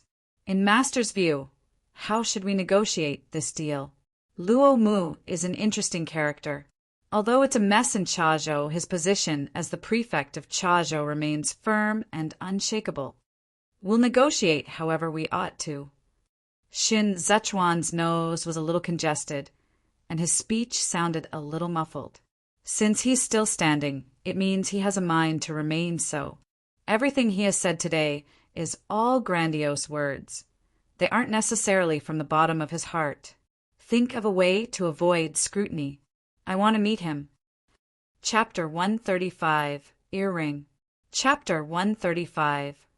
Earring. The rain stopped the next day, but the sky was still overcast. Concubine Kai, who had been rebuked yesterday, pleaded illness early in the morning. Luo Mu did not sleep well during the night either. After his breakfast, his servant came to report that Kai Yu had sent him an invitation to a gathering. Luo Mu took the invitation, knowing full well Kai Yu's purpose for the invitation today. He wiped his hands. Without even changing his robe, he straight out said, "Prepare the sedan. I'll go over now. Let's not keep elder brother waiting for too long." Kai Yu was a known bandit in the prefecture of Chazhou. Yan Haru of Hezhou addressed him as Pa Wan. Kai Yu was usually generous with his money, and he liked to assist the various bandits financially, so he was well reputed among them as a loyal and righteous man who was always ready to offer help. However, he did not get along with Lei Changming from Mount Luo. No one knew the reason why.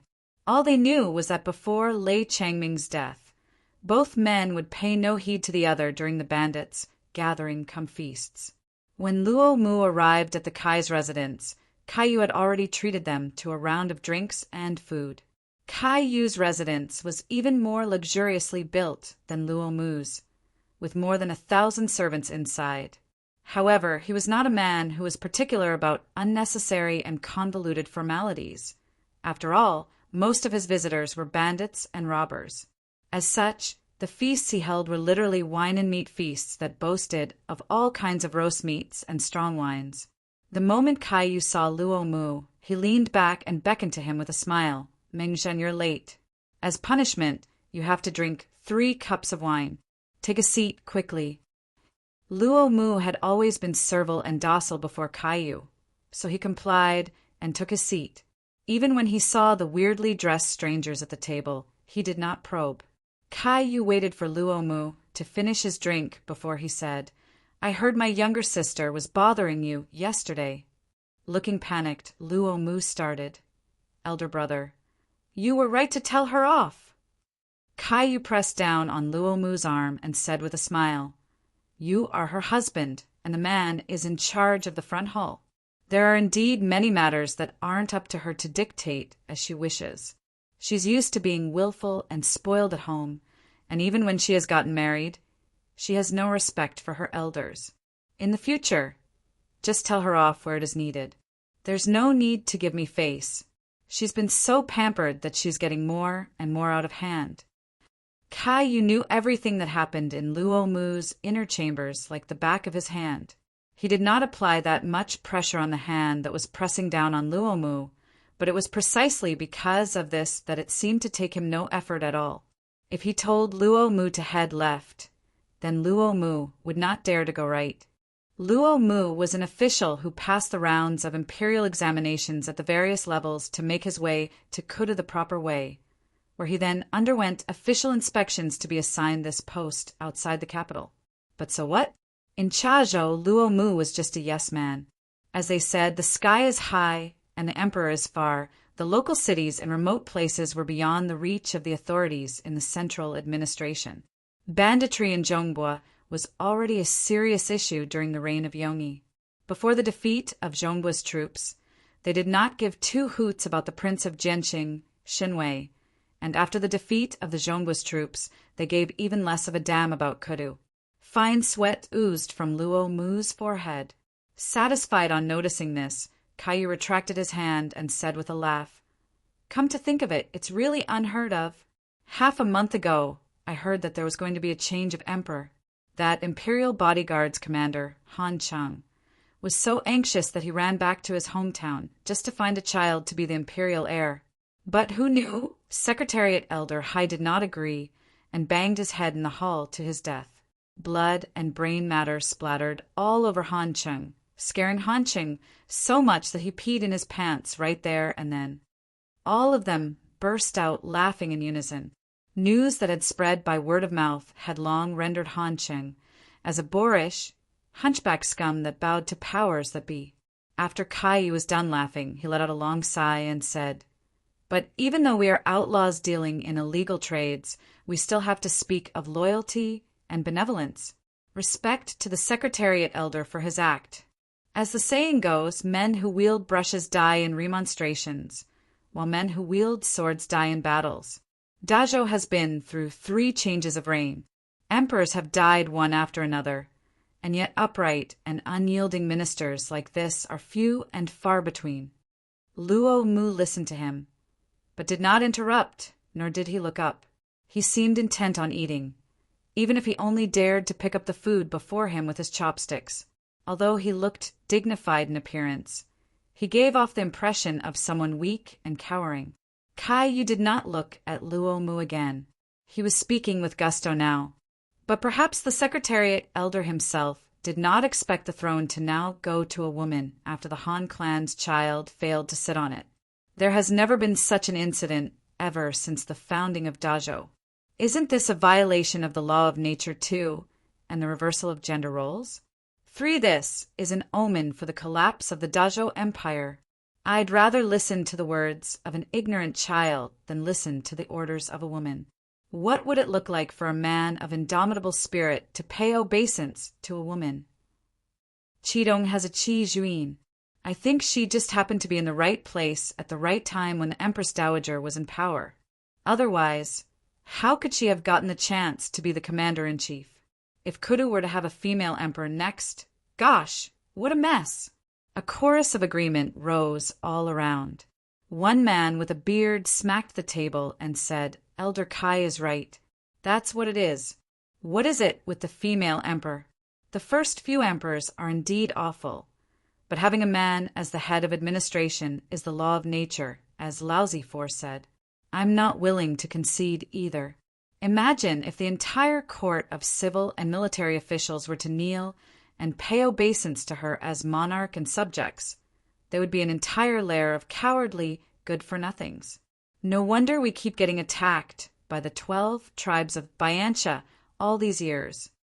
A daughter she is, yes? Getting married and keeping domestic peace are her duties. No harm done if they dote on her and raise her into a pampered, delicate lady. But it's a disaster to let them go out and fight battles or lead the government." Having said that, Caillou sighed with emotion. "I heard the students in Kudu are all rather willing. I think they've all gone dumb and silly from studying.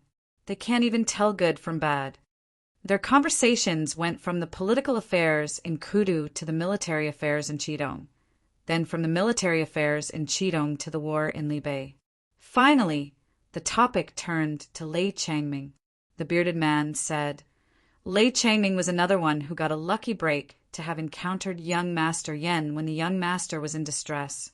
He gave him a hand, and that was how he could rise in the world. But he was a person who couldn't last long. He was overbearing as heck, and even wanted to establish a regular army in Mount Luo. But look what happened. He encountered the imperial army and immediately met his end, no? Kai Yu snorted coldly. The person next to him said, Elder Kai and Lei Changming could be said to be the twin heroes of Zhongbua, but how is Lei Changming deserving of the name? He doesn't even come close to our Elder Kai. Kai Yu was not moved by this flattery. He spread his arms open and sank comfortably into the chair. Do you know why I turn my nose up at Lei Changming? I find him filthy. He emphasized the last word. Just as the maidservant came over with his smoking pipe, he took 2 puffs and continued. Lei Changming worked as an armed escort in his early years. All of you know this. But why did he stop later? The reason he gave the others was that he had married his younger sister off to the Zhu clan in Duanzhou. He wanted to live in comfort, and that was why he didn't want to carry on doing such work anymore. But that was not true. Well, he had an addiction. At some point, Luo Mu had set aside his chopsticks. As Kai Yu blew out puffs of smoke, he said, When I first joined this trade and was about to complete my training, my Shifu said that one must be benevolent and righteous even if one were to be a bandit or a robber. There are some things you can't touch and can't do. Those are depraved acts that will bring you bad karma. There have been plenty of traveling merchants with families coming and going in Chazhou all these years, but I'd never laid my hands on the widows and orphans when I came across them. However, it was a different story for Lei Changming. He'd also escort family members when he was escorting goods in the past. There was one time he was doing a job in Dengzhou, and the man who was the head of household died midway through the journey, leaving behind his hapless widow and orphan who couldn't even afford to pay the fees for the escort and transportation service. When they arrived at Dengzhou, the original in-laws on the husband's side only wanted their grandson, but not the daughter-in-law. The woman was unwilling to part with her child, and so, forced into the corner, she thought of attempting suicide. Lei Changming brought both mother and son back home, saying he was going to provide for them. At that time, I was still a robber in Chazhou, and I thought well of Lei Changming when I heard of this incident. I felt he was different from people like me. He was the chivalrous hero that Shifu spoke of. I held him in esteem, and I'd take notice of him when I was out there working. I wanted to find an opportunity to become sworn brothers with him. But when I went to Dengzhou later, I heard that he had quit. It was only when I found the place that I learned that both the woman and child had died. How did they die? He brutalized them after drinking, laying his hands on that 5 or 6 years old child. The woman resisted, and he beat her to death. The child, having been tormented beyond recognition, lived for only a few days before he died too. Kai Yu waved away the smoke and frowned as he had the maidservant take the pipe away. He went to Duanzhou, and this indulgence of his never changed. This man valued his own reputation, and he never dared to do it openly. Young Master Yen was still very young when Lei Changming saved him. I could be said to be friends with old Master Yen at that time, and the Yen clan had helped me before. So even though I had yet to see the young master then, I treated him as my own precious son. On hearing of this incident, I immediately gave chase for 4 days and nights in a row before I reached Mount Luo and got him back. At that time, the young master was wearing a bright jade earring. He was fair and lovely and very smart too. As soon as he saw me, he called me Pa. Such a lovable child. Seeing as the young master was unharmed, I didn't bother to settle scores with Lei Changming. Each time Lei Changming met Kai Yu again later, he would self-consciously feel small. Kai Yu held him in contempt, and he did not approach Kai Yu either. To each his own. The young master is a good child. He was very grateful to Lei Changming for saving him, so he repeatedly extended a helping hand to the bandits in Mount Luo. Kai Yu had initially meant to ask Luo Mu about Kongling today, but he got carried away talking about these past events. By the time he'd remembered, Luo Mu had already left. Luo Mu got into the sedan chair, but he had not gone far before he changed course and headed for the cosmetic shop with the intent to buy some rouge powders that were all the rage in Kudu Tikok's concubine Kai. The largest rouge store in Chazhou was owned by a merchant from Jueshi, and Luo Mu was a regular customer there. The moment he stepped off the sedan, a steward came over to welcome and serve him tea in one smooth motion. Finally, he bent over to inform Luo Mu, "Apologies, Your Excellency Luo. Unfortunately, we are all out of stock. All the good stuff is being prepared in the shop at the eastern end and has yet to be delivered here. What do you say if we deliver them to your residence tomorrow? Would that be fine?" Luo Mu nodded and made to leave when he recalled the way Kai was pressing down on his arm earlier. Changing his mind, he turned back and asked, "Which shop at the eastern end?" The steward called over an assistant to personally lead the way for Luo Mu. Upon arriving at the place, Luo Mu noted that while the shop was not a large one, it was indeed close to the horse tracks and convenient for unloading goods. He entered and saw only a few people inside. The assistant led him further into the courtyard in the back, then served him tea and told him to wait for a moment. Luo Mu sat for a moment. The curtain lifted, but the one who came through was Kong Ling. "Why are you?" Luo Mu asked in astonishment. However, Kong Ling did not answer. He lifted the curtain and stepped aside, and a man in white behind him bent slightly at the waist to enter. The instant Shin Zichuan raised his head, Luo Mu rose to his feet. Shin Zichuan came in a sedan chair, and so he did not get wet. He looked at Luo Mu and gestured for him to sit. Xiao Tinya, who was following behind them, came in to change the tea and handed a fresh cup of hot tea to Shin Zichuan. Seeing that Luo Mu was still standing, Kong Ling said, "Meng Zheng, this is Your Excellency, the Vice Commander." Luo Mu respectfully paid his obeisances. "I've long heard of the Vice Commander's reputation. This pupil Luo Mengzheng is all ears to the advice you have to offer. I've previously heard Mr. Chengfeng speak highly of Your Excellency Luo for your prudence and excellent judgment. As I see it today, this is indeed the case." Shin Zichuan smiled slightly. "I'm no longer the Vice Commander of the Imperial Bodyguards now. Without an authority token and an official post, I'm merely a commoner. It is I who should pay my respect to Your Excellency." How would Luo Mu dare to accept his bows? The official in the Emperor's inner ministerial circle, Shin Zichuan. Just his position as the northern judge of the Imperial Bodyguards alone was enough to strike fear in the hearts of the local prefectural prefects. In the past, the Imperial Bodyguards collaborated with the Ministry of Justice, Court of Judicial Review, and Chief Surveillance Bureau to carry out field works at the local areas to audit the accounts and review the local officials' accomplishments. Shan Zichuan was also on good terms with Tsinyu of the Chief Surveillance Bureau and Kong Chiu of the Ministry of Justice. Luo Mu did not just hear of him. Originally, the main objective of local officials like him who had been assigned posts outside the capital was to gain experience. After building up their political achievements and taking their credentials into account, they would be able to get a promotion to Kudu and become an official in the capital. Their inspections, evaluations, and the lives of both them and their family all lay in Shin Zichuan's hands. The key to this was evident in the way Luo Mu called himself this pupil. 5 Shin Zichuan was different from the judge preceding him. His origin was not legitimate. His birth father was the Prince of Jianxing, Shenwei, whose Zhongguo's troops were defeated.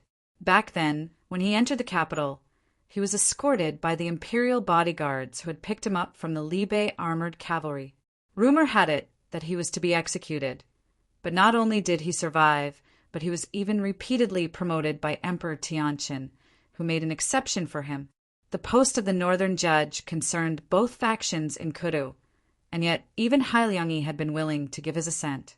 What's more, this person was young, which only filled the others with even more trepidation towards him. It was only then that Luo Mu understood that it was not just a front when Kong Ling said he was confident of success. He was genuinely certain of success. Fortunately, Shan Zichuan was merely just saying and did not get up to pay his respects. Luo Mu calmed himself down a little, not daring to sit. He let his hands drop as he stood before Kong Ling and said, Please excuse this pupil for not welcoming Your Excellency after Your Excellency has personally come all the way to Chazhou. I'll immediately send someone. I followed the Marquis of Dingdu out of the capital, and I'm now already a traitor of Kuru. So there's truly no need for Your Excellency to stand on ceremony. Shen Zichuan drank the hot tea, soothing his throat a little before he continued. I've been in Zhongbo for quite some time, and I've long wanted to meet Your Excellency Luo. Fortunately, I have Mr. Qingfeng to accompany me today. Kong Ling looked at Luo Mu and smiled. Meng Zheng, there's no need to be so formal. The vice commander is now the pillar of Xizhou. It's also to resolve the bandit issue in Chazhou that he came this time. We're all on the same side. Luo Mu looked at him, his gaze not as blatant as yesterday. He asked cautiously, How did you know I'd come? Chazhou is only this big. There are plenty of matters that one can find out with just a little inquiry around. That 14th concubine of yours has backing, and she has a temper to boot. She loves the rouges from Kuru. You've always had a penchant for pleasing others by catering to their likes. So to coax her, you will naturally make a personal trip down yourself. Kong Ling smiled at Shen Zichuan and shook his head. The vice commander doesn't know it, but Meng Zheng was very popular with the ladies while he was still in the academy. He was a flirtatious one, too. Even before he entered the ranks of officials in the imperial court, he was very knowledgeable about all this stuff. Luo Mu relaxed a little when he heard Kong Ling bring up the academy. I conducted myself with decorum when I was studying. How could I have been flirtatious when I was with you all day? On the contrary, you had countless friends and could fraternize with just about anyone. The atmosphere eased up a little at their banter. Kong Ling led Luo Mu to take a seat. Shen Zichuan sat in the seat of honor. When he spoke, it was not as overbearing and aggressive as Luo Mu expected. Mr. Qingfeng has probably already told you about the purpose of our trip here. It wasn't convenient to have a thorough discussion yesterday, so it's inevitable that Your Excellency will have misgivings. Please speak your mind freely today. We can discuss any difficulty you may have. Shen Zichuan was mild in his speech, and his expression was natural and at ease. However, there was clearly no room for discussion in his last sentence. Beneath his seemingly placid attitude was an unshakable resolve to get what he wanted. Luo Mu only had to hear this one phrase from Shen Zichuan to understand Shen Zichuan's intent.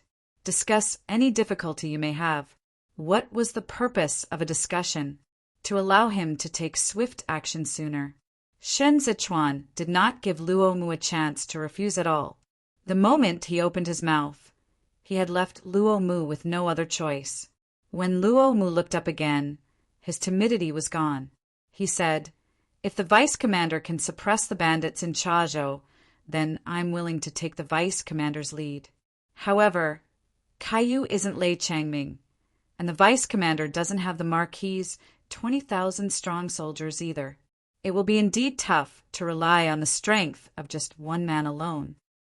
Shen Zichuan said, unruffled, With our meeting today, we can stand up to 1 million strong soldiers. Chapter 136. Sowing Discord. Chapter 136. Sowing discord. Shen Zichuan spoke with such confidence, as Chazhou was not a place that could be secured through sheer military might alone. During the reign of Yongyi, the prefectures of Danzhou and Duanzhou in Zhongbo were the richest and most prosperous. Back then, Shun Wei was in command of the garrison troops of the respective prefectures. He possessed both money and military forces, yet he still could not get rid of the bandits in Chazhou. Before Shen Zichuan made his way to Chazhou, Zhou Gui and the advisors in Xizhou had prepared a detailed report on Chazhou, and they all unanimously thought that the matter regarding Chazhou had to be dealt with strategically. Caillou was indeed no Lei Changming. The biggest difference between the bandits in Chazhou and the bandits of Mount Luo was that while the bandits in Chazhou were still merely bandits, those in Mount Luo had banded together. They not only established their territory, but also had plans for expansion. It was clear that Lei Jingzhe, who was hiding behind Lei Changming, was no longer satisfied with being a bandit. He had the desire to entirely cast off his old self, while Caillou did not. Hence, they had to fight against those of Mount Luo and scheme against those in Chazhou. Luo Mu was perhaps not as devoted as Zhou Gui in serving the people, but since Shen Zichuan had tacitly assented to Kong Ling's visit, that meant they needed Luo Mu. Having served as the prefectural prefect of Chazhou for over 10 years, no one understood the ins and outs of Chazhou better than Luo Mu.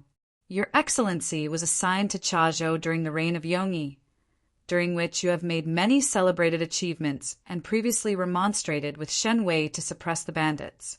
However, Shen Wei thought Danzhou was too far from Chazhou, and with Fanzhou between the two prefectures, it would be too inconvenient and a waste of money for the troops to travel long distance.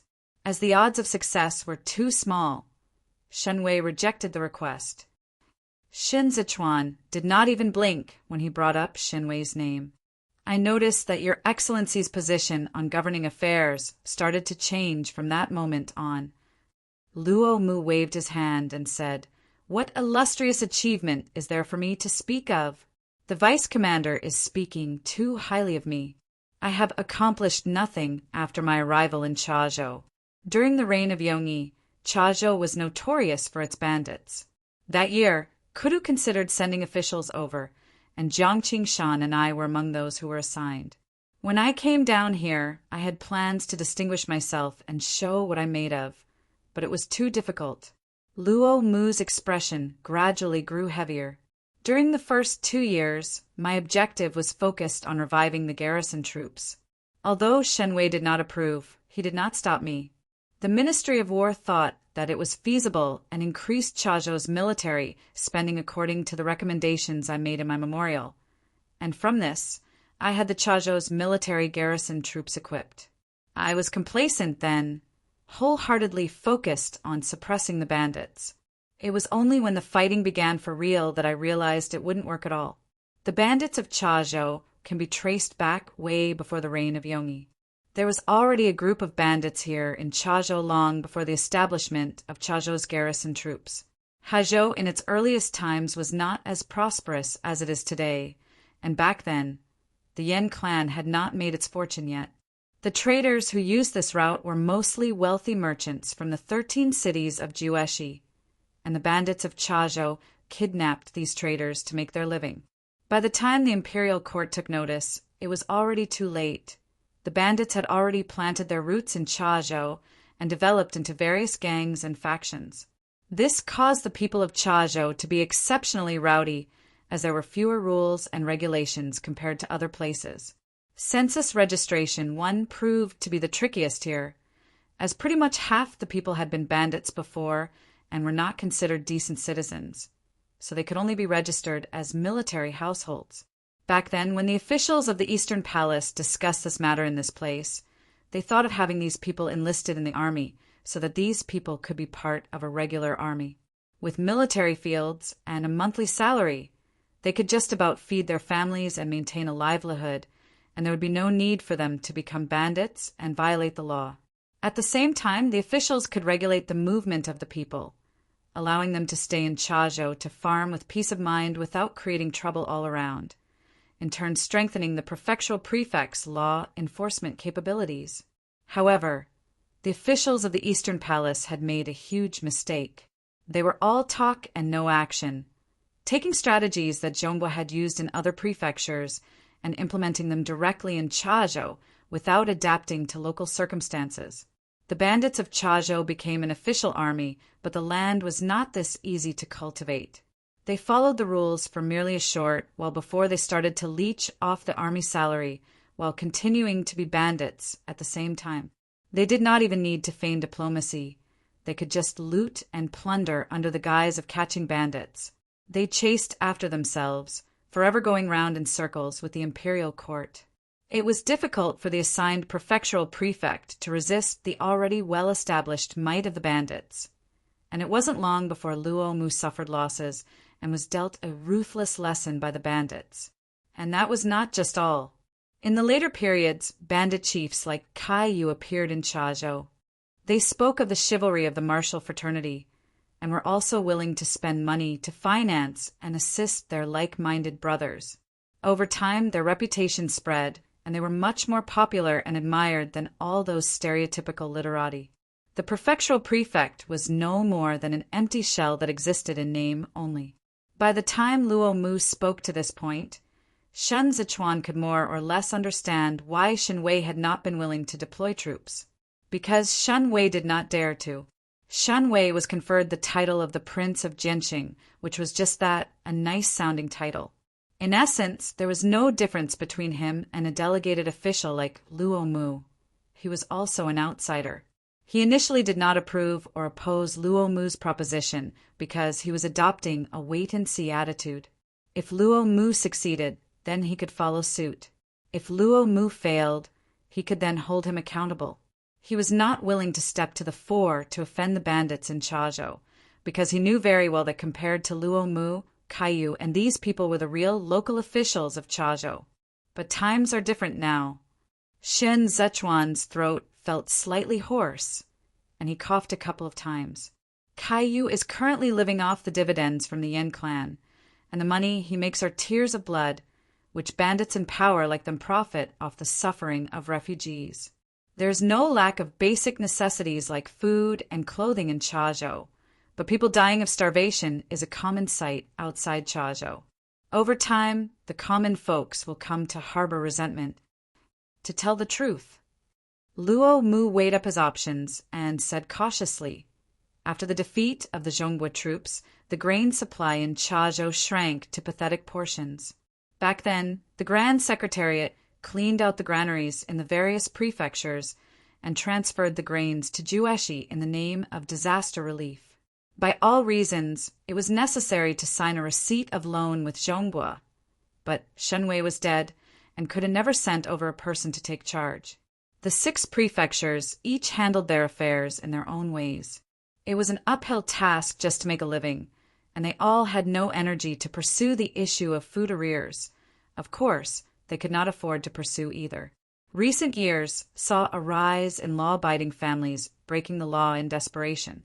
These were people who were starving and could see no way out, so they could only sink low and become bandits. Initially, the bandits in Chazhou led by Kaiyu were willing to provide financial assistance to the poor, but then the Yan clan of Hezhou joined the fray, wanting to make use of Kaiyu's influence and power to push out the Shi clan's businesses in Zhongbua, and it is for this reason they came to buy and sell grains. They joined hands and made a big fortune out of it. Kaiyu is now sitting on a mountain of money, and he grew increasingly fond of hearing others buttering up to him as he ages. Gradually, he lost the chivalrous heart he used to have. He tore down the porridge booths, and grain stores he had set up outside and settled down with peace of mind as the local overlord of Chazhou. Voices of resentments fill the streets of Chazhou. He is no longer the person he used to be. However, when the mighty fall, they still command more respect than the common man. Kaiyu still had some influence left in the south of Zhongbua and in the territory of Hezhou. That Pa, Yan Heru addressed him by also carried a lot of weight. It was hard for those small gangs Luo Mu had privately funded to make a mark.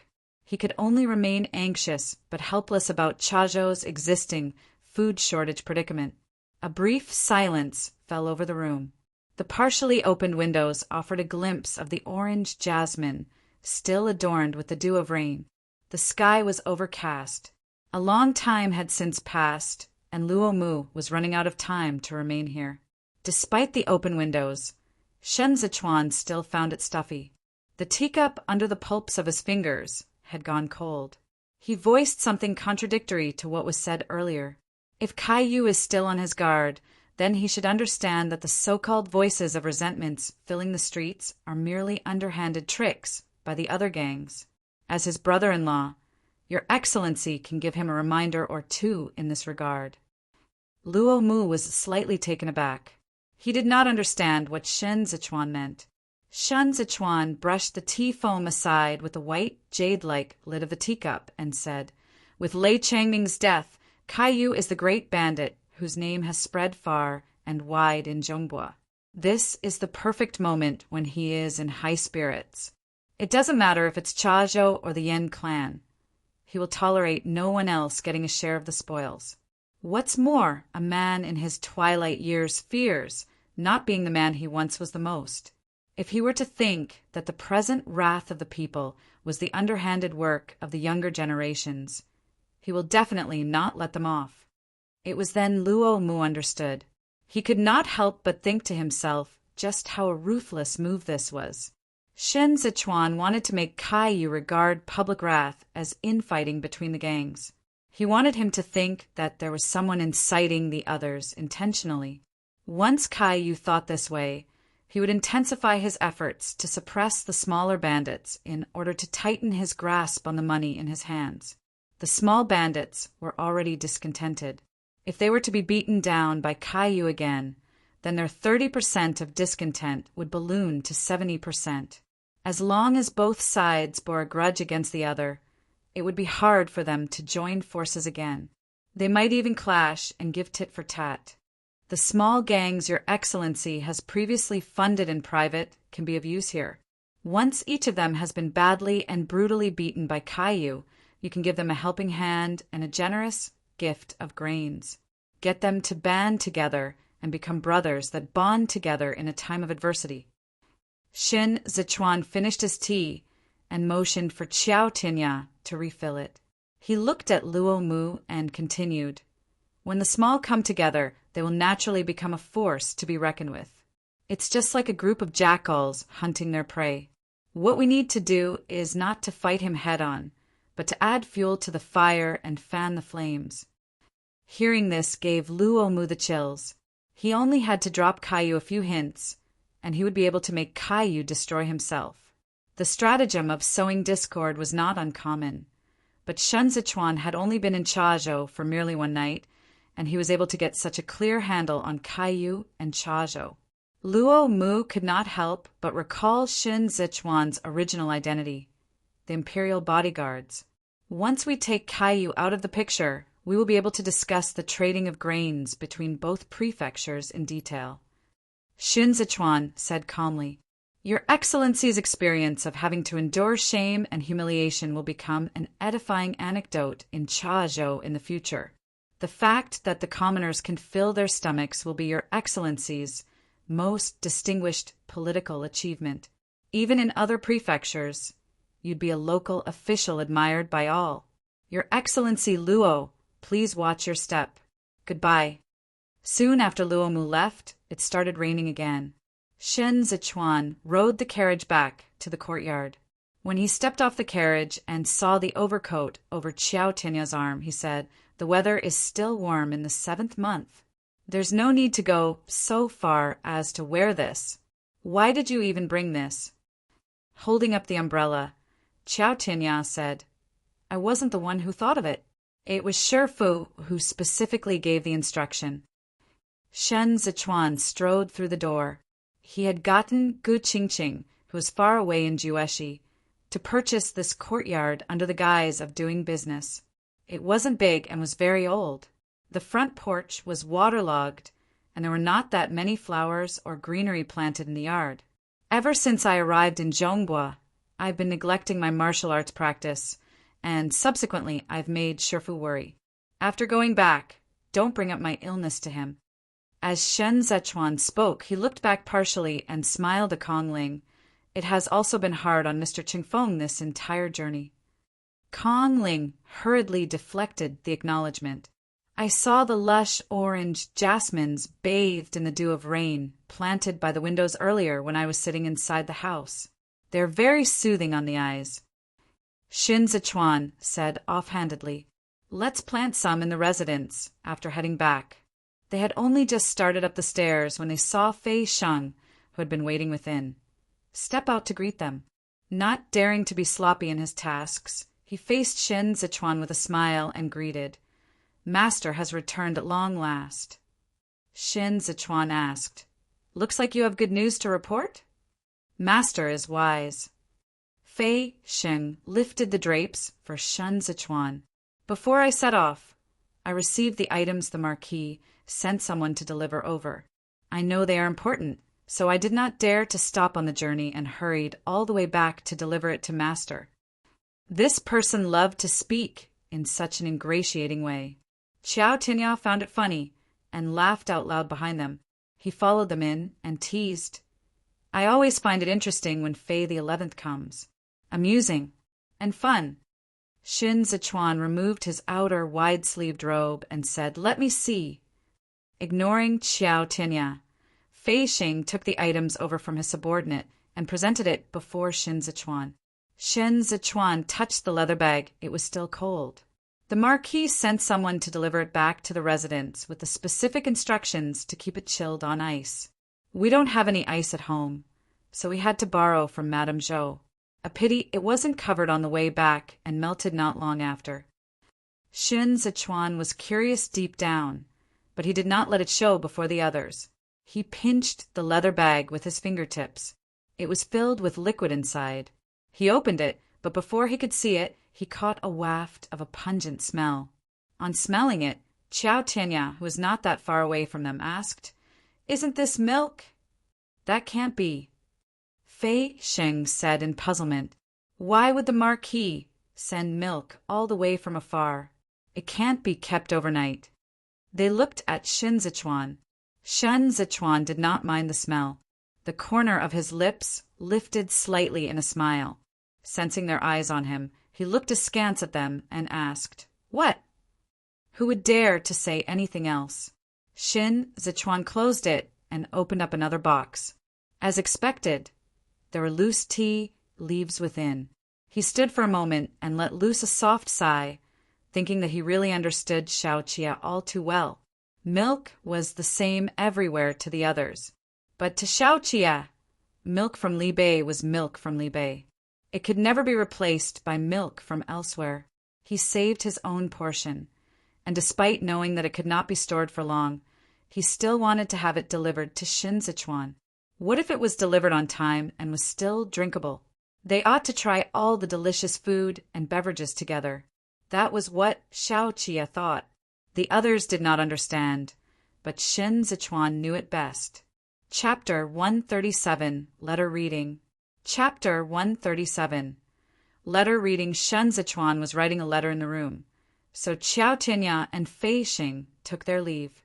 Fei Xing felt the itch to smoke, but did not dare to do so while standing under the eaves, worried that he would reek of smoke should Xin Zichuan call for him later. He stood still for a moment, but when he saw that Xiao Tinya wasn't moving along, he knew what this was all about. "Something's the matter, huh?" Fei Xing took a few steps outwards, leaning against the banisters along the corridor. "Tell me first, what kind of relationship do you have with that unpolished jade you enjoy?" "We've met before, but we're not close. I have some impression of him," Xiao Tinya mentioned casually. The more Xiao Tinya tried to make light of the matter, the more suspicious Fei Xing was. He asked, "Yao Wenyu isn't a court official, but a commoner who spends most of the year traveling out there. It's even difficult for Marquis Hellion to meet him. Where did you encounter him?" "Fate brought us together." Xiao Tianya did not answer seriously. "I didn't expect it either. Isn't this why I'm asking you to help me ask around?" As Fei Xing could get nothing out of him, he gave up probing and reported. Secretariat Elder Hai, before he met with mishap, had previously wanted Yao Wenyu to leave Kudu and return to Jincheng, the hometown of the Yao clan. There are students of Grand Preceptor Yao there who could watch over him on behalf of the Secretariat Elder, but Yao Wenyu didn't go. Xiao Tinya uttered an "oh," and remained standing under the eaves to watch as the rain continued to fall. Fei Xing continued. Yao Wenyu had probably realized at that time that Secretariat Elder Hai asked him to leave because he had already made up his mind to remonstrate to the death. So Yao Wenyu got on the carriage and circled around once before returning to wait in the residence for Secretariat Elder Hai to finish court.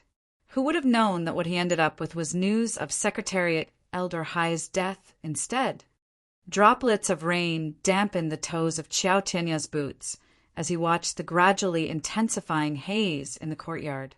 His gaze fell upon a puddle and he saw his own reflection. Fei Sheng paused for a moment. It was only when he observed that Xiao Tianya's expression was normal that he continued. When Secretariat Elder was buried, tens of thousands of people came to send him off. Yao Wenyu was his only student, and he conducted the funeral for Secretariat Elder as a son would for his own father. It didn't take a few days for the students from the Imperial College to start a riot. All of his books were torn entirely. If not for Kong Chiu hiding him in time, he may very well have ended up getting ripped to shreds by the students.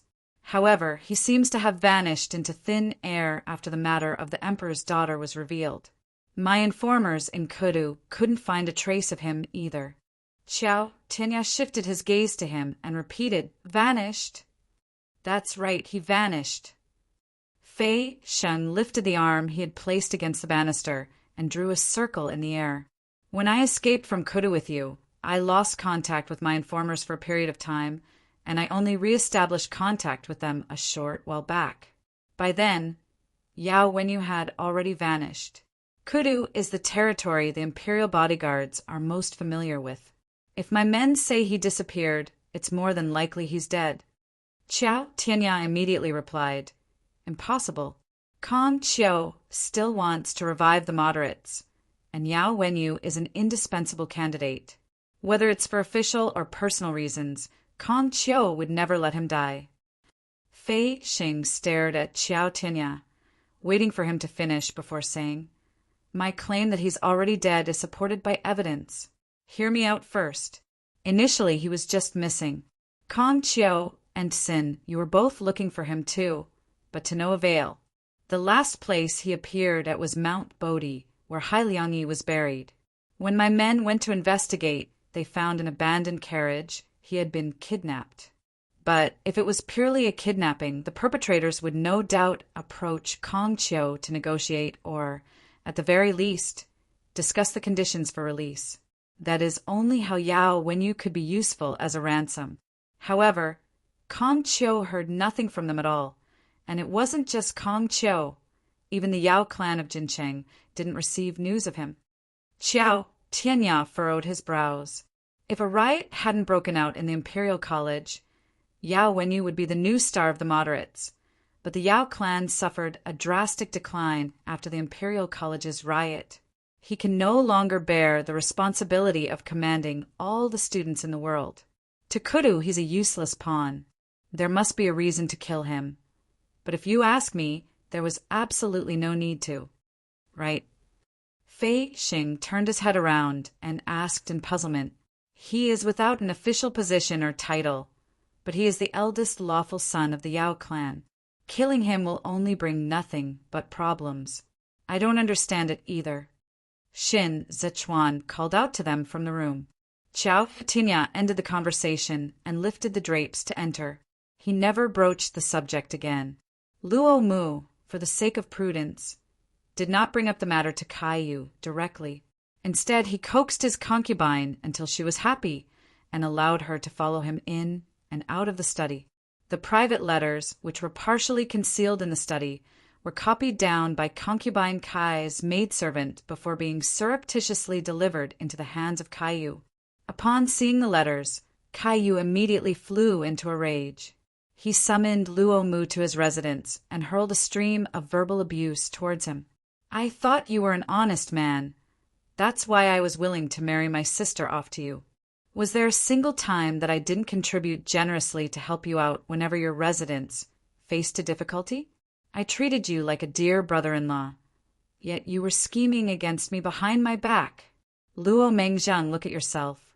If it weren't for my support, you'd have been just a nobody. Do you really think of yourself as a big shot?" Kaiyu was an uneducated and crude man used to mixing around in the lowest stratum of society. He was so vulgar and coarse when he cursed that Luo Mu fell to his knees before the table to repent. "Elder brother treats me well. How could I dare repay your kindness with enmity? These private letters are anonymous. I have no idea where they came from either. I've been feeling nervous and afraid, unable to sleep at night and spending the day in a daze, all just to find an opportunity to bring up this matter with elder brother. Caillou got even angrier. He tossed the private letters onto the desk and pointed at Luo Mu. What opportunity were you looking for? You and I are just a courtyard apart. Have you been crippled that you can't get over here? If I hadn't found out sooner, you would have already fallen into cahoots with them. Caillou was so furious that he felt uncomfortable. He stood up to take a few steps, repeatedly stroking his chest. You certainly are a piece of work, Luo Mengzheng. I was just wondering why there were so many people scolding me all of a sudden after spring this year.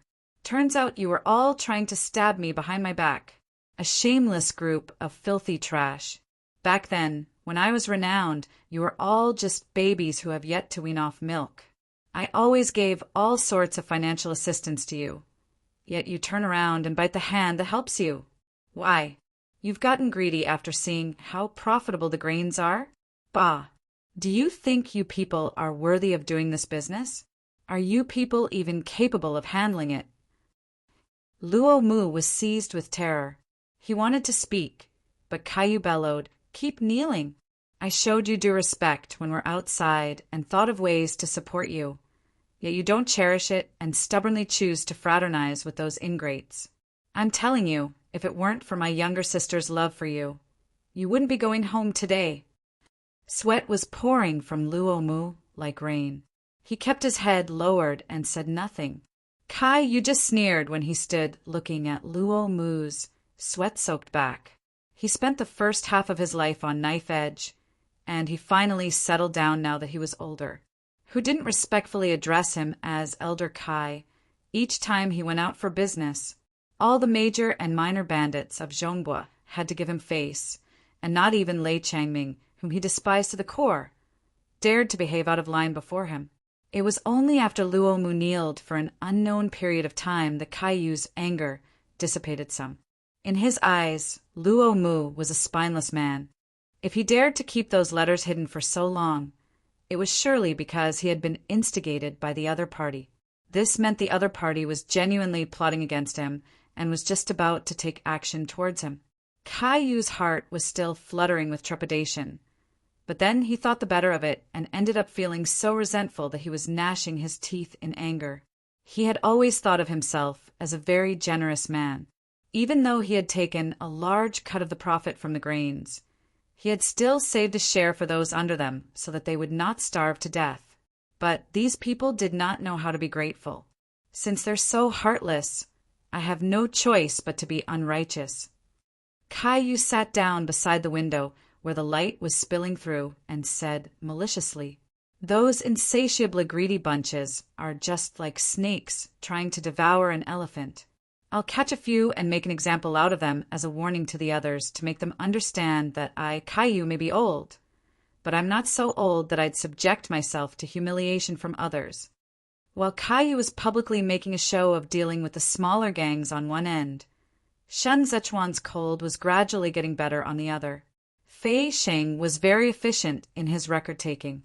He not only had all the prices of goods in Chazhou documented in the book, but had also sent someone to Fanzhou to do the same.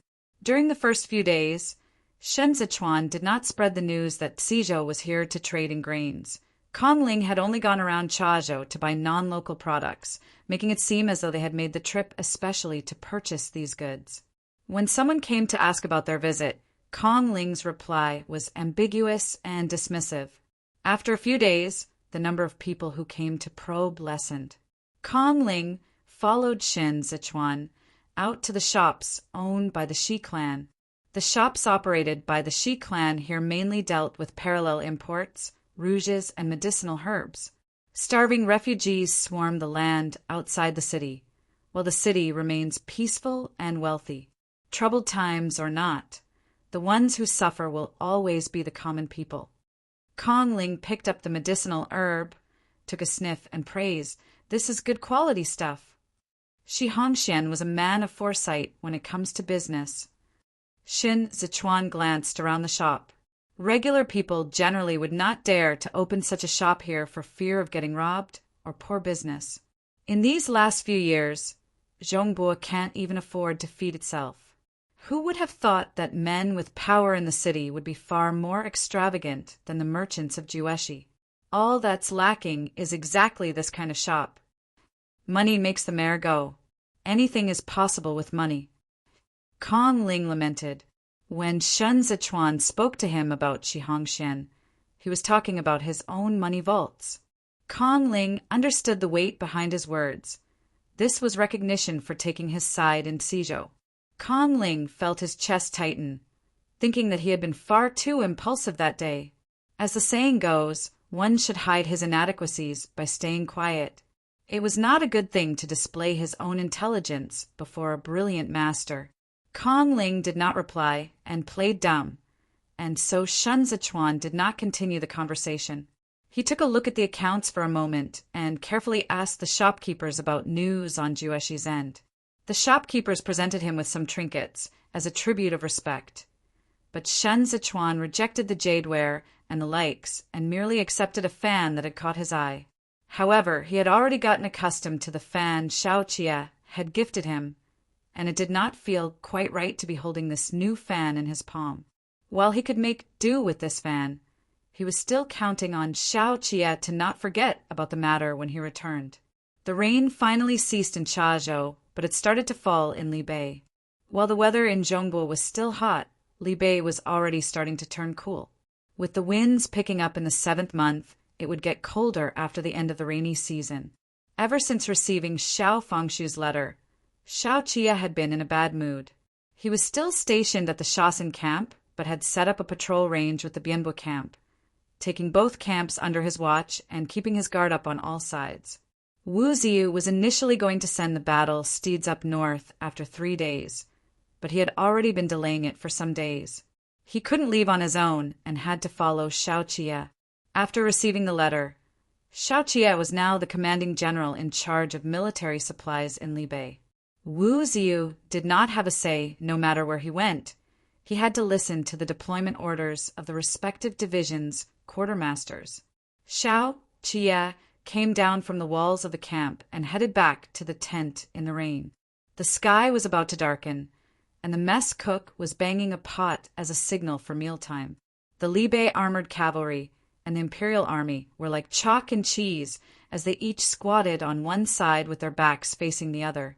On one hand, the Libei armored cavalry, having tasted successive defeats, could not get past the humiliation and were thus awfully on edge. On the other hand, the ways of the Imperial Army were rather unorthodox, and everyone was an old hand at cracking jokes and jesting around. They had few rules to follow once they stripped off their armors, and they were all a playful bunch who loved their fun. This was not something the Libei armored cavalry could agree with. Xiao Jie received a handkerchief from Qin Yang to wipe his sweat. The tent was wide open, and the drapes were not lowered, or it would be too stuffy inside.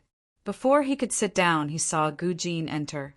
"Master, young master's letter is here." Xiao Jie took it and raised a hand as a signal for them to leave. He brewed himself tea and drank it as he unwrapped the bundle that was neither too big nor too small. There was nothing much inside, just a neat stack of clothes under a bulging bag. He paid no attention to the clothing, but opened the bag first. The bag contained only 2 items inside: a bunch of pressed, dried orange jasmine and a letter. The letter was a little damp after being soaked for a long time. When Xiao Jie picked it up, he could still smell the scent of flowers. He drank up the tea in one gulp, then opened the letter. The letter was short. By the time Xiao Jie finished reading it, he had already swallowed his tea. He turned his head towards the entrance of the tent, where Qin Yang and Gu Jin still stood, and said with composure, "Lower the drapes. I'm cold." Gu Jin wanted to ask, didn't he find it ridiculously stuffy a moment ago? But Qin Yang had already removed the hooks and let the drapes down. The moment the drapes shielded him from view, Xiao Jie read the letter over and over again. Finally, he collapsed heavily onto the bed and held up the letter, reading it word for word. "Days have passed since we parted. I know you yearn for me. So here's a little gift to comfort you with. Touching it is akin to touching me." Xiao Jie stared at that line of text and repeated it once more. Touching it is akin to touching me. Xiao Qia's throat felt dry. He inexplicably started laughing, his gaze a little fierce. Written at the very bottom in light and cursive penmanship were the words, "It's hard to sleep by my lonesome self. When will you return? A good night's sleep is only possible when you hold me in your arms." Xiao Qia loosened his grip and gazed towards the ceiling. Half a moment later, he flipped himself over and buried his face into the pillow. But it was as though Shun Zichuan was lying right next to him, nibbling his ear and whispering in that lazy, laid-back way of his. A good night's sleep is only possible when you hold me in your arms. Chapter 138. Strategist. Chapter 138. Strategist. When Shun Zichuan woke up in the morning, the day was just starting to break. After Shun Zichuan had his breakfast, he boarded the carriage and headed back to the cosmetics shop with Kongling. It was still business as usual in the front hall. Qiao Tianya and Fei Xing stood guard in the courtyard, while the imperial bodyguards kept careful surveillance both inside and outside the shop. Half an hour later, Luo Mu's sedan arrived too. He was wearing his usual attire, a deep red robe with a slanted collar. The shopkeeper at the front desk was sharp. Seeing as the attendants following behind Luo Mu were unfamiliar, he raised his voice and said, "It'll be scorching hot soon, and it'll be tough on you all to be standing outside. Men, lead these brothers into the room for some tea and a rest." Those few attendants exchanged glances. Presuming that Luo Mu would not be able to escape, they followed the shop assistant into a room. After entering, they insisted on hanging the curtains up so that they could keep an eye on the entrance of the front hall. The shop assistant followed beside Luo Mu and offered a handkerchief to Luo Mu to wipe his hands. Luo Mu wiped his hands as per usual and took a look at the goods on the counter. The shopkeeper greeted him with a courteous smile and said, "The last time Your Excellency came by, we didn't have all the goods. This time we have prepared them well in advance. There are even new jade pieces and trinkets that have just arrived from the east. They are all in the back. This way, please." Luo Mu appeared to be hesitating as he cast a glance at the attendants. The shop assistant continued, "This short distance will not take too much effort. Some goods are hard to come by. It's not very convenient to bring them to the front for you to choose from, and it doesn't look good on you when you view them there." Only then did Luo Mu reluctantly nod and follow the shopkeeper to the courtyard at the back. Qiao Tianya personally drew the curtains. Luo Mu said his thanks and bent over to enter. He first paid his obeisances to Shun Zichuan, then looked at Kongling. It was only after seeing that both their expressions were relaxed that he took his seat. Shun Zichuan noted that Luo Mu was dressed as a literati today and presumed that he must have chosen his clothes and shoes carefully before leaving the house. Although he sat impeccably upright after entering, he would subconsciously look at Kongling wherever there was a conversation. The moment Kongling opened his mouth, Luo Mu's eyes would be fixed on him. Caillou has been going all out to hit out at the smaller gangs these days, but he knows not to go too far. He understands the principle of interdependency, given that they share a common lot. If one falls, the other will be in danger too, and he also fears he will end up isolated by all if he crosses the line.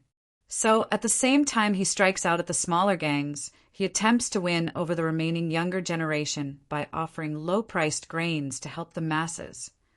As Shun Zichuan was at the side, Luo Mu was already trying to hold his gaze in check. This approach is to sell the grains cheaply to the gangs who had not been stirring up trouble. Kongling asked, "How much is that?" Luo Mu answered, "1 tael for 5 dough of grains." Kongling smiled and said, "The price isn't really that lowered. His so-called low-priced grains merely means he makes just a tiny bit less profit than the others out there. Caillou used to be generous in helping the needy, and he never used to think much of money and worldly possessions. But he's so miserly now that he's older. At this price, the grains could not be called low-priced grains. Instead, they ought to be called expensive grains." Chazhou's current rate for the grains was 1 tael of silver for 2 dough of rice, while the rate in Kudu was 1 tael of silver for 2 dan of rice. One Kaiyu was making big bucks off the profits. What's more, it was profit that forced the common folks into dead ends. To think he merely changed it to 1 tael of silver for 5 do of rice just to win over the others. It was clear he was hankering over the money and could not bear to drop the price too much. Shin Zichuan brushed aside the floating foam in his tea and said, Kaiyu is in a predicament too, with no way to back down. Everyone inside and outside the city is now complaining about the high price of the grains. If he were to drop the price drastically to win those smaller gangs of bandits over to his side, the common folks would hate him even more, so naturally he wouldn't dare to do so. It's not just Chazhou. Public wrath is running high even in Fanzhou. Luo Mu was the most acquainted with Kaiyu's business. At the beginning of this year, Lei Changming broke off contact with the Yan clan for some unknown reason, and Yan Heru no longer gave financial aid to the bandits from Mount Luo. That was why they thought of seizing Tizhou and robbing Tizhou's granary. Part of the reason was that they could not afford Kaiyu's grains.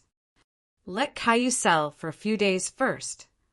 Shen Zichuan turned over his folding fan and tapped it lightly against the table. It doesn't matter if it's 1 tael for 2 do or 1 tael for 5 do, the common folks and the smaller bandits all can't afford it. Kaiyu forced himself to show such kindness naturally because he hopes those under him will acquiesce to him and stop opposing him. But his attitude isn't humble enough, and this will only backfire on him. It's not just the common folks. Kong Ling lamented. Even governmental officials can't afford to buy with their monthly salary issued by the imperial court.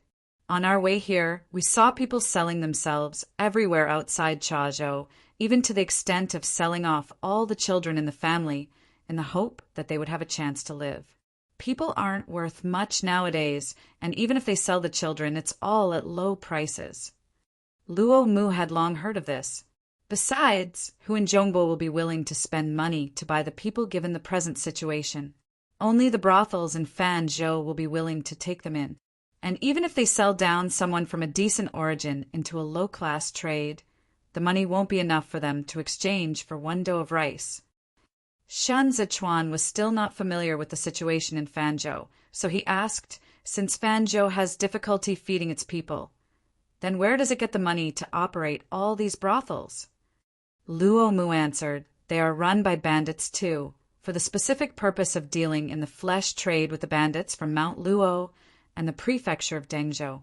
Prices are extremely low, and even this bit of profit is all swallowed up by the procuresses of the brothels. Perplexed, Kong Ling asked, but they have to feed all those people they brought back to do business, right? Do they buy grains from Kaiyu too? Luo Mu shook his head. Humans are worth less than dogs. They are fed swill and weeds. If they starve to death, the bandits can come and buy more again. Anyway, the prices are so cheap they won't suffer any losses either way. Kong Ling sat in a daze. Anguish gradually came over his face. Zhongbua has been reduced to such a state. If the imperial court had been willing to lend a helping hand, the situation would not have deteriorated to this point. I said many years back that Hua Xiqian, Shenwei's name, was still wedged in his throat. Knowing Kong Ling well, Luo Mu feared he would say something unfavorable and leave a bad taste in Shen Zichuan's mouth. Thus he hurriedly switched the subject and said, So what should be the next step according to Vice Commander's plans? Instead, Shen Zichuan replied, If Shenwei had not cowered and recoiled from battle, Zhongbo would not have been so badly defeated. I hold Mr. Qingfeng in the highest esteem for his concern for the common people, so there is no need to make a special point of avoiding certain subjects. Shen Zichuan was so sincere that Luo Mu felt embarrassed instead. Kong Ling felt his heart sink. He had recently been both following and avoiding Shen Zichuan. He was a clever man. He was willing to work for Zhou Gui because he was familiar with Zhou Gui's character. However, he still felt some unease toward Shen Zichuan, and one of the biggest reasons was that he thought that following Shen Zichuan was a dangerous move. Masters that were difficult to read were the hardest to serve. The more calm things appeared to be, the more he had to tread with caution. Kong Ling could side with him, but he was unwilling to assist Shen Zichuan the way he supported Zhou Gui. Shen Zichuan had been dropping hints repeatedly this entire trip, but Kong Ling feigned ignorance and turned a blind eye to it all. And now he was filled with even more trepidation when he saw how Shen Zichuan was not only not angry, but even giving him a way out. Seeing the changes in Kong Ling's expression, Shen Zichuan gently turned over his fan and paused for a moment before speaking. Suppress the news that Xizhou is here to sell grains for a few more days. Wait until the bandits prioritize their own interests and are no longer willing to be pushed around by Caillou before releasing the news. When that happens, keep the reserved grain wagons from entering the city. We'll set up the porridge booth right outside of the city. Tell the refugees that Xizhou is here to sell the grains at a regular price. Luo Mu probed, what if they have no money? Shen Zichuan smiled and looked towards Luo Mu. Isn't this all funds for Chazhou's future garrison troops and wasteland reclamation? The common people may be poor, but you've acquired quite the sum of money while sticking to Caillou. Furthermore, once Caillou is out of the picture, most of his family assets will fall into your Excellency's hands. Use those taels to do business with Xizhou in exchange for winning the people's hearts, and that would solve your Excellency's future problems. Now, I still need to remind your Excellency that Xizhou is here to do business, not to tighten its belts just so it can offer financial aid to others. Sweat materialized on Luo Mu's forehead. He dabbed a little of it off with a handkerchief, nodding as he said, But of course. When Shen Zichuan returned to the courtyard this time, he did not return with Kong Ling Xiao Tinya, with a bamboo hat on his head, sat at the head of the horse carriage with both arms behind his head as a pillow. He said on the other side of the curtain, Does Master not want him any more? Unable to stand the heat, Shen Zichuan closed his eyes in the stuffy interior to take a rest. He listened to the peddlers hawking their wares along the street for a moment before he said, I've tried both carrot and stick, but he's determined to turn me down. With a young stalk of grass between his lips, Xiao Tinya said, That's to be expected. He has been lying low and hiding his abilities in your presence, all because he fears being coerced. After he graduated from the academy, he did not go along with Zhou Gui and Luo Mu to join the imperial court as an official. He had simply wanted to be a commoner. Men like him are natural-born strategists. His only pride is the ability to choose his own future. Shen Zichuan opened his eyes partially. It's not like he's my only option. Shen Zichuan did not want to impose his will on Kong Ling and force him into it, but he really lacked manpower. At first, he thought the pair of Kong Ling and Zhou Gui were the best arrangement. Both men, when put together, could maintain the stability on one end. At the very least, it would not be a problem for them to maintain the stability in Xizhou. But now, Shen Zichuan was lacking a talent who could give counsel.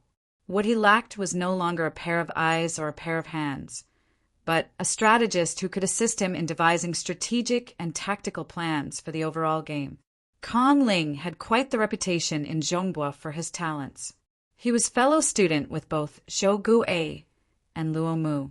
With just his personal friendships with both men, he would be able to assist Shen Zichuan with many issues in both the prefectures of Xizhou and Chazhou, just like how he was able to deliver a visitation card to pay Luo Mu a visit outright. He also had the social connections he had built up in the Danzhou army from his time as Tantai Hu's advisor. As long as these people were still alive, they could be of use in the future. Besides, Shen Zichuan did not think highly of Kong Ling back then. When Lei Jingjia plotted to hoodwink them, Kong Ling had been so easily deceived. But that shout Kong Ling made before the city of Xizhou made Shen Zichuan take note of him once again. It was not until Kong Ling had swiftly taken his side right before they set off for Chazhou that Shen Zichuan fully set his mind on taking Kong Ling into his employ. But Kong Ling did not have the intention to swap masters. Shen Zichuan was too young. His background not only left much to be desired, but he also studied under Chi Hualien. Chi Hualien had been through many ups and downs in Kudu, and he also served as the head of the Eastern Palace for many years. What kind of student would such a teacher produce? Chi Hualien was the emperor's teacher. Kong Ling simply did not dare to continue thinking further. The most crucial thing was that he feared Shin Zichuan. He was unable to trust Shin Zichuan. In Kong Ling's eyes, Shin Zichuan was a cold-hearted man who could readily cast aside personal relationships. If it had been Zhou Gui today, he would never speak of such words to Luo Mu. Vexed, Shen Zichuan raised his head to look at the curtain of the carriage that was swaying because of the jolts and bumps. Sunlight flickered through the gaps onto his knees and blossomed over that particular patch of his white robe. After Chi Hualien's death, Shen Zichuan wore white. He never asked Xiao Tianya where Han Chung placed his teacher's body after he left Kudu. His anguished wails that night were known only to Xiao Chia, but the names of Xue Xiuzhua, Han Chung, and the Empress Dowager, along with the city walls of Kudu that had been stained red in that pouring rain, were all seared into Shin Zichuan's heart and mind. He had to stand firm. He needed a strategist. Shin Zichuan said to himself silently, a strategist who could stand up to Xue Xiuzhua as an equal. Chapter 139. The Price of Grain. Chapter 139. The price of grain. Knowing that he had humiliated Shin Zichuan with his rebuff, Kong Ling barely approached him over the next few days. Instead, he focused his attention on inspecting the goods in the respective stores, too busy to even pause. On the other hand, Shin Zichuan behaved as he always did and continued to greet him as Mr. Qingfeng whenever he saw him. This filled Kong Ling with even more dread, and he deferred to Shin Zichuan in every matter. Just as they had expected, Kai Yu's low-priced grain did not impress the smaller bandits. With Luo Mu in the midst acting as a go-between and pulling the strings, several parties gradually started developing feelings of dissatisfaction towards Kai Yu. Kai Yu had a taste for extravagance in recent years, and each year when he celebrated his birthday, he would surely receive rare and priceless gifts. He would also rank his friends and relatives close and far according to the presents they gifted him, and this subsequently stirred up a great deal of unhappiness among a great number of them in private. At the same time, news that Kai Yu was distributing cheap grains suddenly spread outside the city, and with the price falling lower and lower, the starving commoners outside the city grew more and more outraged. Kai Yu used to consider himself a respected elder of Chazhou, and yet he was ignoring them all with the city gates shut, leaving them to fend for themselves. Shen Zichuan was right. It wasn't that he did not understand, but that he was in a predicament with no way to back down. The grain in Chazhou was presently supplied by Hezhou and subsidized by the Yin clan. By taking all these grains, Kai Yu had to pay back interest to the Yin clan, and the portion he could not pay back had to be paid out from his own pockets. Lowering the price would only disadvantage himself, and as he was unwilling to make a loss, he could only force himself to push on ahead. He had already sent multiple letters in succession to Hezhou to inquire about the situation. This was what Shin Zichuan had been waiting for. Kai Yu could never imagine that over one night the entire city would be in discussion over the price of grain. Where did these people come from? Kai Yu called for the maidservant to help him put on his clothes and asked his trusted aide, "Why have I heard nothing about Xizhou's grain wagons entering our territory?" His aide replied, "They took the public road and suppressed the news of their arrival outside of the city. It never managed to reach us." Kai Yu's expression was somber as he put on his boots and took a few steps. I had found it strange when Kong Ling entered the city. What would Xizhou be doing here for no rhyme or reason? Turns out it's to steal our business. They've prepared so thoroughly, all to challenge me. What did they say? His trusted aide picked up the hem of Kai Yu's robe from behind. "I've sent someone to make inquiries this morning. The price of the merchants from Xizhou is 1 tael for 7 dough of rice." On hearing this, Kai Yu promptly sneered. I thought they were here to play bodhisattva and save the people, but they are also just here to profit from others' misfortune. Has there been any reply from Huzhou? The aide estimated the time and answered, At this point in time, the letter hasn't been delivered yet. Caillou stood by the door and contemplated it in silence alongside the murmuring stream in the courtyard and the clear, melodious chirps of the birds under the covered walkway. He had spent a huge sum of money on this compound with the intent to pass it down to the younger generations as a family residence.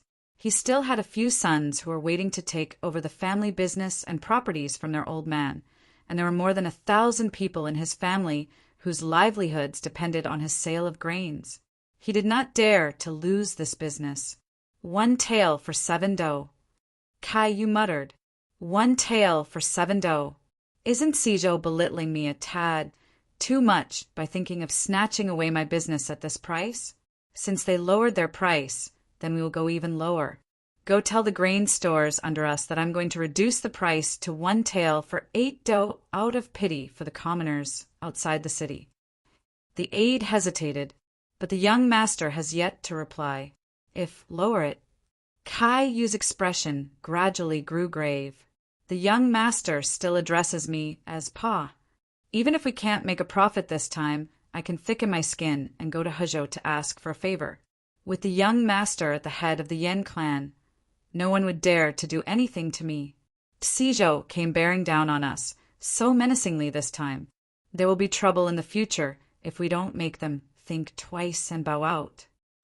Caillou's trusted aide had only just left the house, and Shin Zichuan knew all about it. Fei Sheng's network was everywhere. When he whispered the information to Shin Zichuan was handing out free porridge outside the city.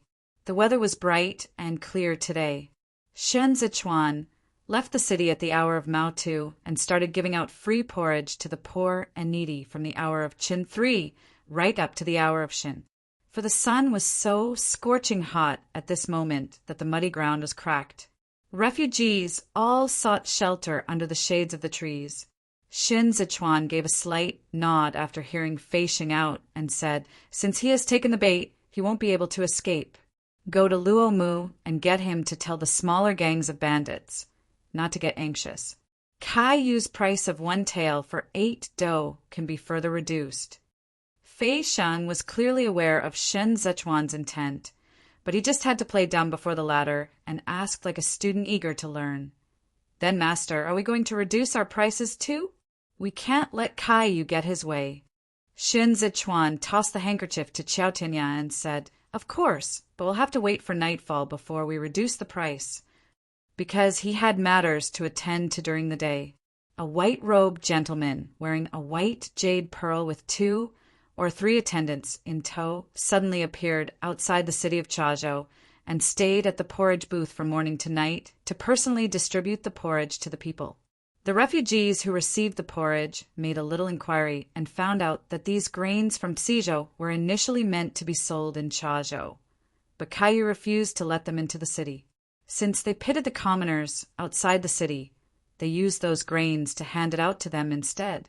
Shin Zichuan's attitude was cordial and amiable, and he spoke humbly and politely. What's more, he was good-looking. If there were any households with orphans and widows, or with the old, weak, ill, and disabled, he would not only give them food, but even send the physician over to take a look at them. He even absorbed all the consultation fees and cost of the medicinal herbs himself.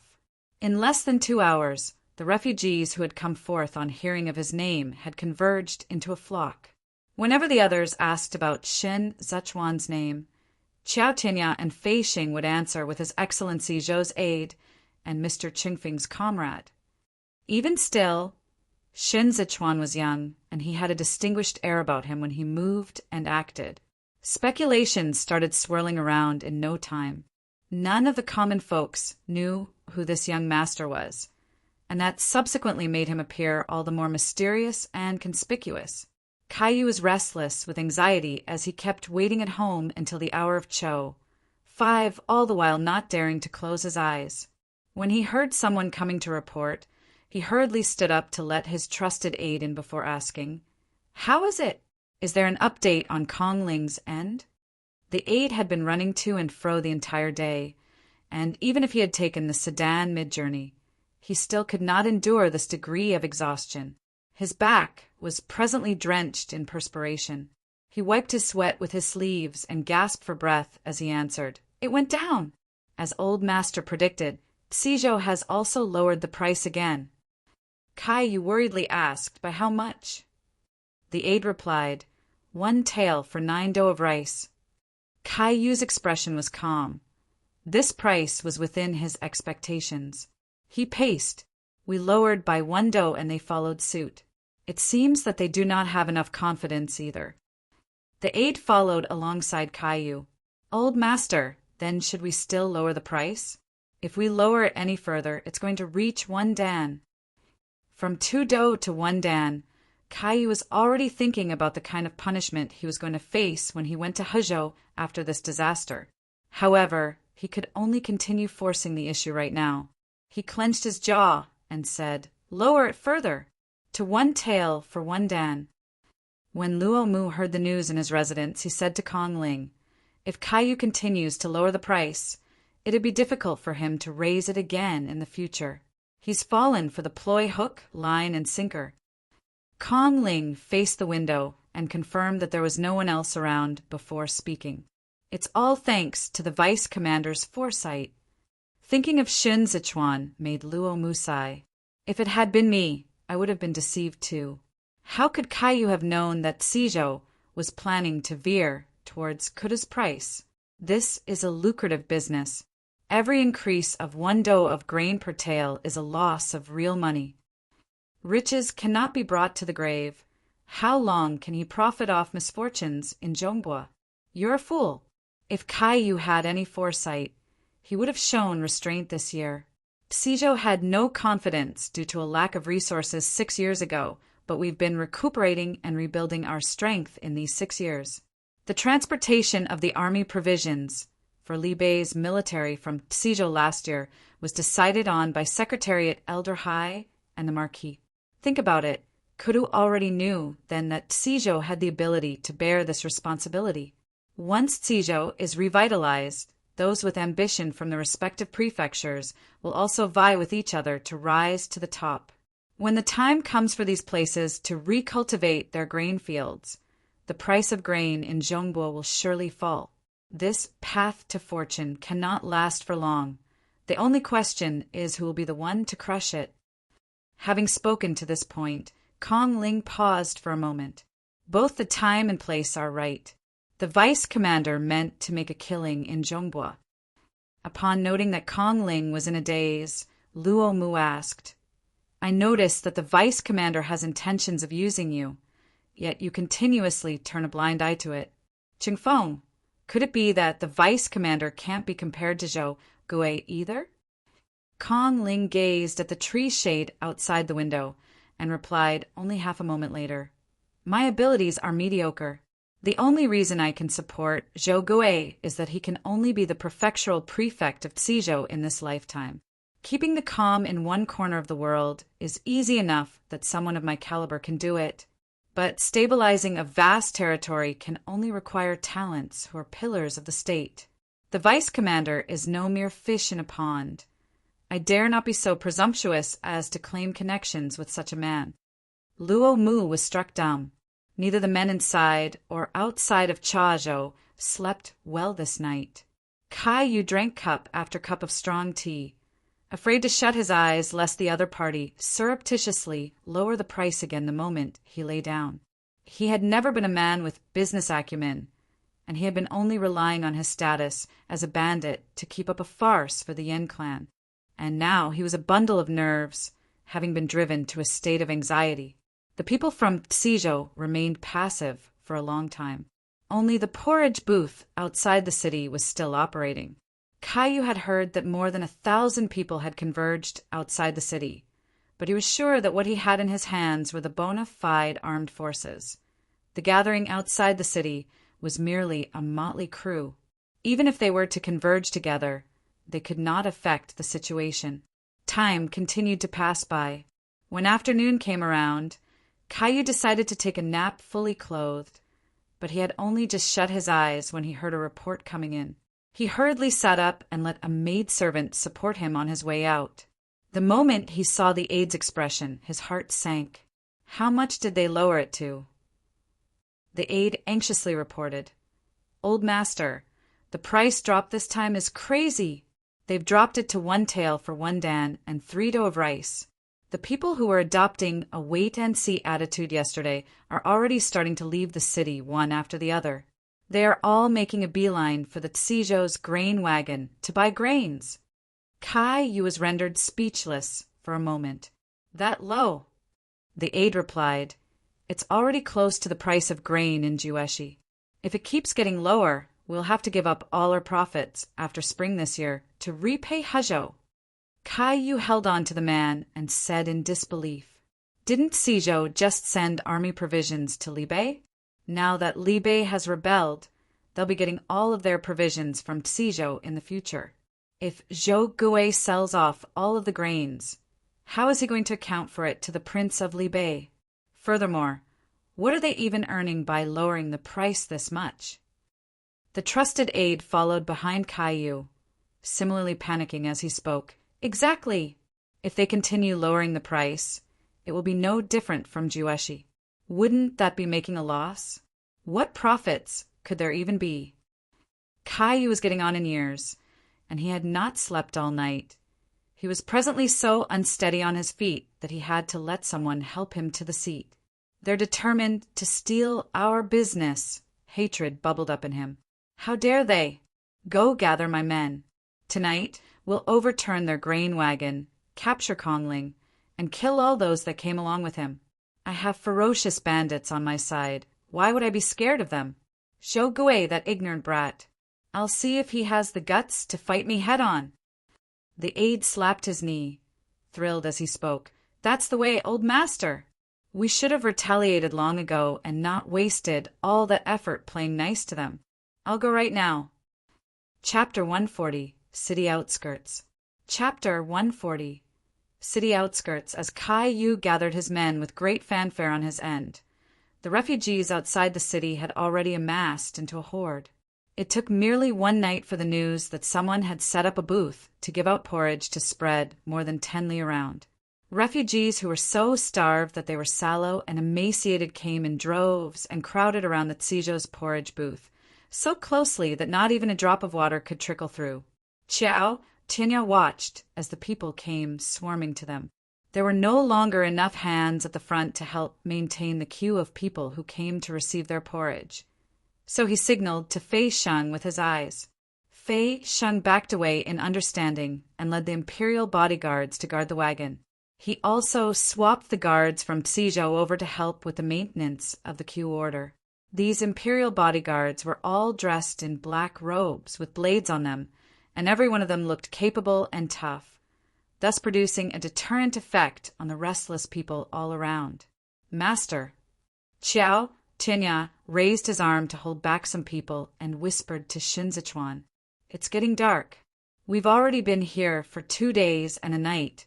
It's almost time. You should retreat to the rear." Shinzichuan had just finished chatting with an elderly among the refugees. He did not look back upon hearing him, but he put away the blue handkerchief that he had taken out and said, "There's no harm in staying."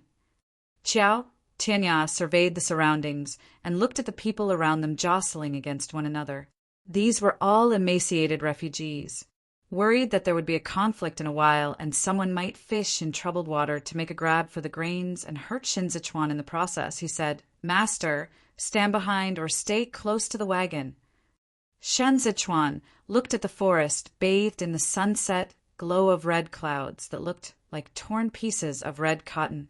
The setting sun was already midway in its descent. It would not be long before the sky turned dark. He had already stayed outside the city for 2 days and a night, and now he withdrew his gaze and said, "There's no hurry." The sky gradually darkened, and the various stores along the streets in the cities all hung up their lanterns. Chazhou had no wine taverns and tea houses at present, but owing to the proliferation of human traffickers here, there were plenty of brothels set up at remote corners. Kai Yu wanted to rally his men, and the ones he called were all the various heads and chiefs within his own gang. These people relied on Caillou for a living and rarely did any proper jobs to earn their keep. Instead, they liked to bully the weak and tyrannize the city. They loved to make their way to the brothels and laze around in there all year round. When they were called out one at a time, they were still holding up their pants, looking all bleary-eyed. Many of them were dead drunk. Caillou's trusted aide did not dare to offend them and had to coax and flatter them before he could get these people to step out. While they were taking a roll call and lining up in formation on this end, Luo Mu and Kong Ling had also started making their moves on their side. Kong Ling bowed to the various chiefs of the small-time gangs that Luo Mu had helped in secret and said, "As everyone knows, Cizhou is here this time to sell grains. As long as we can get through this crisis safely tonight, the price of rice tomorrow can only be even lower." One of them asked, "Talk is cheap. How do you expect us to believe you with no proof or guarantee?" So Kong Ling turned aside and gestured to Luo Mu and said, "My words can't be trusted, but surely you can believe His Excellency Luo's words." Luo Mu had repeatedly extended a helping hand to these gangs, funding them with quite the amount of silver in just this half-month alone. They had been beaten down by Caillou so badly lately that they did not even dare to step out of their alleys in broad daylight. They were not given a share of that cheap 1 tael for 5 dough grains. Caillou had already driven them into the corner, and it was all because of Luo Mu's financial support that they could survive. So naturally, they were willing to believe Luo Mu's words. Luo Mu cleared his throat and said, "At present, all the granaries in the city are managed by Caillou alone. The prices are indeed exorbitant. Even people like us can't afford it, let alone the common folks. Cizhou's offered price is just right. It's close to Kuda's price. What's even rarer is Cizhou's promise never to inflate the price in the future. I have already signed the documents with Cizhou. It can't be fake when it's all been written down in black and white." The various chiefs put their heads together to discuss it among themselves.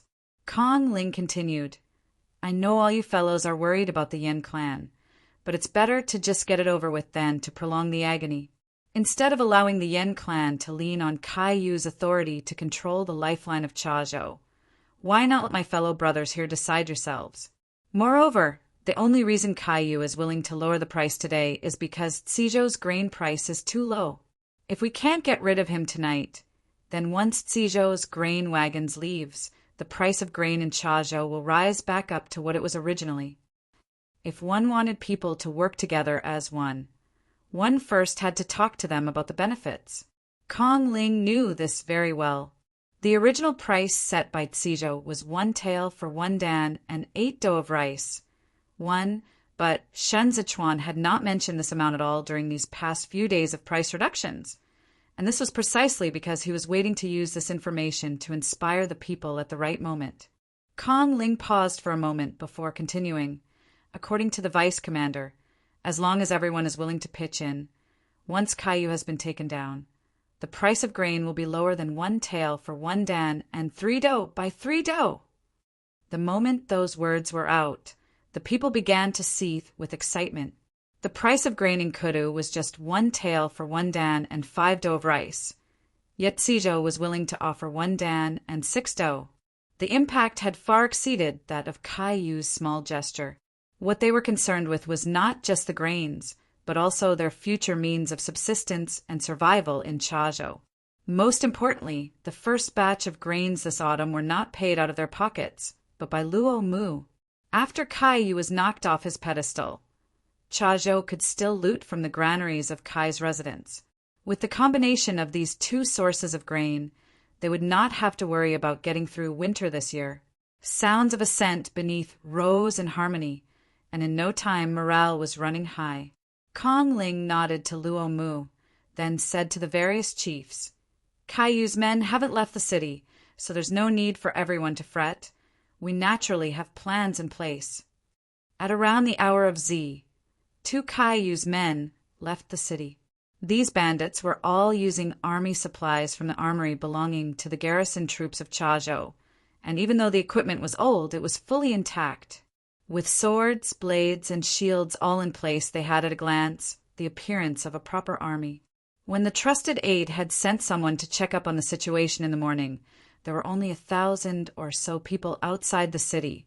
But when he headed out of the city for a look now, the crowd was too dense for him to see through. Clearly, the number of people had doubled. The number of men and horses under Caillou in the city amounted to only 1,500, and he had brought 1,000 this trip, and yet they felt a little cowed as they crowded around the city entrance. Why are there suddenly so many people here? One of the chiefs in the back craned his head. It's crowded to the ends of the earth. The aide turned around, smiling obsequiously as he said, "They're too hungry to even walk. How can they be considered people? What's important are the grain wagons. Old Master has already said, as long as everyone can take it down, the grain from Tsijo can be split between each of the chiefs here." The chiefs silently observed and saw that they were indeed just some refugees in rags, and the number of guards from Tsijo was pathetically small. Thus they said, "With this assurance from the big boss, we'll do it. See those guards from Tsijo? We'll split up according to the number of wagons. The more you kill, the more share of the grain you get later." The crowd of the people rubbed their palms, eager for a fight. They did not even need the aide to give a command before they swarmed forth. Shen Zichuan had only brought the porridge to his mouth when he heard the battle cries. A bunch of bandits charged out from the public road and brandished their blades to start slashing. Fortunately, the Tsijo guards were guarding at the periphery, and both parties began to combat at close quarters. Fei Sheng immediately opened his mouth and shouted at the group of refugees, "Robbery! Caillou sent his men over to snatch the grains." Fei Sheng shouted at the top of his voice. His shouts were not loud, but the refugees nearby were already scared out of their wits. They jostled and bumped into one another and shouted after him, "Robbery! Caillou sent his men over to snatch the grains." Upon hearing this, a chief on the other end grew emboldened and roared with savage laughter, "We're here to rob grains. Whoever dares to stand in our ways will be sacrificed to our blades. Brothers, charge!" The Tsijo's guards were too few in numbers to withstand the momentum of the bandits' charge.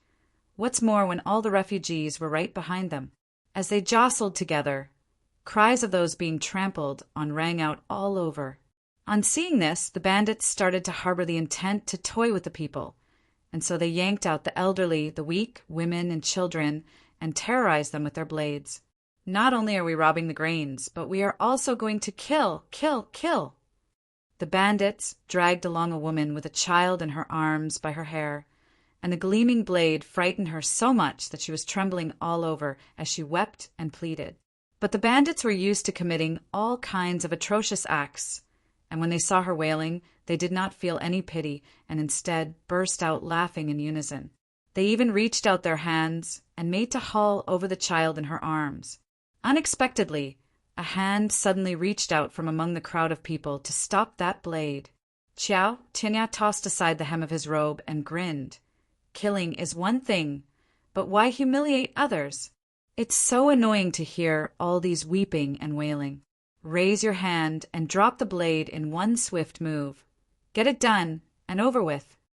This bandit exerted his strength, but the blade did not budge the slightest. He bellowed, "Good grief, bro. Let go." Seeing his face flushed with anger, Xiao Tinya took a few steps back, causing the chief to stagger to keep up pace with him. Shin Zichuan, who was standing back, said, "What's the point of making a fool of the others?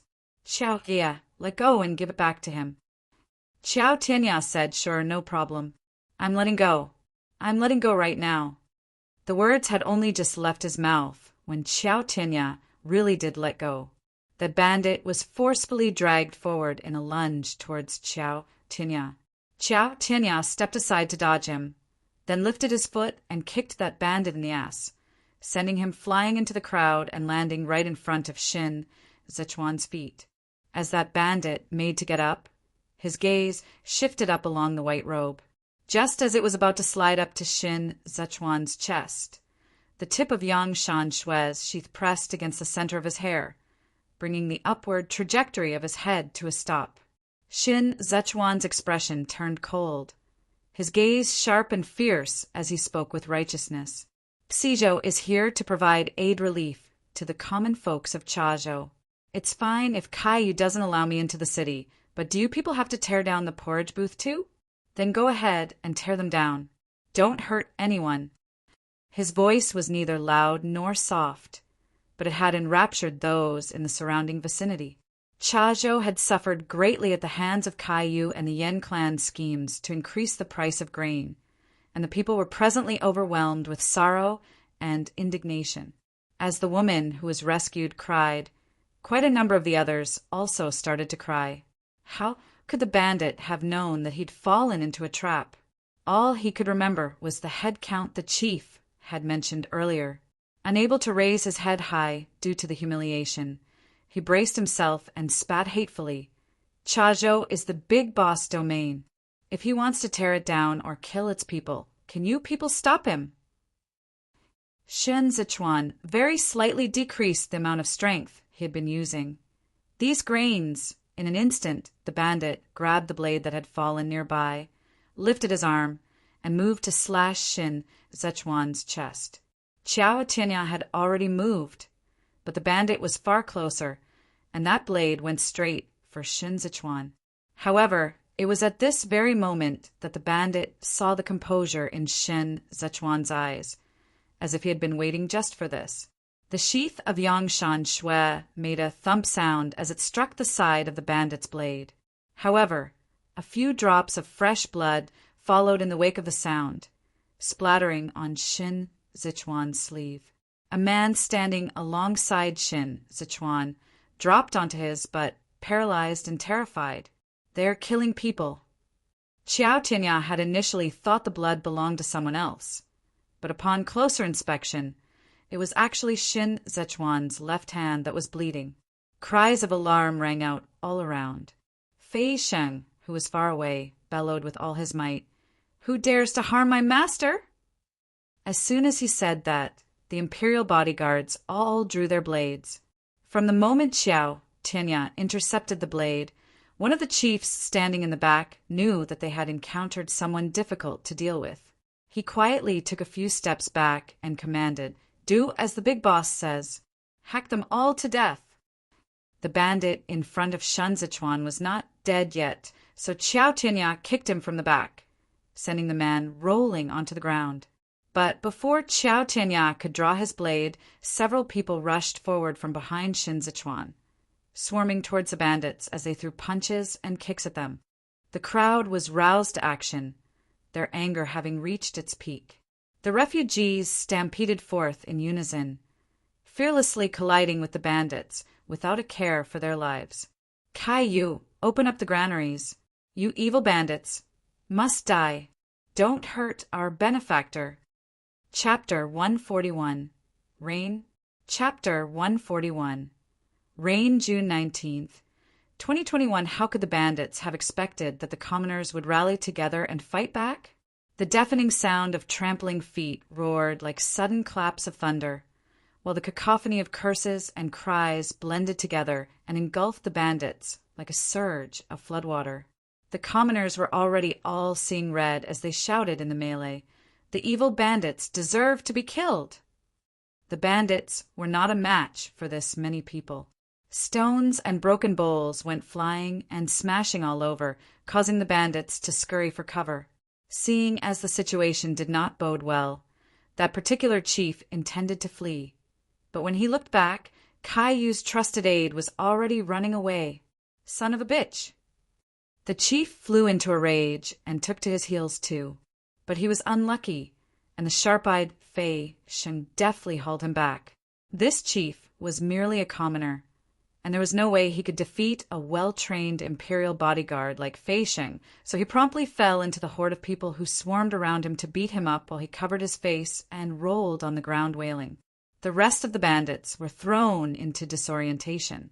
Seeing how the commoners outside the city were all acting like man-eating evil spirits as they pummeled the chief, they abandoned the battle and fled back into the city.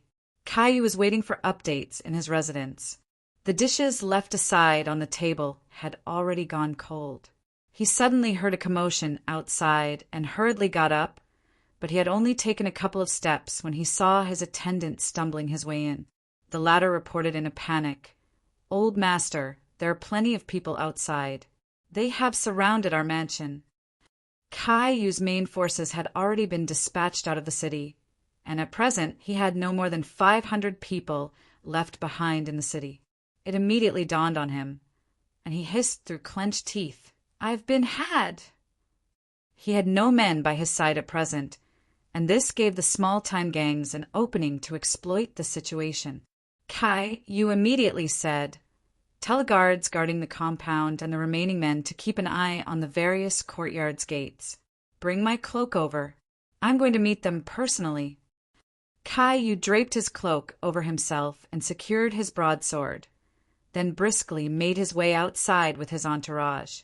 The residence's doors were tightly shut. Caillou peered through the gap in the door and saw torches everywhere outside the residence. Even though his heart was heavy, he still faked a laugh and said, "Who do we have here? I'm not hosting a feast today, and there's no joyous event going on either. So why raise such a big hoo-ha coming over to give your congratulations?"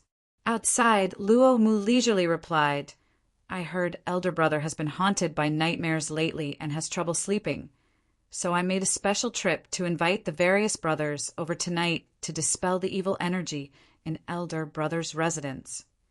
Caillou expressed displeasure on hearing Luo Mu's voice. "Meng Zheng, I married my younger sister off to you, and I treated you well too, and yet you returned my kindness with enmity. I'm afraid that's a violation of moral principles."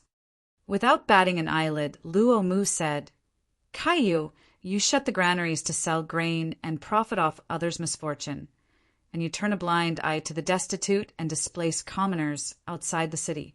You are no longer considered a chivalrous bandit who robs the rich to help the poor.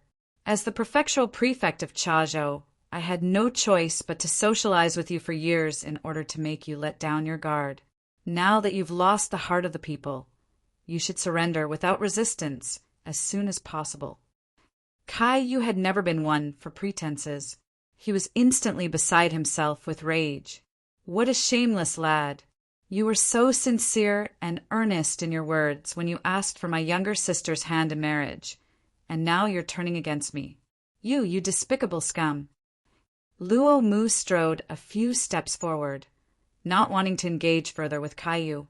"Open the doors quickly and surrender, or we'll break the doors down." Caillou gripped the broadsword at the side of his waist and hollered, "I'll see who dares to force their way in. My blade hasn't aged one bit. I'll kill whoever dares to come forth."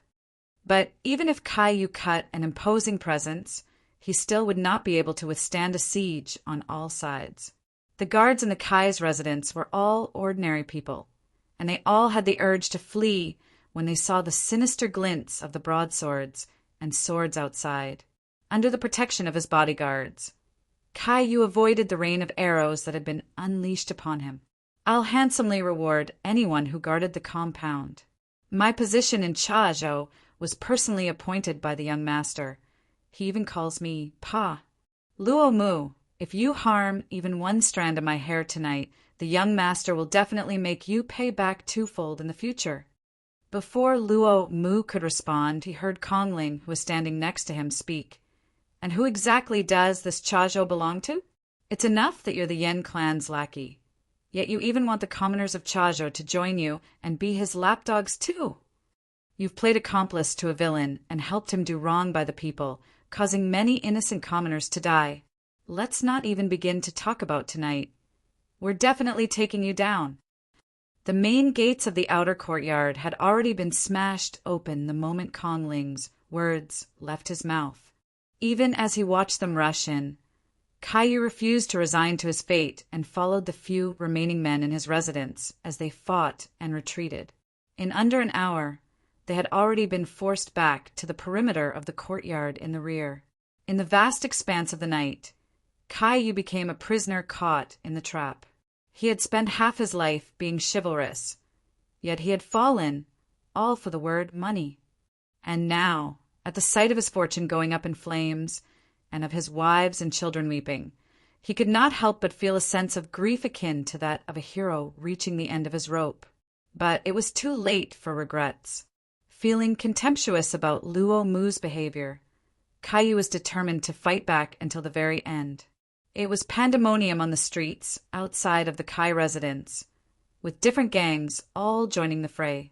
Caillou's men were decreasing by the minute. Just as Caillou had completely lost heart and was ready to take his own life, he suddenly heard a cry of "Gidge" from amidst the chaos. Luo Mu, lamenting the ill-timed arrival, turned back and shouted, "Send the young madam back!" Concubine Kai had always been pampered and coddled, and yet she had run all the way in her haste to hurry over, losing not just her shoes in the process, but also falling and injuring her arms. She couldn't care less about her sweat-drenched hair as she pointed at Luo Mu and trembled uncontrollably. For all her shrewish nature, there were now only insuppressible chokes of sobs emitting from her throat. "Luo Mu, you," she wailed, "you despicable and vile man!" Although cognizant of Kong Ling, who stood by him, Luo Mu could not help but take 2 steps forward. Concubine Kai's hair was disheveled as she held her head high amidst her panic. She spat at Luo Mu, tears streaming down her face. "I gave my heart to a dog. How could I have been deceived by a bastard like you?" Concubine Kai and Caillou were siblings, with a large age gap between them. Although she was his little sister, Caillou nurtured her like his very own daughter. Brother and sister had both grown up depending on each other, and were thus very close to each other.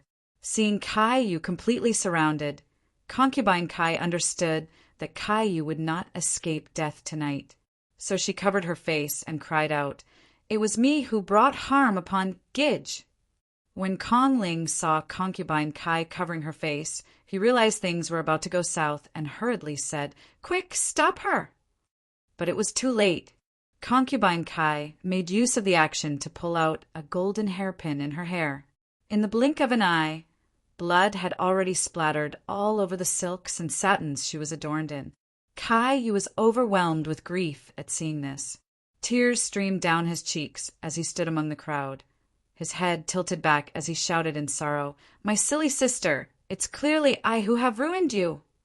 With that, he severed the idea of brandishing his broadsword to slit his own throat. With a loud bellow, he charged into the group of bandits and hacked away at several people until he eventually died of exhaustion. But even then, he was still shouting before his death, "I am Caillou of Chazhou. My time has thus come to an end." When the first glimmer of dawn appeared during the hour of Malwan after a night of chaotic battle, the strife in the city had already ceased. Nearly half of the Kai's residence courtyard walls had collapsed, its prosperous image of yesterday completely evaporated. Attendants and maidservants swept the gold and silver ornaments in the residence into their bundles, taking it along with them as they fled into the night. Kong Ling stood at Concubine Kai's side and watched as the pool of blood stained the hem of his robe. Caillou's entire family lost their lives this night, most of them killed under the bandits' blades. Kong Ling waited for Luo Mu to come and collect Concubine Kai's body for burial, only to hear an attendant say that Luo Mu had gone over to check out the Kai clan's granaries. Kong Ling stood where he was and waited right until late afternoon. But Luo Mu never came. Once Caillou fell, the grain stores in Chazhou all came under Luo Mu's charge. He was now not only sitting on Caillou's grains, but also Caillou's wealth. Xizhou's grain wagons finally entered the city, but the money he promised Xizhou earlier never materialized. The price of grain in the city was still 1 tael for 1 dan of rice, the same price Caillou had set while he had been alive.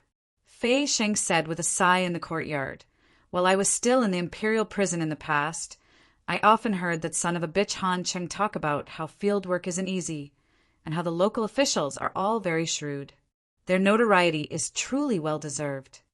Their craftiness is much stronger than the officials in the capital. Chiao Tina pillowed his head on his arms and laid down on a stone bench to bask in the sun.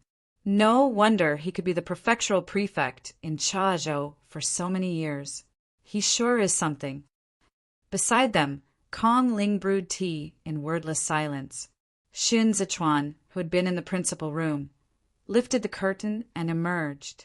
The three of them made to get up, but Xin Zichuan motioned for them not to. "What time is it now?" Fei Shen competed to reply, "It's almost noon." Xin Zichuan grasped his folding fan.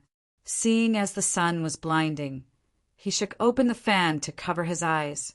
"Chaozhou has scored a victory, but we still have yet to hold the celebration feast, right? Go send Luo Mu an invitation. Tell him that we'll be having a drink here tonight." Fei Shen acknowledged the order and added, "Master, but what if he doesn't dare to come?" Xin Zichuan revealed his eyes that had a hint of a smile in them. "If he doesn't, then he's a gutsy one." Fei Xing could hear his displeasure. He hurriedly retreated out of the room and went over to deliver the invitation.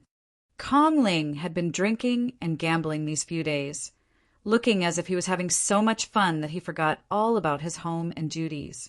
But he still stood up when he saw Xin Zichuan coming down the stairs.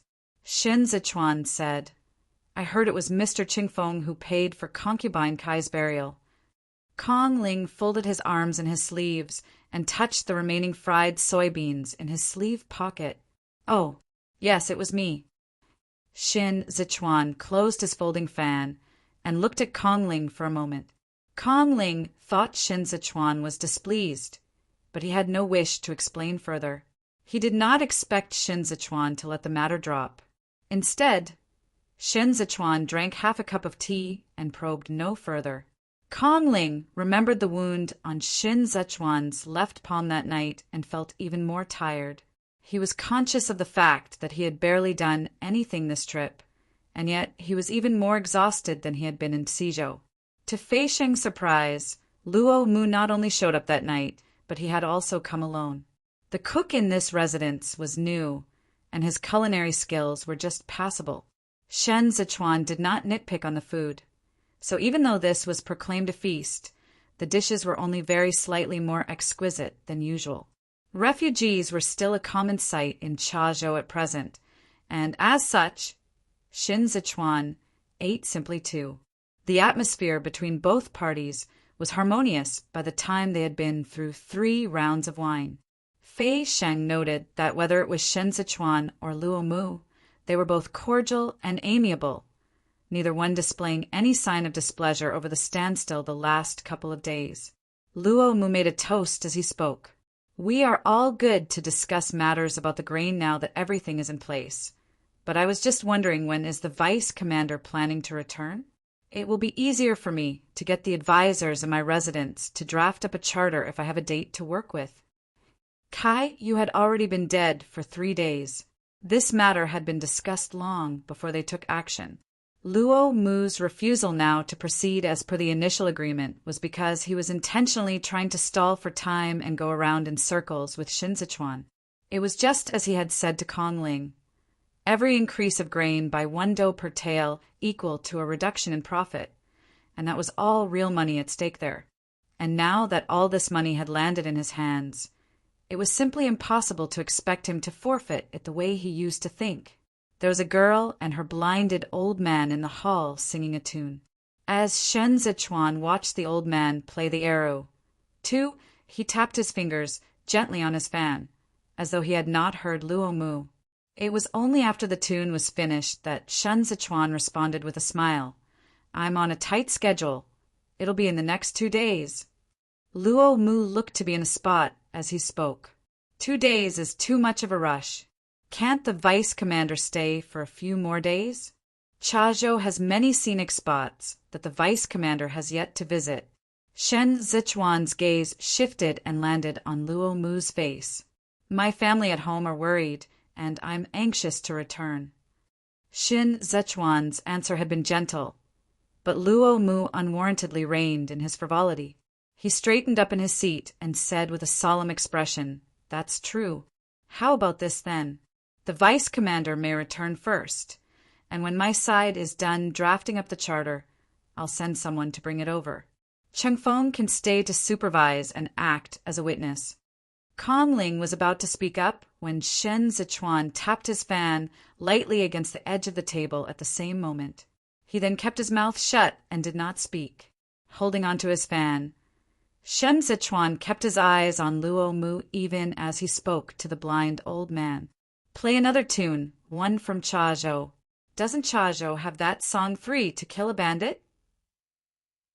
That blind old man gave a slight nod of his head and shifted a little to get his granddaughter to switch over to the Pipa 4 and start playing. Shen Zichuan did not respond to Luo Mu's words, and Luo Mu, who sat across from him, did not dare to bring up the matter again.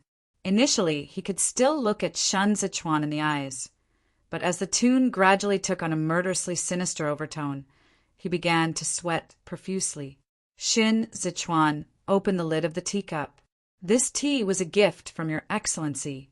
It's good quality tea. Is it from Hezhou?" Luo Mu forced out a laugh. "We found them from our search of the Kai's residence. I'm not knowledgeable about tea, so it's better to present this to the vice commander as a show of my respect." Shin Zichuan smiled and replied, "I don't like tea." The girl's fingers slid along the pipa. The clanging of the pipa was just like slashes of blades slicing through the air to perforate into his ears and rupture his eardrums. So intense was it that Luo Mu's back was soaked with sweat. This one song felt unbearably endless to him. That entire table full of dishes had already gone cold, the most striking of which was the lion's head 5 in front of him. By the time Luo Mu left the feast, his legs had already gone numb. Shen Zichuan stood under the eaves and said to Fei Sheng, "Send His Excellency back. It's a long journey to make." Luo Mu forced himself to bow, looking over at Kong Ling several times before finally being led out the door by Fei Sheng. In no more than 4 hours on the very same night, the previously agreed-upon documents and money were all delivered to Shin Zichuan's residence. As he lay awake in the middle of the night, Luo Mu could only think of one thing, and it was that Shen Zichuan knew what he had been planning to do. Luo Mu had been stalling for time because he wanted to send off Shen Zichuan and wait for the message from the Yen clan originally meant for Kaiyu. Kaiyu was no more, but he had stepped forth. He could also do what Kaiyu did for the Yen clan. The price of grain offered by Tsizhou was indeed low, but that was only from the standpoint of the commoners. There was nothing beneficial in it for Luo Mu at all. He might not even be able to get that small profit he used to get from staying by Kaiyu's side. He initially thought that Shen Zichuan had not brought that many men along and so would not dare to lay a hand on him. Then, by the time Shen Zichuan returned to Tsizhou, Luo Mu would already have been in contact with the Yen clan. When the time came for Tsizhou to consider coming back to collect their debt, he would have the backing and confidence to reject Tsizhou. However, Shen Zichuan's meaning tonight was clear. He had not fallen for Luo Mu's ploy at all. He was in a rush, and if Luo Mu couldn't get matters settled and place his hopes on the Yen clan of Hezhou instead, then Shen Zichuan would dare to make his move and kill Luo Mu right away. That song was as clear of a response as ever. Closing his eyes, Luo Mu thought about Shen Zichuan's actions outside the city. A man who even dared to put his own life at stake would not care about the consequences of killing him at all. Before they took action against Kaiyu, Shen Zichuan had said that they were here to do business. Now that Luo Mu thought about it, he realized that those words had also been an early warning from Shen Zichuan to him. 2 days later, Fei Sheng remained stationed in Chazhou, where he could keep track and take records of the prices, as well as keep an eye on Luo Mu. Tsizhou's grain wagons entered the granaries, with the shopkeeper from the cosmetics shop keeping the accounts for them. And so, the grain trade between Tsizhou and Chazhou was decided. The price Shen Zichuan settled on with Zhou Ge, and the rest back in Tsizhou was 1 tael for 1 dan and 8 dough of rice, but it was now a little higher at 1 tael for 1 dan and 6 dough of rice. This price, though, was already lower than Kudu. By buying the grains from Tsijo, Luo Mu not only had to set up booths to hand out porridge, but he also had to think of the most effective way to optimize the money being spent. Chajo's problem of utmost priority was re-registration in the census register. He now held the food of the small-time bandits in his hands. He could enlist them in the garrison troops. There were still some issues when it came to the follow-through, but all of these could be discussed again when the large batch of grain arrived from Tsijo. With Fei Sheng here, they could also keep a constant eye on the movements of the Yan clan in Hezhou. Xin Zichuan had successively taken out 2 of the Yan clan's main forces in Zhongbua, and the Yan clan was not one to forget about this debt. They initially had nothing to do with each other before, but now he had to put his attention on Zhongbua, on Xin Zichuan. Xin Zichuan did not stay for long. He got on the horse carriage that very day and left. Just as they were almost out of Chajo's territory, they suddenly heard someone in a carriage chasing after them from behind. Qiao Tianya lifted a corner of the curtain and whispered to Xin Zichuan, "It's Luo Mu." Luo Mu was here to see them off, but Qiao Tianya said Xin Zichuan was not feeling well today, so he let that matter drop. He was mainly here to see Kong Ling off anyway. Both of them got off their carriages and walked for a while along the public road. Luo Mu took out the pastries wrapped in oil paper from his arms and said, "You loved to eat these back at the academy. I saw someone selling them when I stepped out and bought them in passing. Take it with you to eat during the journey." Kong Ling looked at the oil paper. "It was so many years ago, and you still remember it." Luo Mu smiled ruefully. "It's something I ought to remember.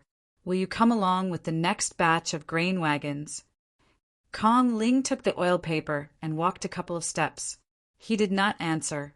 Luo Mu looked at Kong Ling like how he had always done so many years ago.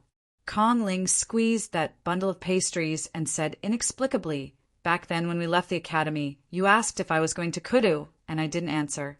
We later went our separate ways. Have you ever gone back for a look?" Luo Mu said, "When I left the academy, I headed west with my family and lived in Kudu for quite some years." Kong Ling turned his head back and finally looked Luo Mu in the eyes. "Meng Zheng." Luo Mu waited for a moment, but Kong Ling did not continue. He could not help but laugh. "Later, while I was in Kudu, I heard that you threw in your lot with Tantai Long and worked under his command. He's a good official, and you guys have achieved quite the result there too.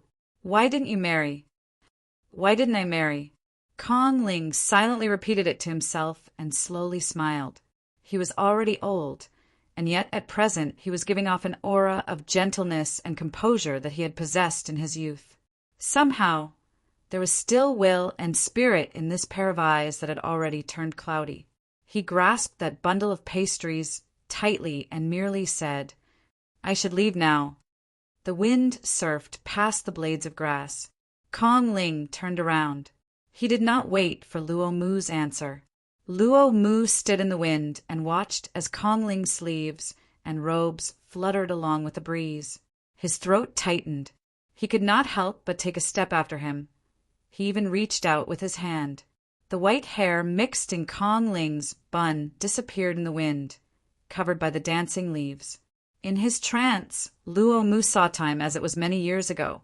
Kong Ling missed many a number of things in this life of his, but that was not because he never tried to fight for them. He once tossed and turned in bed because of an invitation, but all he got after pacing to and fro as he waited in the academy was about a 7th month's rain. He waited in that rain until his eyes were wet, and from then on he went away to a distant land far from home. Meng Zheng was a free-spirited man.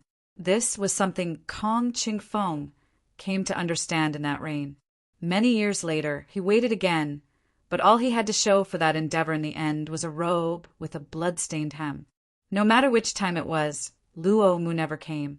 From then on, Kong Ling and Luo Mu never saw each other again.